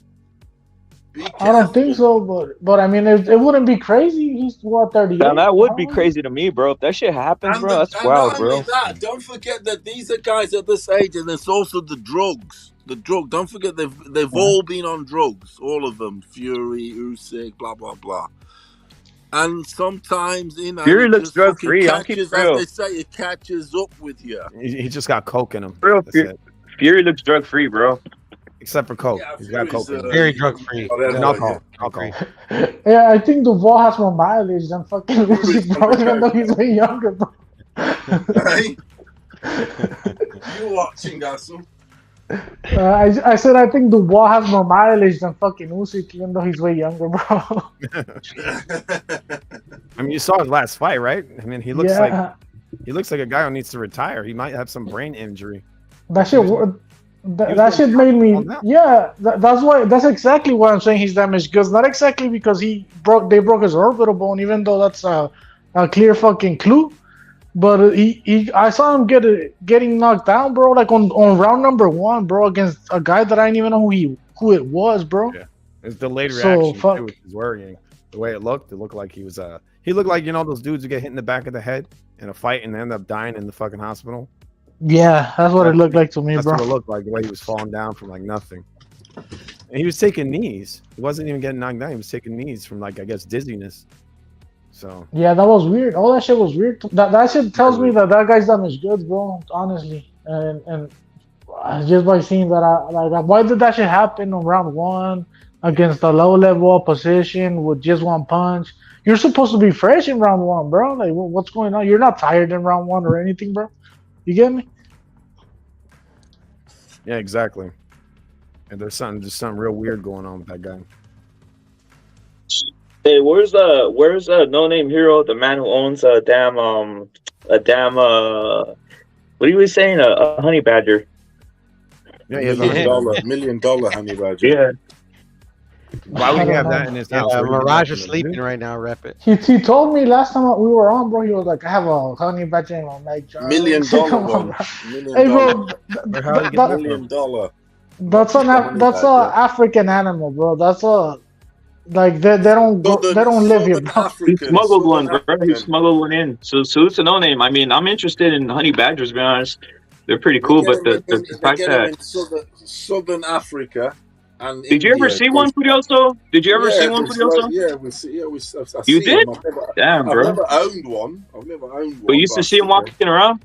You used to see him walking around? Yeah, I've seen that. Of course I have. Damn, You don't want to get close. You don't want to get close to those fucking.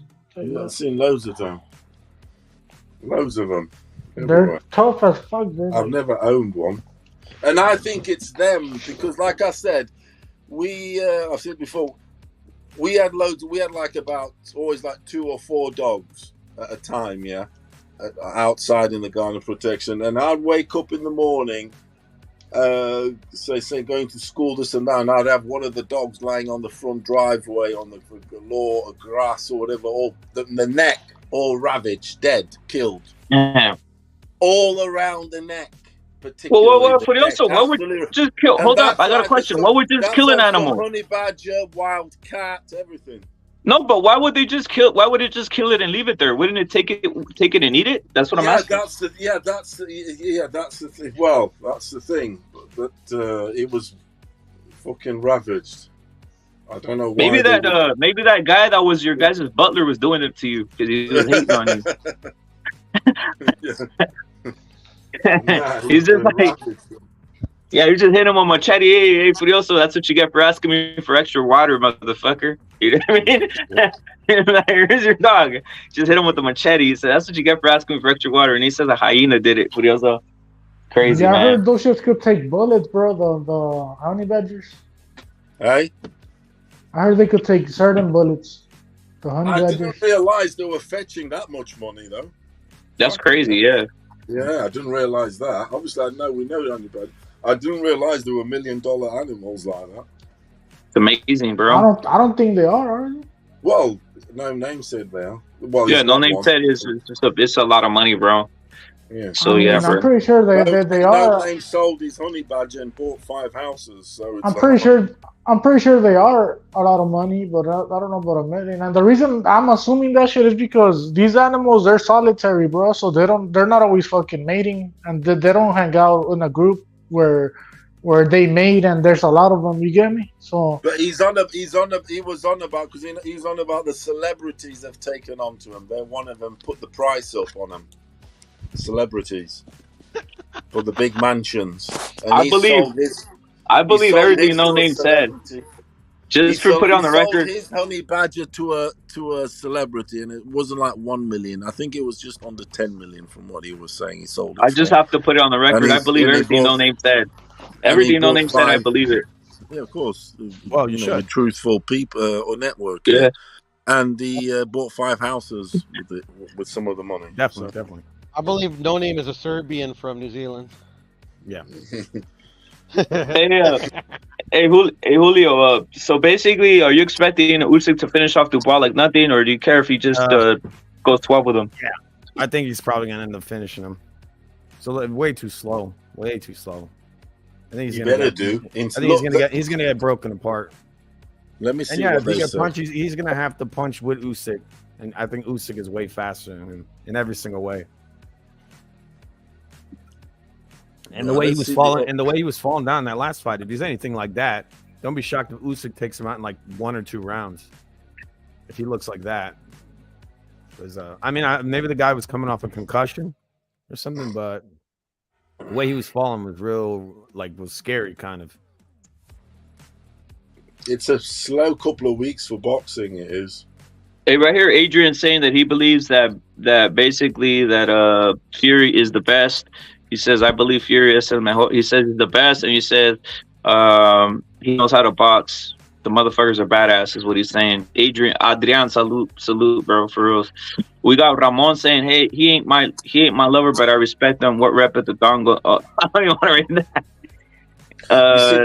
The upper under is on 7 rounds, so they're saying Usyk should get him out of there by 7.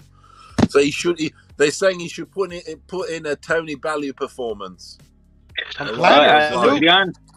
Adrian's saying that he's never seen a fighter move like Fury. He's a badass. In boxing, he's never seen a fighter like that. He says El Fury. So he's saying, I translate, that's what he's saying right there, bro.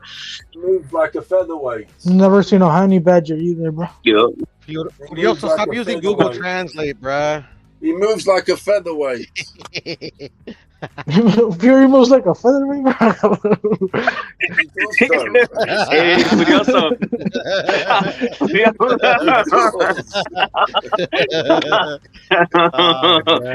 Oh shit, man. And you see him on his toes. No, Furioso. RM salute. Hey, you know what I was gonna say? The sheer size of Fury is something that's never been seen in boxing, right? That's another thing for a guy his size. The way he moves with it, the feints, he's got footwork, he's got hip hop moves. Yeah, I never seen a big guy move like that, bro. Tell you the truth. In boxing, at least, he can go hip hop on you. Remember when he went hip hop on Wilder? I mean, the Klitschko's could move, right? They could move, but I don't know. In straight lines, yeah. Yeah, they weren't like Fury, but for their size, I guess. You know? They were actually real slippery. They were more slippery than the older brother was more slippery. Did you see the fight he had with AJ? Think you saw how slippery he was? He was a really good boxer. When he wanted to box, man, that's shit, man. They were more slippery. But Fury wrestled the fuck out of him. What did you like to know, Fowler? What did you like to know? What are you on about?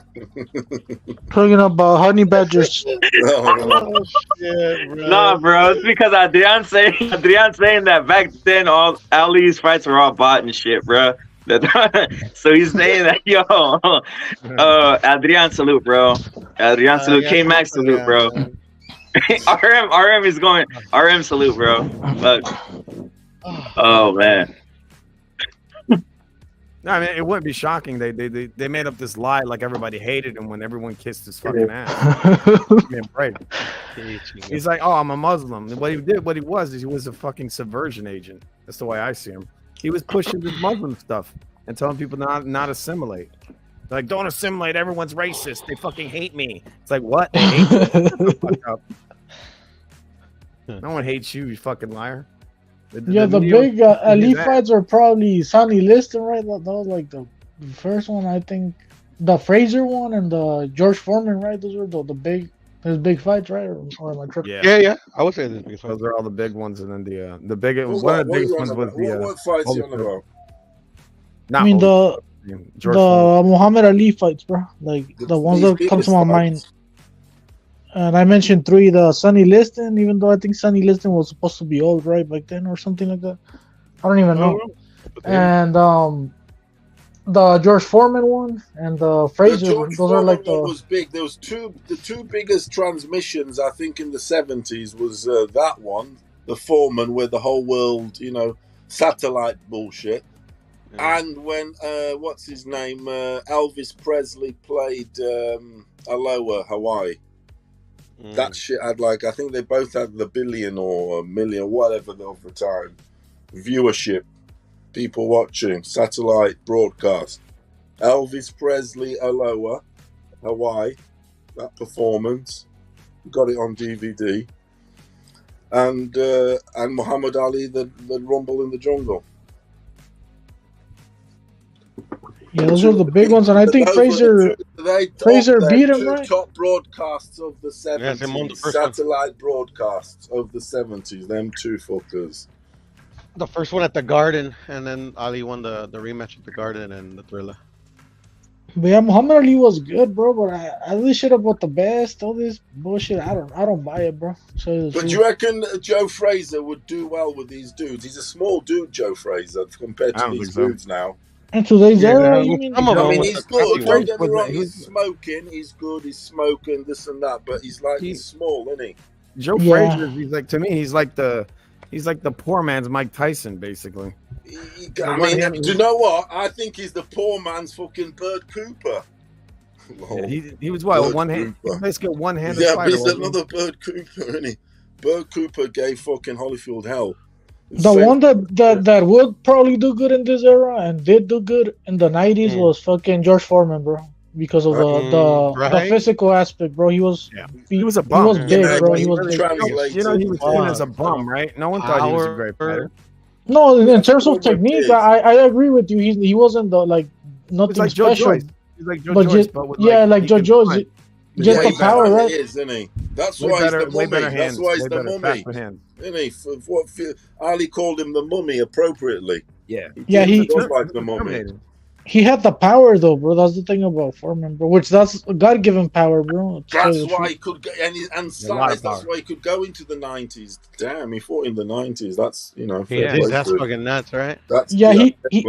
He had mad power and he had a good chin, bro. That's why he was. That's why he was able to make it in the 90s as well. So that guy would have probably done good in this generation. I mean, you see him even today. You see him hitting the heavy bag. The dude can still fucking punch. Fucking Ron Lyle and George Foreman. That shit was a fucking war. Jake Paul versus George Foreman. He did better. He did better. I think he did better. Foreman did better against Holyfield. I think he fought Holyfield. I think he did better against Holyfield than fucking Mike Tyson did. He was beaten by Tommy Morris, he did. Wasn't he did actually. Yeah. Well, you know what I mean? In the first fight, Mike was doing okay. And the second fight, the second fight he was doing all right. But then he beat his ear. Yeah, then it was a bit. Yeah. I think the Duke put him into retirement. Yeah, he did. The Morrison. Oh yeah, he did. Yeah, he's right. He did. Sherman could take punches better than Mike Tyson, bro. That's the thing. At least that's what I took. I like the Duke. I did. It was a fun little ride, but damn, he was a disaster. I love when he got knocked out. I like when he got knocked out by Ray Mercer, man. That shit was vicious. That was incredible. Because I seen Evander Holyfield, bro. Like, you ever played Fight Night 2004 where they got the physics and you hit the guy on the ropes? Ever played that game? I played a few of the Fight Night ones. I don't know. Yeah, the 2004 one when they had the ragdoll physics and you punch the dude on the ropes and just keep hitting him. That's what Tommy Morrison looked in the Mercer fight. Yeah, in the Mercer fight, that's what he looked like. He was holding him up with fucking punches. Yeah, he got his glove caught in the ropes. That's why he fucking couldn't fall down. You know, that's not the first time that's happened to him, right? He got knocked out in another fight the same way. Does the fight that ruined Tommy Morrison, bro, that lost against Ray Mercer, bro? Yeah. Ray Mercer wasn't supposed to win. You know, Ray Mercer was supposed to lose that fight. Yeah, Morrison was gonna probably fight Mike Tyson. Yeah, that's what it was. That's the one that fucked Tommy Morrison up was Michael Bent in his home turf, his hometown. Oh yeah, I remember that one too. I think that's the one that Julio's talking about. He gets knocked out, and he's on a promise to fight Mike Tyson. Everything goes wrong. He gets beat to Michael Bent. Michael Bent turns into Buster Douglas. and the rest is history. And then he never got the shot against Tyson. And then he went on more of a bender. And they said he had HIV, and it was all downhill. And then his wife said that's a lie. That he never had AIDS. Shit and all that. He said he didn't, but who knows? Who knows? Yeah, the wife keeps saying it. The wife has a YouTube channel, and she keeps going on and saying that that's not true. Yeah, who knows? Maybe he did. Who knows? They thought, this dude's gonna beat our golden goose to get him out of here. If he was still alive, if he was still alive, then maybe they would have a cage. But fuck, there's this documentary on Netflix. It's only half an hour on a few athletes. It's like a series, and there's one which is boxing, and it features Michael Bent, and it's all on how when he was young he hated boxing. His dad was a massive Ali fucking freak and fanatic and all that. He was the man of the times of those times. So he just forced his son to box. He didn't want to box. He would cry. He hated it. But his dad would basically force him. And it was just about how he carried that into the ring and how he walks into the ring one night, man. He would just try his best in the ring and all this bullshit. But it was about that because he had that win against Tommy Morrison and then he just got knocked out here in England actually to someone like Herbie Hyde or something stupid like that. Who did he fight? He came here to England and got knocked out for Michael Bent anyway. Might have even been Lennox Lewis actually. I can remember. Anyway, but about that, how it was quite sad actually. The dude was actually crying on the documentary Michael Bent. Because it was reminding him of the bad times. Damn. So I remember the bad times. His dad bullying him and that into boxing because he was the one, he wanted to live that Ali life. He wanted his son to be Ali. Damn. Shit, that happens a lot, doesn't it? Yep. I mean, that's stupid to kind of model your kid after. I think Roy Jones was a bit like that, wasn't he? His dad trained him and his dad used to, so he says, they don't talk or something. He used to beat him up or something like that, punish him or punish him for not doing the right hook well enough. And he's like, I hate you, Dad. It's like he made you fucking rich, retard. Yeah, on some Michael Jackson, dad type. Yeah, whipping you into vocals. Yeah. That vocal's not quite right, Michael. He's like, he's like, beat it. That vocal's not quite right. Can they give you a few more whips? He's like, if you don't sing that, I'm gonna beat you. And that's where the song "Beat It" came from, right? Beat it, Michael. Yeah, beat it. So Brent was basically saying that his dad was on some beat it. Damn. Rain's coming down right now over here. The documentary. The dude was crying. He's saying his mental health and all this jazz, and it was on Netflix. I think. This one is called Boxer. Dude, the rain feels great, bro. Especially it's all fucking muggy and shit. Yeah, it's been raining over here for weeks. What's that? It's Nice. raining. Feels nice. Yeah, we're having like a little Raining. hurricane. I don't live too apparently far in from California. Canada, so it's raining all the time. So you get it all the time, right? Yeah, it's raining almost every day for the last Rain- like, rain- 3 rain weeks. is You're good. a Rain lucky is good. fucker. I love the rain. I love. I don't like it too much over here because it's cold. It gets cold and raining. Mm. It's not like Buru, Yes, sir. one of the best songs ever. The best song ever about rain. It's not the Madonna one. She's got one called Rain. Is by a British band called The Cult.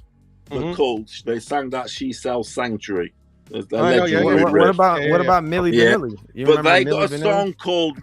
song called Rain. Amazing. Is it the one that goes, I Sticky saw you walking in No, the no, rain? it's That one? I Okay. love the rain. So if you love the rain, you will. I But love I the got to throw that rain. one on? I Sticky got to throw that one on? scenes. You know what I mean. It's not about being sticky. Oh, what? No, no. You want to know? You want to know Yeah, the greatest song about the rain? You know the Mm. song Garbage? I know the band Oh, Garbage. yeah, the band they Garbage. do, yeah, They made yeah. that song about the rain. Garbage, yeah, there's some. Yeah, they made they it. got I'm a only rain happy when it thing going rains. on. Yeah, I'm only happy when it rains. happy Yeah, when it Yeah, rains. they have. that's a Right. great song. Yeah, it is a good song. They do. Yeah, and Milli Vanilli, they had a great rain song too. Really. Yeah, that Blame was it on the Butch rain. Vig's band. That was Butch Vig's band. So See, it's that's on great some rain. So it's been raining there, is it? Yeah, Yes. supposedly it's like the first hurricane in California since like 1831. You need to emigrate. You need to It was like emigrate a to. level one. They're You need, hyping all this you shit need up. to emigrate to Manchester. There's loads of rain there. No, I know. Hey, fucking Paolo, I know. That's why I You want to get- fucking you get retire. I loads want to of rain retire in- over there. You get I loads wanna of retire rain over in there. Manchester. When I was in England, I never saw the sun. I thought it was in paradise. I swear to God, You're I always hate hot. the heat. I hate the You're heat, always bro. hot in East LA. I know what you mean. When I lived in Portugal, like for a while and whatever, for a few years, that was you have the heat and all that. It's like damn the summer. It gets to the point in the end of the summer. It's like damn. It's like calm down a bit. Yeah. Freshen up a little bit. Because And you know you what? don't want the heat 24/7, do you? You got to have. I don't want it ever, bro. I used to joke as a kid, if I could blow up the sun, I would. Damn. Whoa. So you want to be an Eskimo? And then people would say, if you blow up the sun, we all die. It's like, I don't give a fuck. At least I ain't hot. You want to be an Eskimo? Yeah, man. I don't like the heat. The only time I like the heat is like a white sandy beach and a fucking beer. White sandy beach, damn. Yeah, man. That's the only time I fucking stand the rain. I mean, the heat. Excuse me. Yeah, man. And back in the day, in the 80s, it actually used to rain in Southern California, bro. But we had like 20 years where it was like perpetual summer, bro. I hated it. Damn, is there some climate change thing going on or what? I don't know what it is, bro, but it was like literally perpetual summer, bro. Like people in Southern California, like there's certain people that born in a certain time where they've never seen seasons. The only season they see is summer. I think it's because of all the hairspray used in the 80s in LA. Yeah. That's probably what it is. That's why it's That's hilarious. All the chlorofluorocarbons and shit. the hair rockers, Bon Jovi, Yeah, the and fucking Rat cha-cha net and hair. all That's what we that. call it over here in Puffing Southern California. puffing their hair Aquanet. Yeah, the hairspray was called Aquanet. I mean, the men were puffing their hair, the women were puffing their hair. It's the ozone's gone crazy there. That's a fact, bro. That's like fucking Motley Crue, bro. Home Sweet Home type shit. Yeah. You know, I'm a dreamer, but my heart's a gold. That's a good ender, isn't it? Closer. Bro, I love that fucking song, bro. I'm gonna play that shit it's right now in kind a of minute, bro. Home Sweet Home is the perfect Home Sweet closer, Home is isn't it? shit, bro. I had to run away high so I That's wouldn't a come great home. closer, that is. Ah, love that fucking song. The best closer, that is, possibly.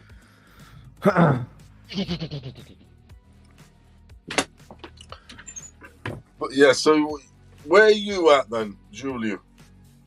I'm in upstate New York right now. New York. Yeah. Oh, that snows there, doesn't it? Yep, it's cold most of the year, but now I'm upstate, so it's even colder. It's not too far from Canada.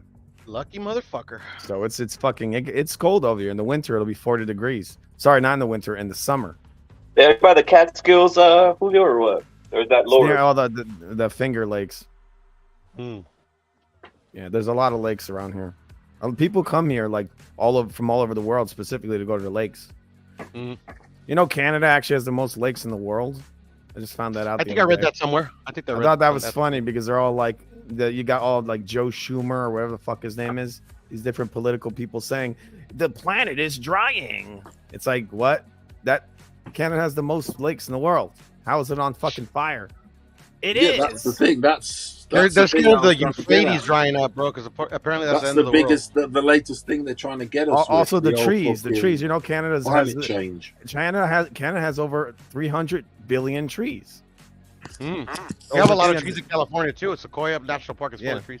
So it's kind of odd, you know. There's these little fires are being set in an area where it's like the most trees in the whole fucking world. Well, yeah, they set the fires on purpose. In Greece, there was a load of fires. The immigrants there because Greece is getting. You see that video that came out where it looks fire like a to them. laser? They set fire to that, and the ozone, the climate change people are going crazy on it. It's climate change. This and it's that. a 2030 agenda. That's what it is. Still use it against. That's the only conspiracy theory I wholeheartedly believe in. I don't believe in climate agenda. Change or recycling and none of that. Oh yeah, it's a lot of recycling. Just like any of like you know like save the environment type shit. I think it's all a hoax. Oh yeah, it's a scam. It's a fucking scam. They want global communism basically. Well, you think Budo, you think the otter is fucking crying about having that fucking, you know, that the fucking 6-pack of fucking beer, what's that shit, a little plastic thing? He's fucking loving it. He gets to float instead of fucking swim by himself. What the fuck we talking about out here? Yeah, but the fish, bro, they get stuck in there. They love the straws. Real life. I've actually seen that in real life. That has nothing to do with climate change. Yeah, that's just like fucking like the sea otters love the straws, bro. Dirty, bro. When I was a little kid, it used to be what was it? It was global warming. That's what they called it. Yeah. And then like it's the greenhouse effect. Well, I don't know, dude. There's no fires in a fucking greenhouse. It's pretty damn moist. And those now they're like and then they're like climate change. Oh, the planet is cooling, and now it's drying. It's like they're coming up with something new every fucking day. Let me put it into context. I actually believe in all the global warming and cooling. I just don't believe that humans can do anything to change what the planet does. Yeah, they've never proven it. They've never proven that humans are the cause of any of this. Yeah, I don't think it's humans. I think it's just the planet goes through. You know, the planet has an age, bro. It goes through cycles and shit. We're supposedly leaving the ice age. I think it is. We're like at one point in the planet's history, the planet was uninhabitable for any life. Like life could not exist on this planet, and I think we're just heading towards that again. I think there's just a bunch of fucking con artists who have a global agenda. They have a plan in mind. And it really is it's just an extension. Making money, bro. It's called making money. No, but it's a little different. It's a global system. It's a global control system. It's a one world government. It's what it is. They've been talking about this shit. Control me, bro. They've been talking about because they want to control the money. They want it to be all digital. Once they do that, they can control you. Like what I'm saying right now, what you're saying in the future, if you said this, they would cut off your fucking bank account. Cut them off right now, bro. I'm sick of this shit. Yeah, they would cut it off. They wouldn't allow you to buy or trade or do anything. That's where they're going with it. Yeah, for me, I've never had money, so at the end of the day, like I'm not missing anything. So they got what's that shit called? The fucking central bank, right? That's what they're gonna do. Yeah, central bank. The thing is, when they pull you off the land and they don't let you go into, you know, basically get food, you can only use their credits. Now you're locked in. Basically, they can starve you out. They can do whatever they want.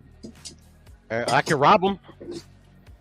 I mean, you could do that. You could probably do that, but they probably catch you real quick because they got all the facial recognition systems and all that are all being installed. So the computer will never be smarter than a human, bro. I think it's already beyond that, bro. But I don't want to. But I was gonna ask Julio, do you think Crawford is a straight fraud, and do you think he accepts the Canelo fight, bro? Yeah. He's gonna cash out. He's getting cashed out. I said that from the beginning. He's getting cashed out. Yeah, you were saying that guys didn't believe it, right? People were saying that's his path. His path is to lay on his face. Yeah, and it's not that he wants to lay on his face, but that's what's going to end up happening. Watch, they're building this guy up like he's some kind of great, like he's an all-time great. Well, he's beat no one great, so how can he be an all-time great? Damn, bro. Julio, so do you believe what Julio's saying that basically Crawford is selling himself in a sense? He's going to sell himself. He's got to pay the piper. He has no chance. He has no chance in Hulu. It's just a sellout. He's gonna try to fight No him. Probably. chance against Canelo. He has not. I don't think he has a chance. So is it a sellout? Watch the Spence fight. Watch the left hook that Spence was landing. If Canelo's watching that, he's gonna load up on the fucking left hooks, and that's gonna set up everything. He just hits with one of those hard left hooks, he's probably gonna go down. The one problem I see with Crawford is he's not gonna be able to utilize that south. Like obviously, it's something about Spence. Yeah, he obviously doesn't know how to fight southpaws, bro. And Canelo, that's what he loves. He likes fighting southpaws. I mean, he was taking it to Lara, and Lara's way faster than Crawford, way more slippery. Imagine Crawford fighting Lara. I mean, I could totally see Lara beating his ass. So. I think he's got a chance, but I mean, I don't think he'll win, but a chance he has, but not a winning chance. It's not a big chance. Like that, yeah. He's gonna have to become a dancer, and he doesn't really have good footwork. His footwork is not very fast. Julio, did you move those dogs or what? The labs or no? We just adopted one of them out today. Damn, what do you mean? So you kept it instead of moving them? What do you mean? Because you said you're gonna move a couple dogs, right? You're gonna move them to some other people or to some people, to Asians. No, we adopted out one of them today. We were gonna move them to a different location than they are right now. We're renovating. We're gonna be renovating our basement, so then it's clean. It's like the air's not amazing down there because there's exposed insulation, so we have to close that all off and make it really nice for them, so they're all right down there because they're fucking loud. Damn, you got a shitload of dogs or what in the basement? In the basement, it's better just because I can, it's just better. I get hard floors. If they have any accidents, I clean it. I have them right now in these giant gerbil. I constructed these enclosures for them. They're really, really big, and they're comfy just in case they have an accident. But they're outside most of the day. They're outside almost freaking 6-7 hours a day. So they enjoy. So if someone messes with you, you just get them, throw them in the basement, and let the dogs handle. Yeah, yeah. I mean, they're very sweet. They're very sweet dogs, but they hunt this as a pack. So if anybody was to mess with us, they'd be torn to shreds. Basically, it's like piranha, man, and they are really, really strong. It's ridiculously strong. They're pretty big dogs. The fight I'm looking forward to the most at the minute, and I hope it does get actually at Sanctum, is Benavidez Andrade. That's a good fight, bro. That is massive, very good fight. I feel like it's going to be a beatdown. I know, but there's believers. There is believers in Andre. That's why it's a good fight in a sense, right? Because they're both unbeaten, aren't they? Yeah. Yeah, they're both unbeaten. You're hard at both fighter. There's a lot to fight, and there's everything to fight for. There's their careers, to be honest, literally, and a massive payday with Canelo. Huge fight. It's the biggest fight on the undercurrent in boxing. I guess it's going to be interesting to watch it. This guy's a little bit of a slickster, so Benavidez is going to have to catch him, right? It's an absolutely amazing fight. Two unbeaten dudes. The fight for the right to fight Canelo for for all the marbles. It's the essence of a eliminator. It's like the UFC in a sense. It's like the UFC used to be, right? Yeah, it's like the UFC used to be. Yeah, it's an eliminator big time. It's awesome fight. Not like the current UFC. When are they looking? When's the projection? Yeah, the current UFC is a mess. When are they saying it's for? No, fall. So November, October. They're just working on the details right now of the contract. That's amazing. Yeah. That's great to end the year with. That's hey, but also, what you think of O'Malley calling out Ryan Garcia? Cheeky, big money. That's ridiculous. Big money. He thinks he's got hands. He thinks he's got hands for Ryan. Crazy, bro. Yeah, he's doing what Crawford's doing. He's pulling a Crawford. It's clever of him. He's like, at the minute, he's high. Yeah. He's high. He got the big win, and he's putting himself out there. Mention all these guys. Think of all the clickbait he got. He got Ryan clickbait. He got Tank clickbait. He got everything. You know what I'm saying? Ryan just told him to shut up. He said, "Shut up. You're just gonna get knocked the out." boxing people. Look at us. The boxing people are talking about him. Everything. That's what you do. Call everyone out. Fucking, I know he's doing his thing. I don't think Dana's gonna allow him to fight those guys. Yeah, but at the That's not minute, gonna happen. if it makes money and Dana's promised a nice side check, he'll do it.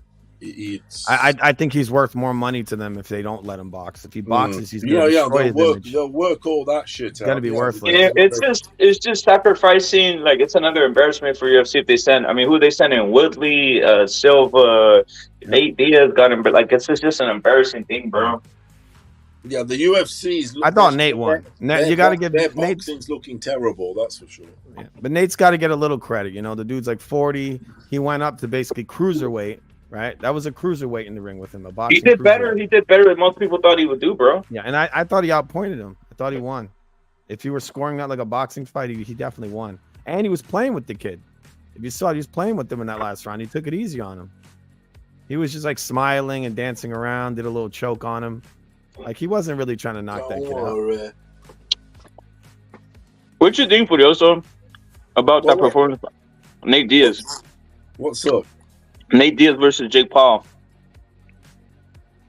Nate Diaz versus Jake. What about the whole fight thing? Yeah, the performance by Nate, was it like he embarrassed himself or not? It was a rugged old. It was a rugged old. You know, bite on the gum shield a bit, sort of. Yeah. He got there in the end, but the thing is, he didn't start off well. He didn't. But then he got better, Nate Diaz. And on the live, when we called it live, I said if this fight was a 12-round fight or a last man standing, I would have had Nate winning, if you get me. Fight till you drop. If they fought till they dropped, or even a 12-round fight, I would have probably Nate Diaz would have. I would have seen Nate Diaz stopping him late on. He would have. He would have. Yeah, it was a 10-round fight. Don't forget. Yeah. And I said on the live, if this was a 12-round, Nate could have stopped him. I was seeing that happen. I mean, if you put Nate in some MMA gloves. Nate came on. He did. Yeah. He hit him with like 1,000 arm punches, but in MMA gloves, that shit digs in. And I was doubting his. And he wasn't going to the body. I think that's why I think that shit was set up in some ways, because he never would go to his body. And then, that's where you got to go with that guy. And he was broken down. If you saw Jake, he was gassed in the second round. So imagine if Nate started loading up on body shots. He would have got him out of there. He was just tapping him, touching him up. That's all he was doing. He doesn't know how to sit on his punches. That's the one thing about Nate. He doesn't know how to sit on his punches, bro. Maybe he wasn't supposed to sit on him. Maybe that was the thing. He's not a body punch. He's not a body punch magician, is he? He's got a good straight left hand. He rocks guys with that straight left hand. But that was a big dude. UFC for the body, it's on some. When they go for the body, it's normally to grapple the body, not to punch the body. Nick Diaz is good with the body shot. Top. They're not on some body shot underneath the fucking elbow. Nick does it. Shit. Nick, I actually really like the way Nick boxes. He puts his arms out, reaches them. It looks. But you don't see on some body shot fucking attacking, do you? No, he does. He hits you with like a little touch right hand, and boom. In general, across the UFCs. No, they're not. They don't go to the body. Yeah. It's weird. Why not? I don't know. When it goes to the body, if they're going in their shoulder to grab, to do the fucking head, the body grab lock or whatever. And these dudes could throw these fucking big old spinning back kicks, and they can't throw a damn punch. What the hell? They're like, I'm good at spinning back kicks. Roundhouse kicks, bro. Yeah, roundhouse kicks, yeah. They're jumping roundhouse kick, but you ask them to throw a straight right hand, they're like, they just fall apart. Because peak MMA. You know what peak MMA was, bro? Peak MMA was when they had that whole like. It's just in sequence of highlights, right? The fucking Anthony Pettis off the fence, knocking a motherfucker out.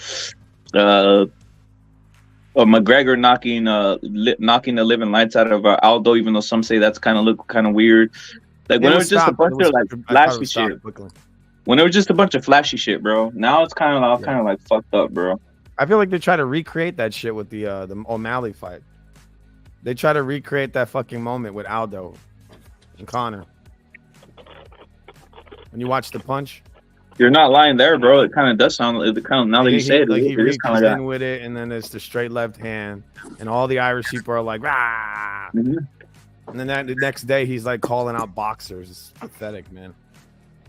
You know why he's doing that? I think he's gonna pull that Tyson Fury shit. He's gonna try to jump to another sport or fight some people outside, just so he can duck all his mandatories. Because that's what O'Malley's gonna do. He knows the next guy he fights is gonna beat him. You got Sanhagen, who will destroy him. You got this dude, Vera, the one who beat him already. Cheeto. There you. What were we gonna say? Cheeto. Wait, his name is Cheeto, right? Cheeto or something. Yeah, Cheeto. Yeah, they did. He already beat him, and that Sanhagen guy will destroy O'Malley. He got some guys that are just gonna take him out right away. So he's trying to strike while the iron is hot. So sort of like Crawford, I guess, more like Crawford, right? How he's trying to get that Canelo fight real quick, right as they're building up. They're building him up. The media's building him up. But I don't think this is really his idea. I think the promoter's pushing this shit on him. Because you got to pay the piper, right?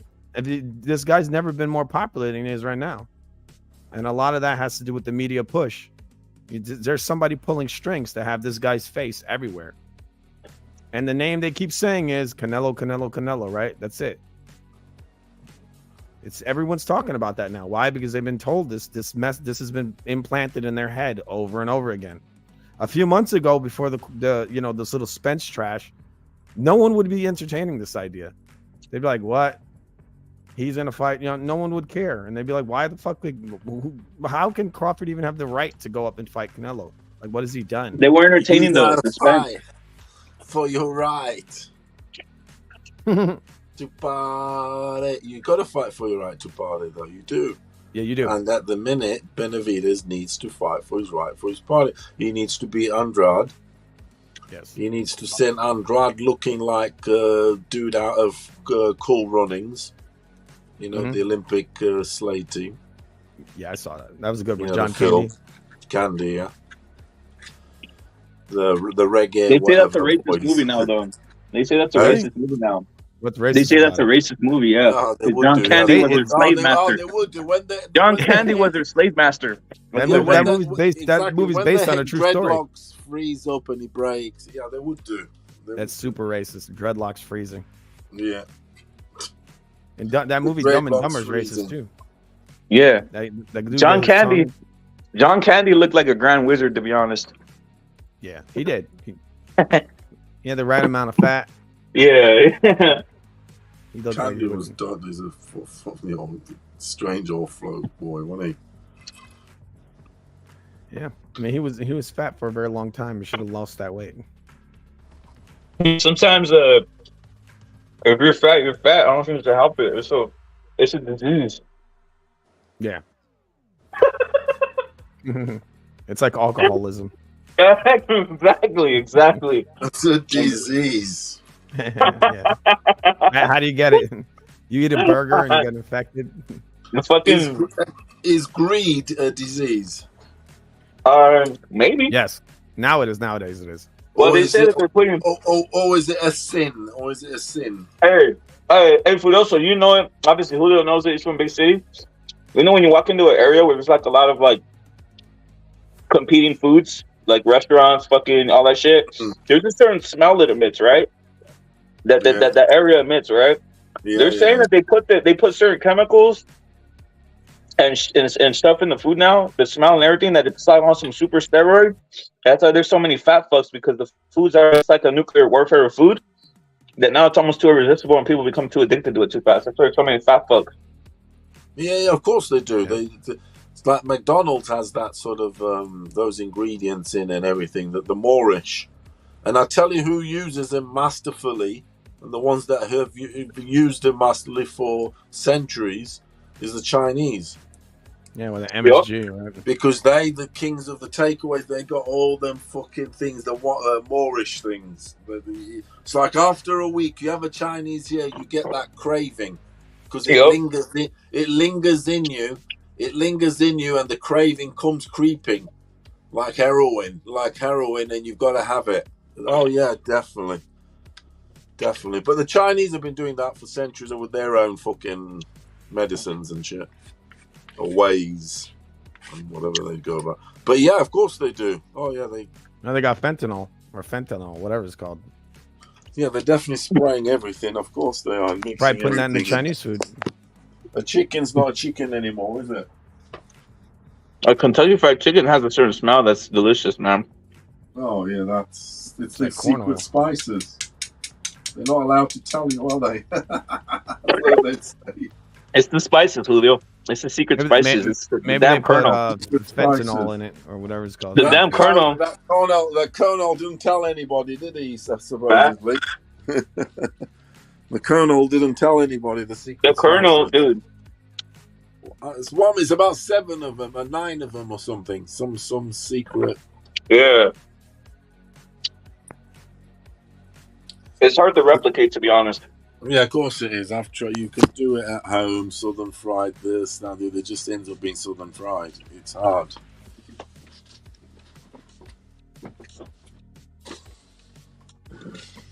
Mm. 2 chickens, bro. 2 chickens that are hard to replicate, in my opinion. I've never seen the replication. Is the Kentucky Fried Chicken, or whatever the fuck, and even the McDonald's nuggets. They just have different nuggets, bro. I've had them all, bro. Don't ask me why, but I've had them all from everywhere. And McDonald's has a certain flavor. I don't know what it is. It's some weird chemical they make. You ever think see how so? they make that shit? It's just like they probably put something in it. Yeah. They But put it's like some. mush. They call it like pink slime. Oh, is it? Just- Damn, that yeah, shit's they fucking blend up a amazing. bunch of shit, and then they add salt and they add like cleansers to it and everything. They bleach it and shit. They bleach it to make the meat look white. They probably add they might do that. They might do something to take the diseases out of it. Yeah. It's like dog food. It's like almost Fuck like it. dog food. Have you ever tasted dog food, Julio, or what? No, I don't think so. I'm just asking. I don't remember. I might have. The canned food or what? Hey, there used to be like a fucking, what's the shit called? What do you call, like almost a myth or urban myth? I think that's what it is. That fucking old people, old people eat like dog food, bro. Yeah, they eat like they canned definitely dog do. food. I've seen it many times. They eat dog food. They ride on sleds sometimes. No, I'm being serious. That they eat like they used to be like that. They eat like canned food, canned dog food. I'm not even lying. You guys can look it up yourself. I'm not even making up shit or trying to be comical right It's like now. when they're really old, right? Just trying to save money. Yeah, some shit like that. That's messed up. It's crazy, bro. They shouldn't do that. I mean, who knows what's in there, bro? It might be the same Yeah, as fucking canned beans, or who knows? I don't know. Yeah, I mean, it's not. Some of the stuff is in human grade, so they put all kinds of weird crap in it. Yeah. You're eating like pig ears and like pig assholes. They got to put that in there. You need at least 8 grams of pig assholes every week. You need Hey, it Julio, in your diet. does Usyk or Fury surpass the greatest heavyweights of all time when they fight each other? Whoever wins, are they the greatest heavyweights of all time? I don't think so. I don't think this is a very strong era of heavyweights. A lot of the divisions aren't very strong. The welterweights aren't strong. Definitely the heavyweights are not very strong. It's just there's a lot of divisions. I definitely wouldn't say these are like the greatest heavyweights in history, but I think the ones in the 90s were better. I think like most of the heavyweights in the 90s, even the B-level ones, would beat Tyson Fury. I think. Like a Lennox Lewis would put Tyson Fury in a fucking hospital. Whoa. Like prime Lennox Lewis, I think he would. Mike Tyson, prime Mike Tyson. You know, the 90s and those guys in the 80s. So yeah, I think those dudes in the 80s and 90s could have taken on most of these supposed all-time greats, like the Alis and all those guys. Now Fury beats all them Lennox Lewis's, Razor Ruddocks, fucking. Now Lennox was a boxer puncher. He was a the really real big deal boxer puncher. Holyfield and George know. Foreman and your bum ass fucking Joe Smoking Fraser and bum ass Larry. Yeah, Allen, all them. I don't really say. I think those guys. In my opinion, I think they would beat him. I don't think he's done Them much. guys, look, they were good. The thing about them heavyweights, Larry Holmes, blah blah blah. and all Greg Pages. They were all, I wouldn't say great. They were all good heavyweights, but they were American champions. They weren't no world champions. They weren't no world champions. They were bombs, champions of America. I thought the guys today, champions. I mean, those guys. A lot of those guys relied on their boxing skills. The guys nowadays are just all about athleticism. Yeah, and you also had the best. power. You also had the best steroids, and you knew Russia had the good steroids too, so you kept him out of it. So you basically fought amongst each other. You all had coke drug binges. I mean, look at the fighters of the 80s and 90s. They look at the images on HBO, the color TV, even though it's a bit Rice Krispie. Them motherfucking, them muscles, the all fucking, the steroids to the gills. They were looking like Ben Johnson, 1988. Yeah. They all had those big delts, these giant delts. You got to ask yourself, if Ben Johnson blew the gun right off the race starter, right, which he did with these steroids, what were the boxers doing? Damn. If Ben Johnson was on, look at Ben Johnson, his eyes, his face, look at that motherfucker, Ben Johnson. Look at his picture. 1988 Seoul Olympics. He broke the record. Yeah, they messed it up for everybody, man. That was the best time, right? And then the boxers, 1988 was when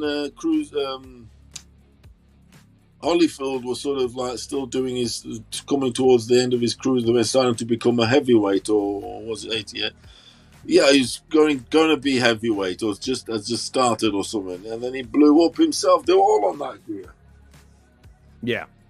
America had the best drugs, the best athletes. They won all the Olympics at the medals at the Olympics, everything. You guys and the Germans. But I think skill-wise, the guys were more skilled back then. On average, they actually a heavyweight boxer back then, every one of them could throw a jab and a straight right hand. The guys today could barely throw a fucking jab. I mean, look at Deontay Wilder. Like, you imagine, again, back to like Lennox Lewis. What do you think Wilder's going to do to Lennox Lewis? I think Lewis would knock him out in the first round. Wilder's another one that took shit because it's and he just concentrated on his upper body. His he's shoulders, got his lats, his arms, this and that. He's got that pump for that power. But he doesn't have an uppercut. He doesn't have a left hook. He don't have a right hook. He don't have an uppercut. His footwork's terrible. Like a Lennox Lewis type dude would just knock him the fuck out in one round. That wouldn't even be a fight. That would not be a fight at all. I bet you would lay him out with the first punch in the first round. The first round. Because the craft, is just different. That was a boxer puncher. You don't really see a lot of great boxer punchers in heavyweight boxing today. The only ones, I guess, the closest you can get is Tyson Fury and Usyk. That's it. Outside of that, I don't really see any. The one guy that should have beat him, but he gassed out himself, was King Kong. He should have beat Wilder. Man, he's getting up there in age. And not only that, they could have stopped that because Wilder was fucking on the ropes all fucking. Yeah, they cheated him too, in both fights. They cheated him. The referee helped Wilder out. But King Kong gassed himself, so. Yeah. He has some slow feet, too, and he was catching Wilder. I mean, but that second fight, he was winning like every single round. It was crazy. Wilder lands one fucking punch, and then the fight's over. It's pretty insane. Benavidez Andrade, that's what we want. Does Andre have a chance, Furioso? Not one chance in hell or what? Damn. No, I can't see him knocking him off. No, I give him like a maximum 30% chance. Maximum.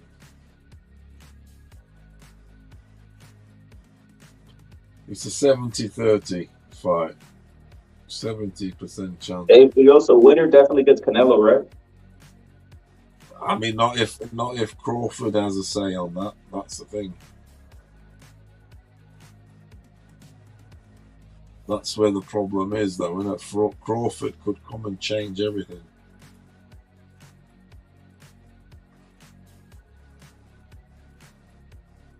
Isn't it?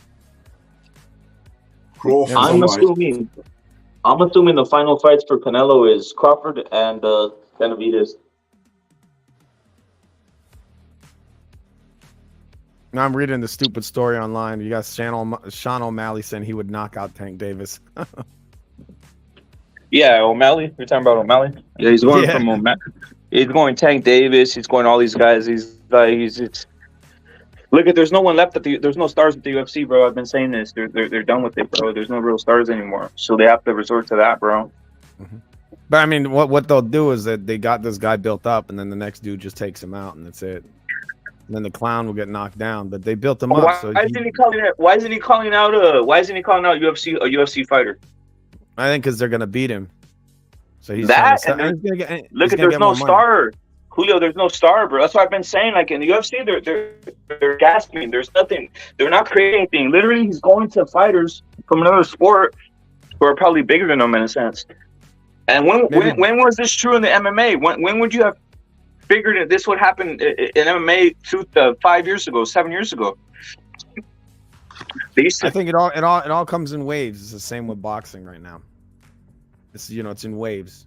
So we have these the popularity goes down, and the big thing with boxing is that the guys don't fucking fight. That's the problem.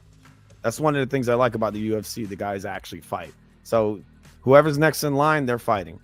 You're gonna fight. So O'Malley's got a couple of killers that are gonna come and take him out probably in his next fight. So he's gonna go and try to just jump out of fucking out of MMA and jump into boxing, try to get some quick payday. But I'm pretty sure Dana's not going to let him do that. So he's just talking out of his ass. Unless they want to, maybe they want to double dip because they know this bitch is going to lose his next fight. So they're going to try to get some money from the boxing and say, oh, well, he's not a boxer. And then he'll go get his ass whooped in the MMA. And then they'll just, they sell him. He's done. At that point, he's just finished. It's not a smart move. Like, look at McGregor, what happened to him after the Floyd fight. He didn't become more popular. Became less popular.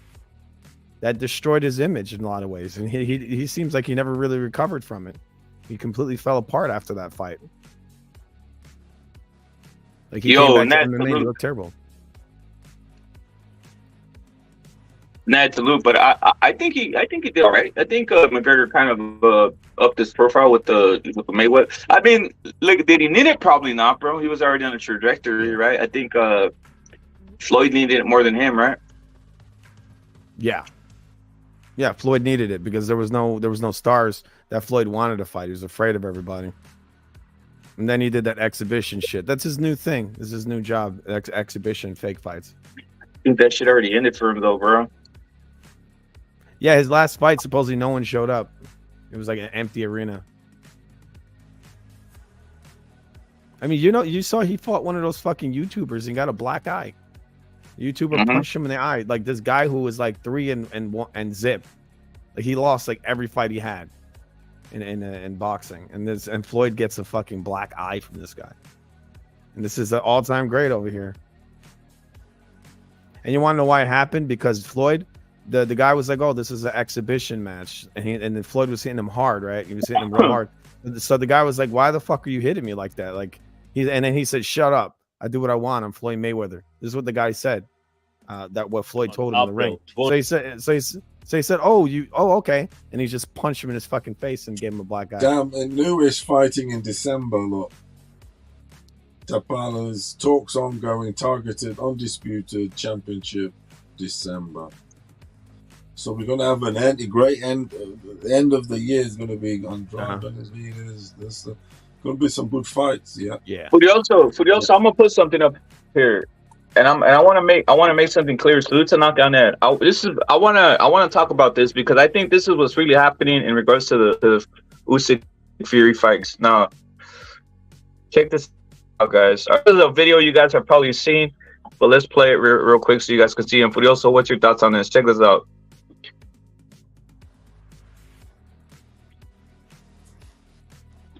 Read it, baby. I accept your offer. 70-30 split to fight with you on April 29th at Wembley.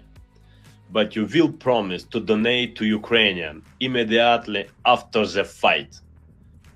So he's saying you promise to donate to the Ukrainian after the fight. Now just get through this, guys. £1 million on every day of you daily, you will pay 1% from your poorest to Ukrainian people. Send me location. Deal. Hey, greedy belly, I accept you. All right, so let me ask you something, bro. Okay, Julio, what's your thoughts on that? Because I have an assessment. I want to get through. I'm gonna tell you guys what I think, and I'm gonna tell you about what's happening here. And I don't know if anybody picked it up, but I picked it up. But what's your thoughts on that, Julio, in the first place? Just on face value, what you're seeing there. I mean, Fury was using the social media in order to basically shit on Usyk, so he had to respond to it, right? So he called his bluff. He wanted the fight. There's no way in hell he didn't want that fight. It's Fury who doesn't want it, which is crazy because a few years ago Fury was saying, "Oh, Usyk's trash. He's just a little man. He's nothing. He's gonna get knocked out at heavyweight. Greedy belly." He says he's too small. And he comes over here and he destroys AJ twice, and now he don't want to fight him. He's gonna fight Francis. Greedy belly. You know, be fucked up. Imagine Francis not. Imagine Francis not was to knock Fury out. That'd be like the funniest thing ever. Hold up, Julio. My bad, bro. Let's play the other girl. So this is what happened, right? I didn't even know what he was saying. Most of that. Let's play this video again. Let's see. So we'll see what happened here, right? We're gonna break it down here, guys. Hold up. Give me a second. All right, here we go. So let's see. Oh, my bad, guys. From your side, not mine. Stop whining and ducking. Be a man. In the contract or vacate the belt. I need undisputed. I need. You see, he needs it, don't he? In a rush. All right, let's go again here. Let me finish it. Play Fury knows your stupid games. Greedy belly. Rematch clause come from your side, not mine. Stop whining and ducking. Be a man. Now let me tell you what I feel. Now I want you guys. Wait, hold up. I want your opinion, but I'm gonna break it down, guys, because people aren't picking up. I'm picked it up real quick, right when all this was happening. But I was like, that's why it's funny to me, right? Because I don't know, people, you guys might have experienced this or seen this growing up too. But let me ask you guys something. What's your thoughts on? Well, what's your thoughts? What's going on here, Julio? Break it down. Is it on face? Are you taking everything face value right there? Meaning. I think it's real. I think he's a fraud, and he's just getting exposed again. I mean, Fury's already exposed himself, and now he's getting exposed by other people. He's a fraud, dude. He's a fraud. He's a fraud. All right, let me throw my 2 cents into this, right? So here it goes. Right, I'm gonna break it down right now. You guys could agree, disagree. Everybody here right now. This is what my sense of. Well, we just played the two videos of obviously Usyk talking, getting out of his own character, right? Because first of all, is that Usyk's character to go on live and start talking like that? No, I don't think so. All right, here we go. So check this out. This reminds me of when I was like in elementary school, right? And a foreigner would come to town. A foreigner who had no idea about what was going on, or had no idea about the protocols of bullying, or getting bullied, or getting shit talked to, or shit, none of this shit, right? That's what Usyk strikes me of, as a guy who was in a world where everything's black and white, and he doesn't realize there's that murky motherfucker who can literally troll you and get you out of character, bro. I think that's what's happening, dude. Fury is. It sounds crazy, but Fury's having a ball with it. He's laughing, and he already knows he got under the guy's skin, bro. He's like, it's like an elementary school. Hold up. Hold up. Let me say something. Furioso, check this out. It's like when that foreign kid comes, right? And he's from, he might be a tough kid. He's from fucking, I don't know, Eastern Europe or some shit like this or whatever. He has a weird, funny accent, and you're just throwing the living lights out of him, and he's losing his mind. He doesn't realize he's getting bullied. That's what. Seriously, guys, that's what it popped off right when I saw it. I was like, bruh, Fury wants you to come on a fucking Instagram and start talking like that, and he's gonna fucking look at that face you see Fury have. That's exactly what he has right there, bro. He's like, dude, he's finally talking English and everything. He's making no. But what I'm saying is, look at Fury. Fury knows he's gonna drag this out, as many knows as you know, Furio. So he's gonna drag it out, and he's gonna get Usyk when he wants him, right? But Usyk under the impression that it's like he's not understanding that, dude. You're dealing with Tyson Fury, man, a guy who was a trickster. Like that's the whole point. Like That's the whole point. I don't know what your thoughts on that. Even though Julio, what's your thoughts on that? Like, look at Fury's a trickster, bro. And I don't think if I was Usyk, I would just fucking shut it down, not brought it up, and just fucking kept it moving, bro. I mean, he went into the media and he badmouthed him. He said he's ducking. So he came out. This is his response. To me, it looks simple. He responded to what Fury said. He tried to paint him as a ducker. In reality, it was Fury who was ducking. That's why he said all that. He's like, hey, I agreed to all this. Like, what the fuck are you talking about? That's what it looks like to me. I think Usyk is at a big disadvantage because he's fighting even if is he frustrated though? Hey, Julio, does he look frustrated? That's what I'm asking. I think it would piss you off. That's what I'm saying, and I think that's exactly what Fury wanted, in my opinion. That's the whole point. That's what I'm trying to get at. Like, it's like he knows that Fury knew this fight wasn't gonna happen, so he's just gonna leave him agitated in a sense. That's the whole point I'm trying to tell you. He knew this fight wasn't gonna happen. At least this year, maybe next year they'll make it happen. But he's like, I'm just gonna agitate the living lights out of him. It's almost like I don't know if I'm explaining it right, but Julio, do you get what I'm saying? Like, it's just like Usyk should never fell for the bullshit. That's what I'm trying to say. Yeah. If the negotiations fell off, fuck it, I'm out of here. On to the next thing. We'll get him on the next one. But it seems like now he's fucking agitated to the death. He basically Usyk took on the frustrations and feelings of some of the guys who back Usyk, which I don't blame them, right? Everybody backs Usyk. I think 99.9% of the world doesn't even. Who can hate Usyk, right? They're so impatient, and they're showing their impatience. They're just. But that can work against you when you beat. Look at now. Let me ask you something, Julio. Will this work against Usyk in the ring? Because I think the fight is gonna happen. Is this gonna work against Usyk in the ring? I think. Fury's going to age him out. I think that's what he's doing. I think he's going to fight him. That's my point. That's my point. So I think it's just bullshit what Fury's doing. I think he should just fucking fight him. Stop dicking around with the fans. I don't care about the drama. I just want to watch the guys fight. Like, I don't want to wait for 20 fucking years. Like, they're doing this with all these fights. Like, you look at Earl Spence and Crawford. That was a piece of shit, right? That was a piece of shit, and everybody talked about that for years. Then you got the Manny Pacquiao fight. You got the Lennox Lewis, Mike Tyson fight. You got so many different fucking fights, and I just want to see it as soon as possible because Usyk's out of his prime. He's like 36 years old. So the more he holds it back, it's going to be a fucking turd when it happens. And so, I mean, it's good for Fury. Maybe he'll get a win because the guy's done already, but it's not good I don't think it's good for the fans, and it's not good for the sport. So I don't like it. I don't like this shit. That's why I don't like this Sean O'Malley guy, because he does the same shit. He goes on the social media. It's like, just fucking fight, dude. Promoters need to start pushing these guys because they're killing these sports with this shit. Why do we need a fucking soap opera over here? Look at this is what Usyk's gonna get on, guys. If you guys can look at the right there under, it says 5 weeks, right? This is an older post, right? If you guys can look at the post, Don Chingazo's right here chiming in, and he's saying no one cares about this fight. It's lost its steam. But look at Chris. Look at Chris Hilton. It'll pick back up. It'll pick back up. Watch. No, look at Chris Hilton. Look at Chris Hilton in the chat right there in the comment. What's he saying? Yeah.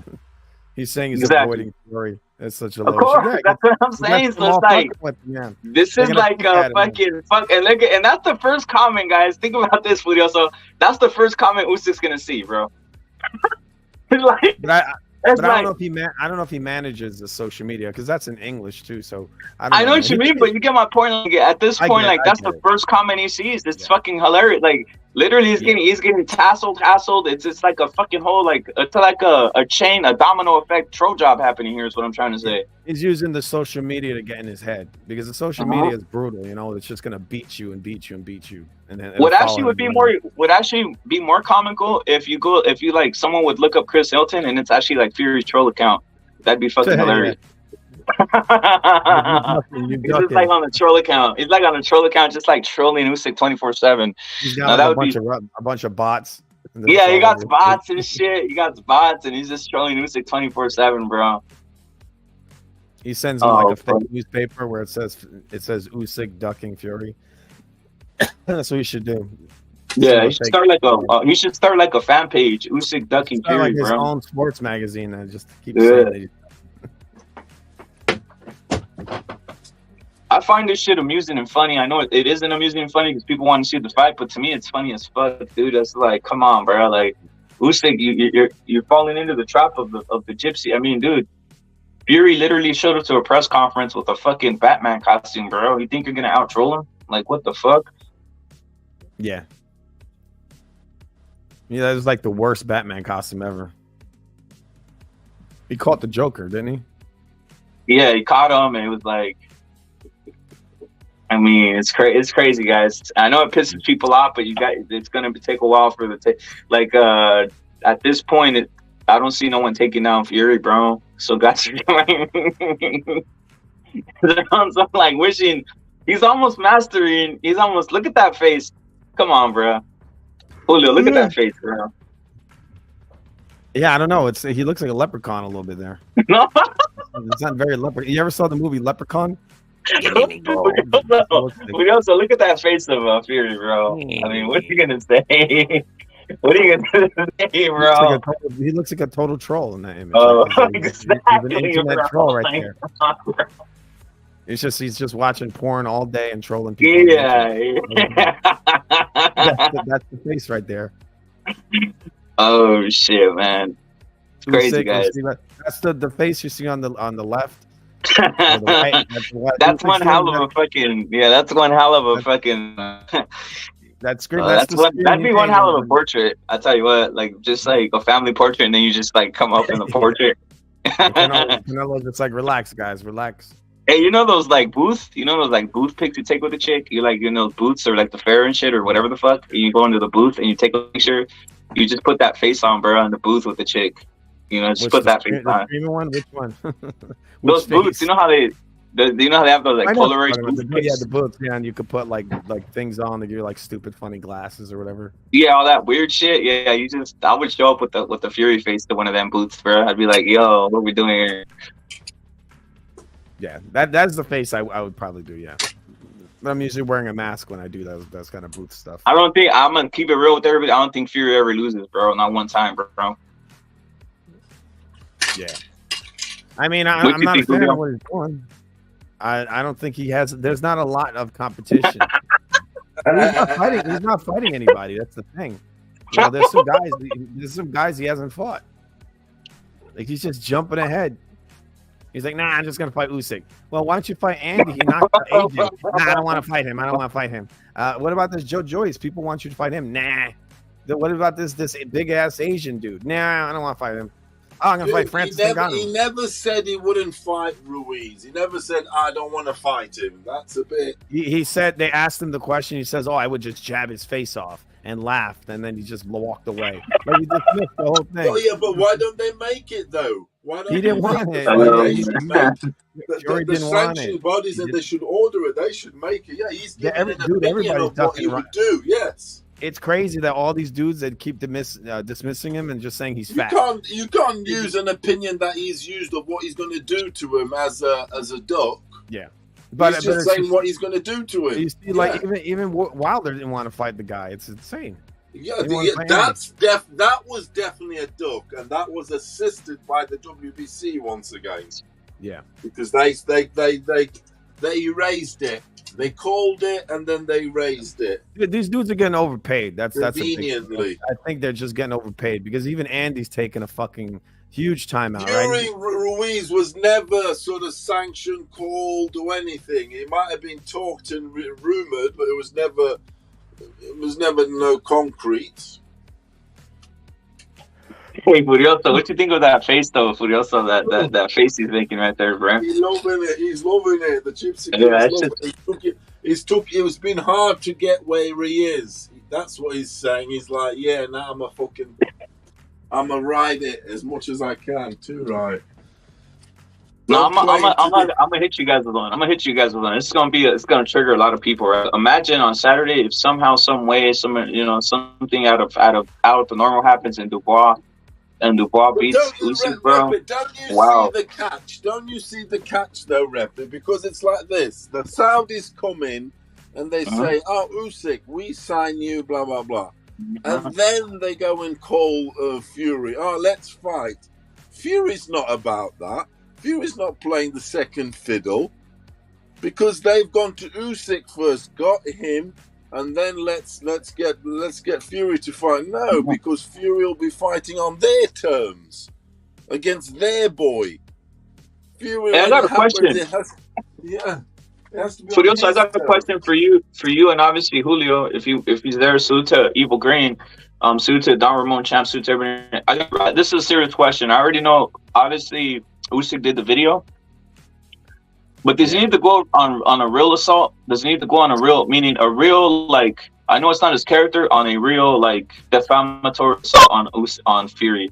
Like on some show up to his fight, try slapping him or some shit like that, or is that just not? Oh, yeah, I mean, that would be a good idea. He shows up. Do you know what he needs? Do you know what he does? He needs to call out his wife. Yep. Shit like that, huh? Shit like that and say, slap your wife around. Yeah, shit like that. Yeah, maybe say something. Oh, since your wife's been with you all her life, maybe she needs to try a new man or something like that. Yeah, I'm DMing your missus. Like DM your missus. I'm in your missus DM. Something different. He's in the DM. Something like that. She's fed up with the same cock all her life. She's trying Ukrainian dick now. Wind him up. Exactly. Oh my, yeah. I mean, that's what I would be doing. Damn right, I would. If you do like, how would you do it? It'd be like Rocky 3. Yeah, dude, you're given that opportunity, that platform, and you got to talk all the shit too, right? The platform these guys are given, man, it's crazy. They got the platform to say what they want, when they want, how they want. I would use it to the max. We got the Don Ramon, the champ. What's your thoughts on this, bro? Hey, this shit drains your battery fucking quick, right? The stream door shit. It does, bro. It does. At least on my phone. Yeah. I mean, Spence. I mean, fucking Usyk and Fury. I really don't give a shit about if they fight anymore, bro. Like, they could fuck off if you ask me, both of them. And I don't think people give a shit anymore, bro. That fight, nobody cares about it. We just had fucking Crawford go 2 times undisputed. That's what people are talking about. Canelo versus Crawford. They just in Inoue beat the Fulton the other day. People forgot about Usyk versus Fury already, bro.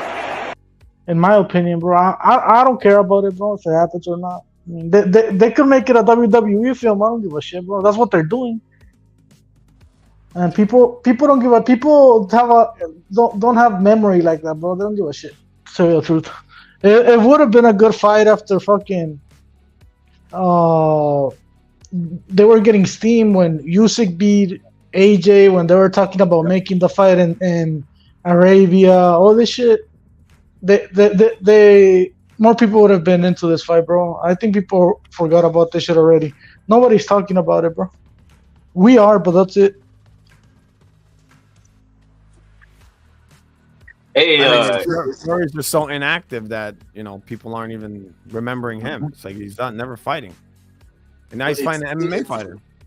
Usyk's a good guy, bro. Usyk's a good guy, bro. That's the thing.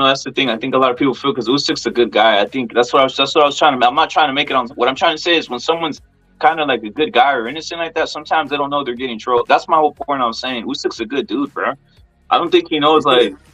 Yeah, I don't think he knows what's happening, bro. They could make a million videos talking shit. Nobody cares, bro, anymore about this fight, bro. Like. It's kind of like the Spence versus Crawford shit where it started losing steam, and if they would have done it earlier, they would have done a lot better, bro. On the pay-per-view, and never lose steam. This is the biggest fight ever, dude. No, nobody cares about it, Furioso. I'm just being honest with you. I could lie to you and pretend that it's undisputed and all this shit. I could lie to you and pretend that matters. It's the biggest fight ever. Look, everybody's going undisputed already, Furioso. It's not what it used to be, bro. I'm telling you that right now, bro. Yeah, but not everybody at heavyweight, though.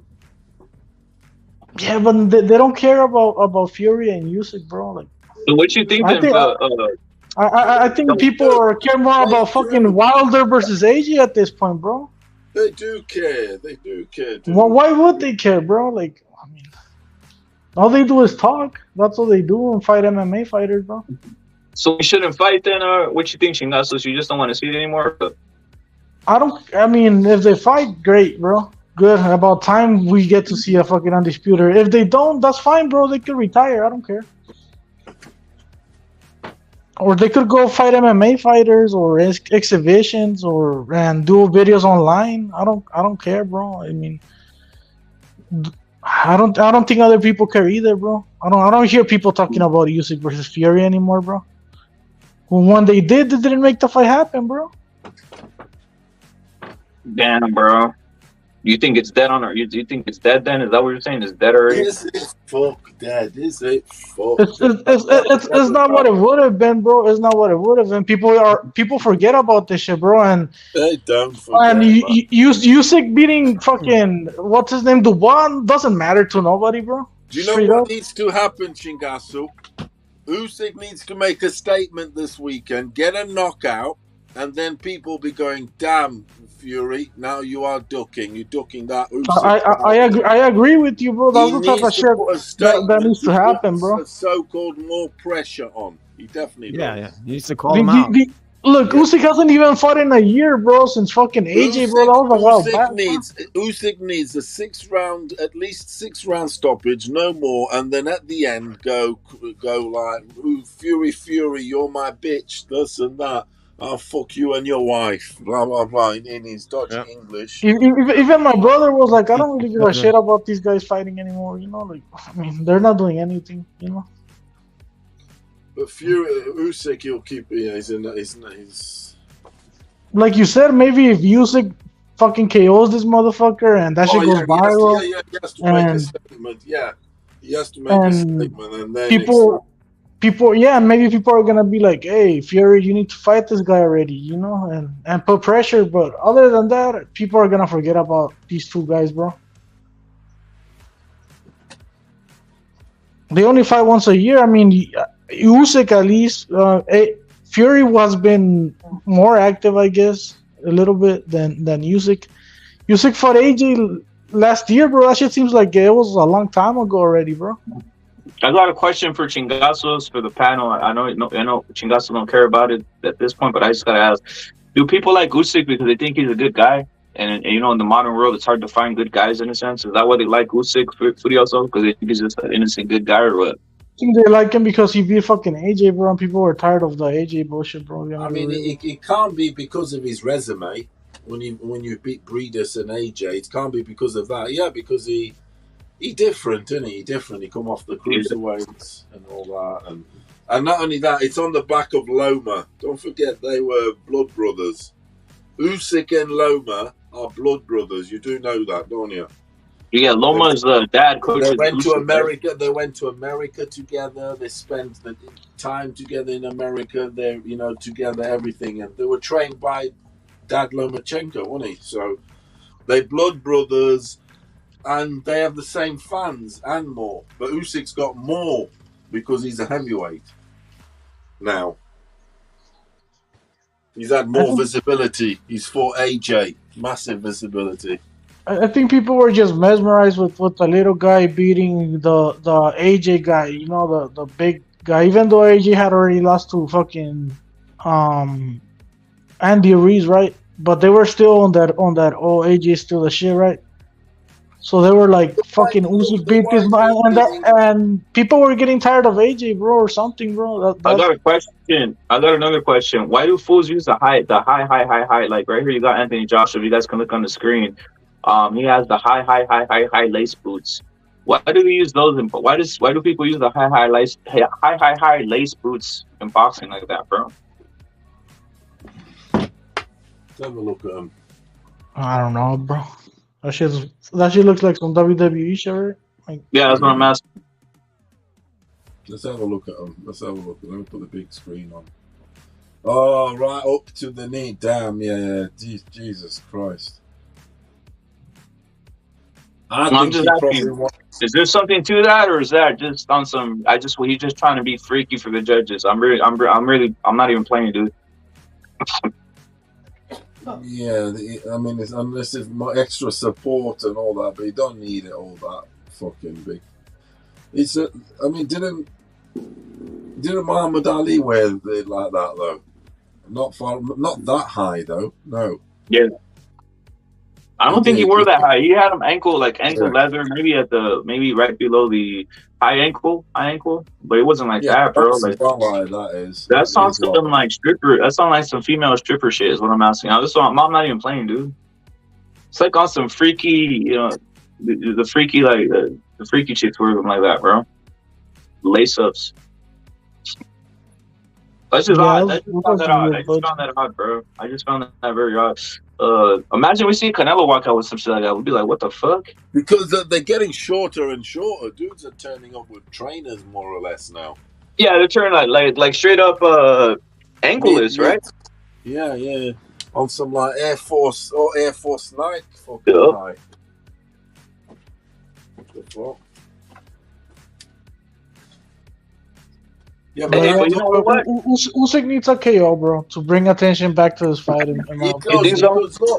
I think so. People are forgetting about this shit, right? You think motherfuckers are gonna remember Usyk and all this shit when he fucking fought a year ago, bro? Or people are gonna remember Fury beating Chisora and White? Nobody gives a shit about that. Usyk's got no highlight reels. His highlight reels are like, what the fuck? Okay, he did a good move there, blah blah. Life is too short for boring food, and some are mean. The fuck? Yeah, fucking Jack in the Box commercial. What the fuck was that? Yeah, exactly. No, but yeah, these fools need to do something to stay in the line, bro. Like the limelight of so people could be asking for this fight. I don't see a lot of demand for this shit anymore, bro. I don't know. I'm not even looking forward to it that much, bro. It's like, I don't know. I used to want this fight, and I was like, who gives a shit about these guys? They're just fucking around now at this point. Yeah, everybody used to be very hardcore into we want to see undisputed. I think it is what it is, right? But yeah, I still want to see this fight. To me, it's still a fight like off the bucket list already that's happening. Everything has happened. I think this is the only one that hasn't happened, right? This is the one that needs to happen, right, Furioso? All the fights have happened, so this is the one that needs to happen. Be bold and better didn't happen either, bro. That's another fucking letdown. That one could happen. I think it might. Who knows? Maybe it can happen now. I don't know, right? It should, because Canelo's on the PBC now, and these motherfuckers need to do something. Damn, even Bam and Sonny Edwards is happening. Yep. Even Bam and Sonny Edwards is happening. That's a fight of fights, by the way. That fight, no cap, puts either fighter, in my opinion, top 3 pound for pound. I think Bam's gonna get this one, bro. They'll be top. I'm not capping. They'll be top 3 for me. Whoever wins that fight. If also, I think Sonny Edwards is gonna try to fight on the outside, bro, and back foot bitch, bro, in my opinion. And the problem with that shit, Furioso, is that shit works when you're the longer guy, right? Like we seen Mayweather do that shit. He always had like a reach advantage on everybody. He was usually the big guy in most of his fights, bro. Otherwise, it doesn't really work. And on Bam versus Sonny, Bam has a 7 reach advantage on him, bro. 7 inches, bro. So if this motherfucker wants to fight on the outside, that's cool, bro. The Bam has longer reach, bro. That works, and that may even work in fucking Bam's favor, because we're talking about a 7-inch reach advantage, bro. So that's a lot, bro. The only thing Sonny's got better than Bam is fucking roller skates. The rest, Bam is so much more better than Sonny. Technically, Bam's one of the most technically gifted fighters right now. If Bam had destructive power like a Nui power, okay, because he's got power, but it's not crazy. If he had that, wow, he would be probably the best fighter ever. Because skills in the pocket, catch and shoot, all that fucking old school shit. He's got all that, everything, Bam. But he does obviously, because he's fighting bigger. He's going up in weight, isn't he? I mean, the power. It's like it's a cumulative, isn't he, Bam? But in terms of skills, I've got him he's a top 3 fighter for me in the world. Skills is top 3 for me. But yeah, I But have he Bam, hasn't. bro. But he Just hasn't for got reach. top 3 power. Of course, you can't have Nah, he everything. doesn't. But Nah. the skills alone, he's fucking. He should be beating. He should beat fucking Sonny. He should. He's not pillow fisted because we seen him Yeah, finish Sonny's Dubois not gonna side, but hurt Bam. Sonny definitely is not gonna hurt Bam. nah. Definitely not, because Bam's got a chin. He has got a chin. I've seen him hit, quite and tastily, and he takes a shot. And Sonny doesn't hit like that. So we know this fight's going deep. It's going long, or a Bam stoppage late.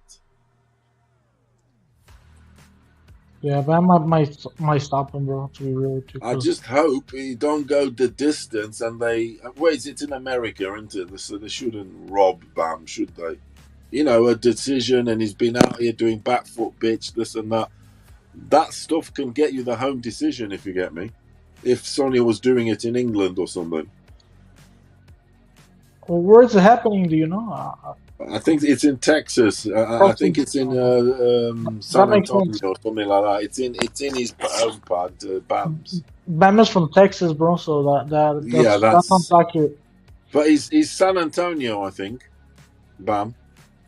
Hey, Furioso, how long has Eddie Hearn been representing Sonny Edwards? Quite a while.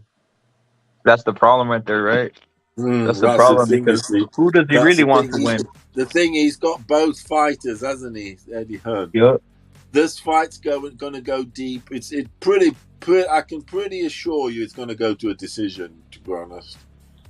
I just look. Bam will do well to stop him. I think he can stop him, but he'll do well to stop him. So it's going to go to a decision. It could be tight, and look, what does Eddie want? He's got both guys in one in each hand, Eddie, and it's where's the balance going to sway? I don't know. You guys, Eddie's mistake was making Bam go down, bro. Because he could have had both of them in their separate weights doing their thing, but he fucked around or whatever. Yeah, but they wanted each other though. They wanted each other. They were calling each other out, and it's like so. It was made. I know what you mean. He could monopolize them both, yeah, but he's putting him in together. But either guy loses. He's still got both. It's not too bad. He could get a trilogy out of this. Another fight. I mean, if it goes decision, at least the crowd's probably gonna be making noise whenever Bam lands something. That fight might not get solved in one fight, if you get me. It could be a controversial. It could be a controversial something because they're lightweights. They're not knocking each other out here crazily. Is it gonna be some chocolatito or gallo type of shit? That's what I'm trying to say. It could be, and they match up like that. It won't be conclusive in one fight. It could be 2-3. And it happens at lower weights that a lot. It does. I just don't see how fucking Sonny Edwards is gonna deal with the reach advantage that fucking Bam has on him, bro. Like, that's a lot, bro. For when you rely on fighting on the outside, fighting a guy with 7 inches on you, fuck, bro. That's one of the reasons I had Navarrete beating Valdez, because Valdez was gonna be on the outside like a dumbass against a fighter with a 6-inch reach advantage on him, bro. Yeah, he's stupid. He was dumb, bro. He was dumb for that shit. I mean, he doesn't know how to fight. Like, even yeah, it wasn't Burchout, bro. Guys were on some like Navarrete Burchout. That's not even the same fighter, bro. Yeah. Valdez was never going to get never going to win that fight. And by the way, I saw what Valdez popped for, and one of the things he popped for Valdez whenever he did was on some nervous system stimulus sort of thing. He mentally he ain't quite like that. On some shit to relax, right? Like maybe mentally nervous system and all that.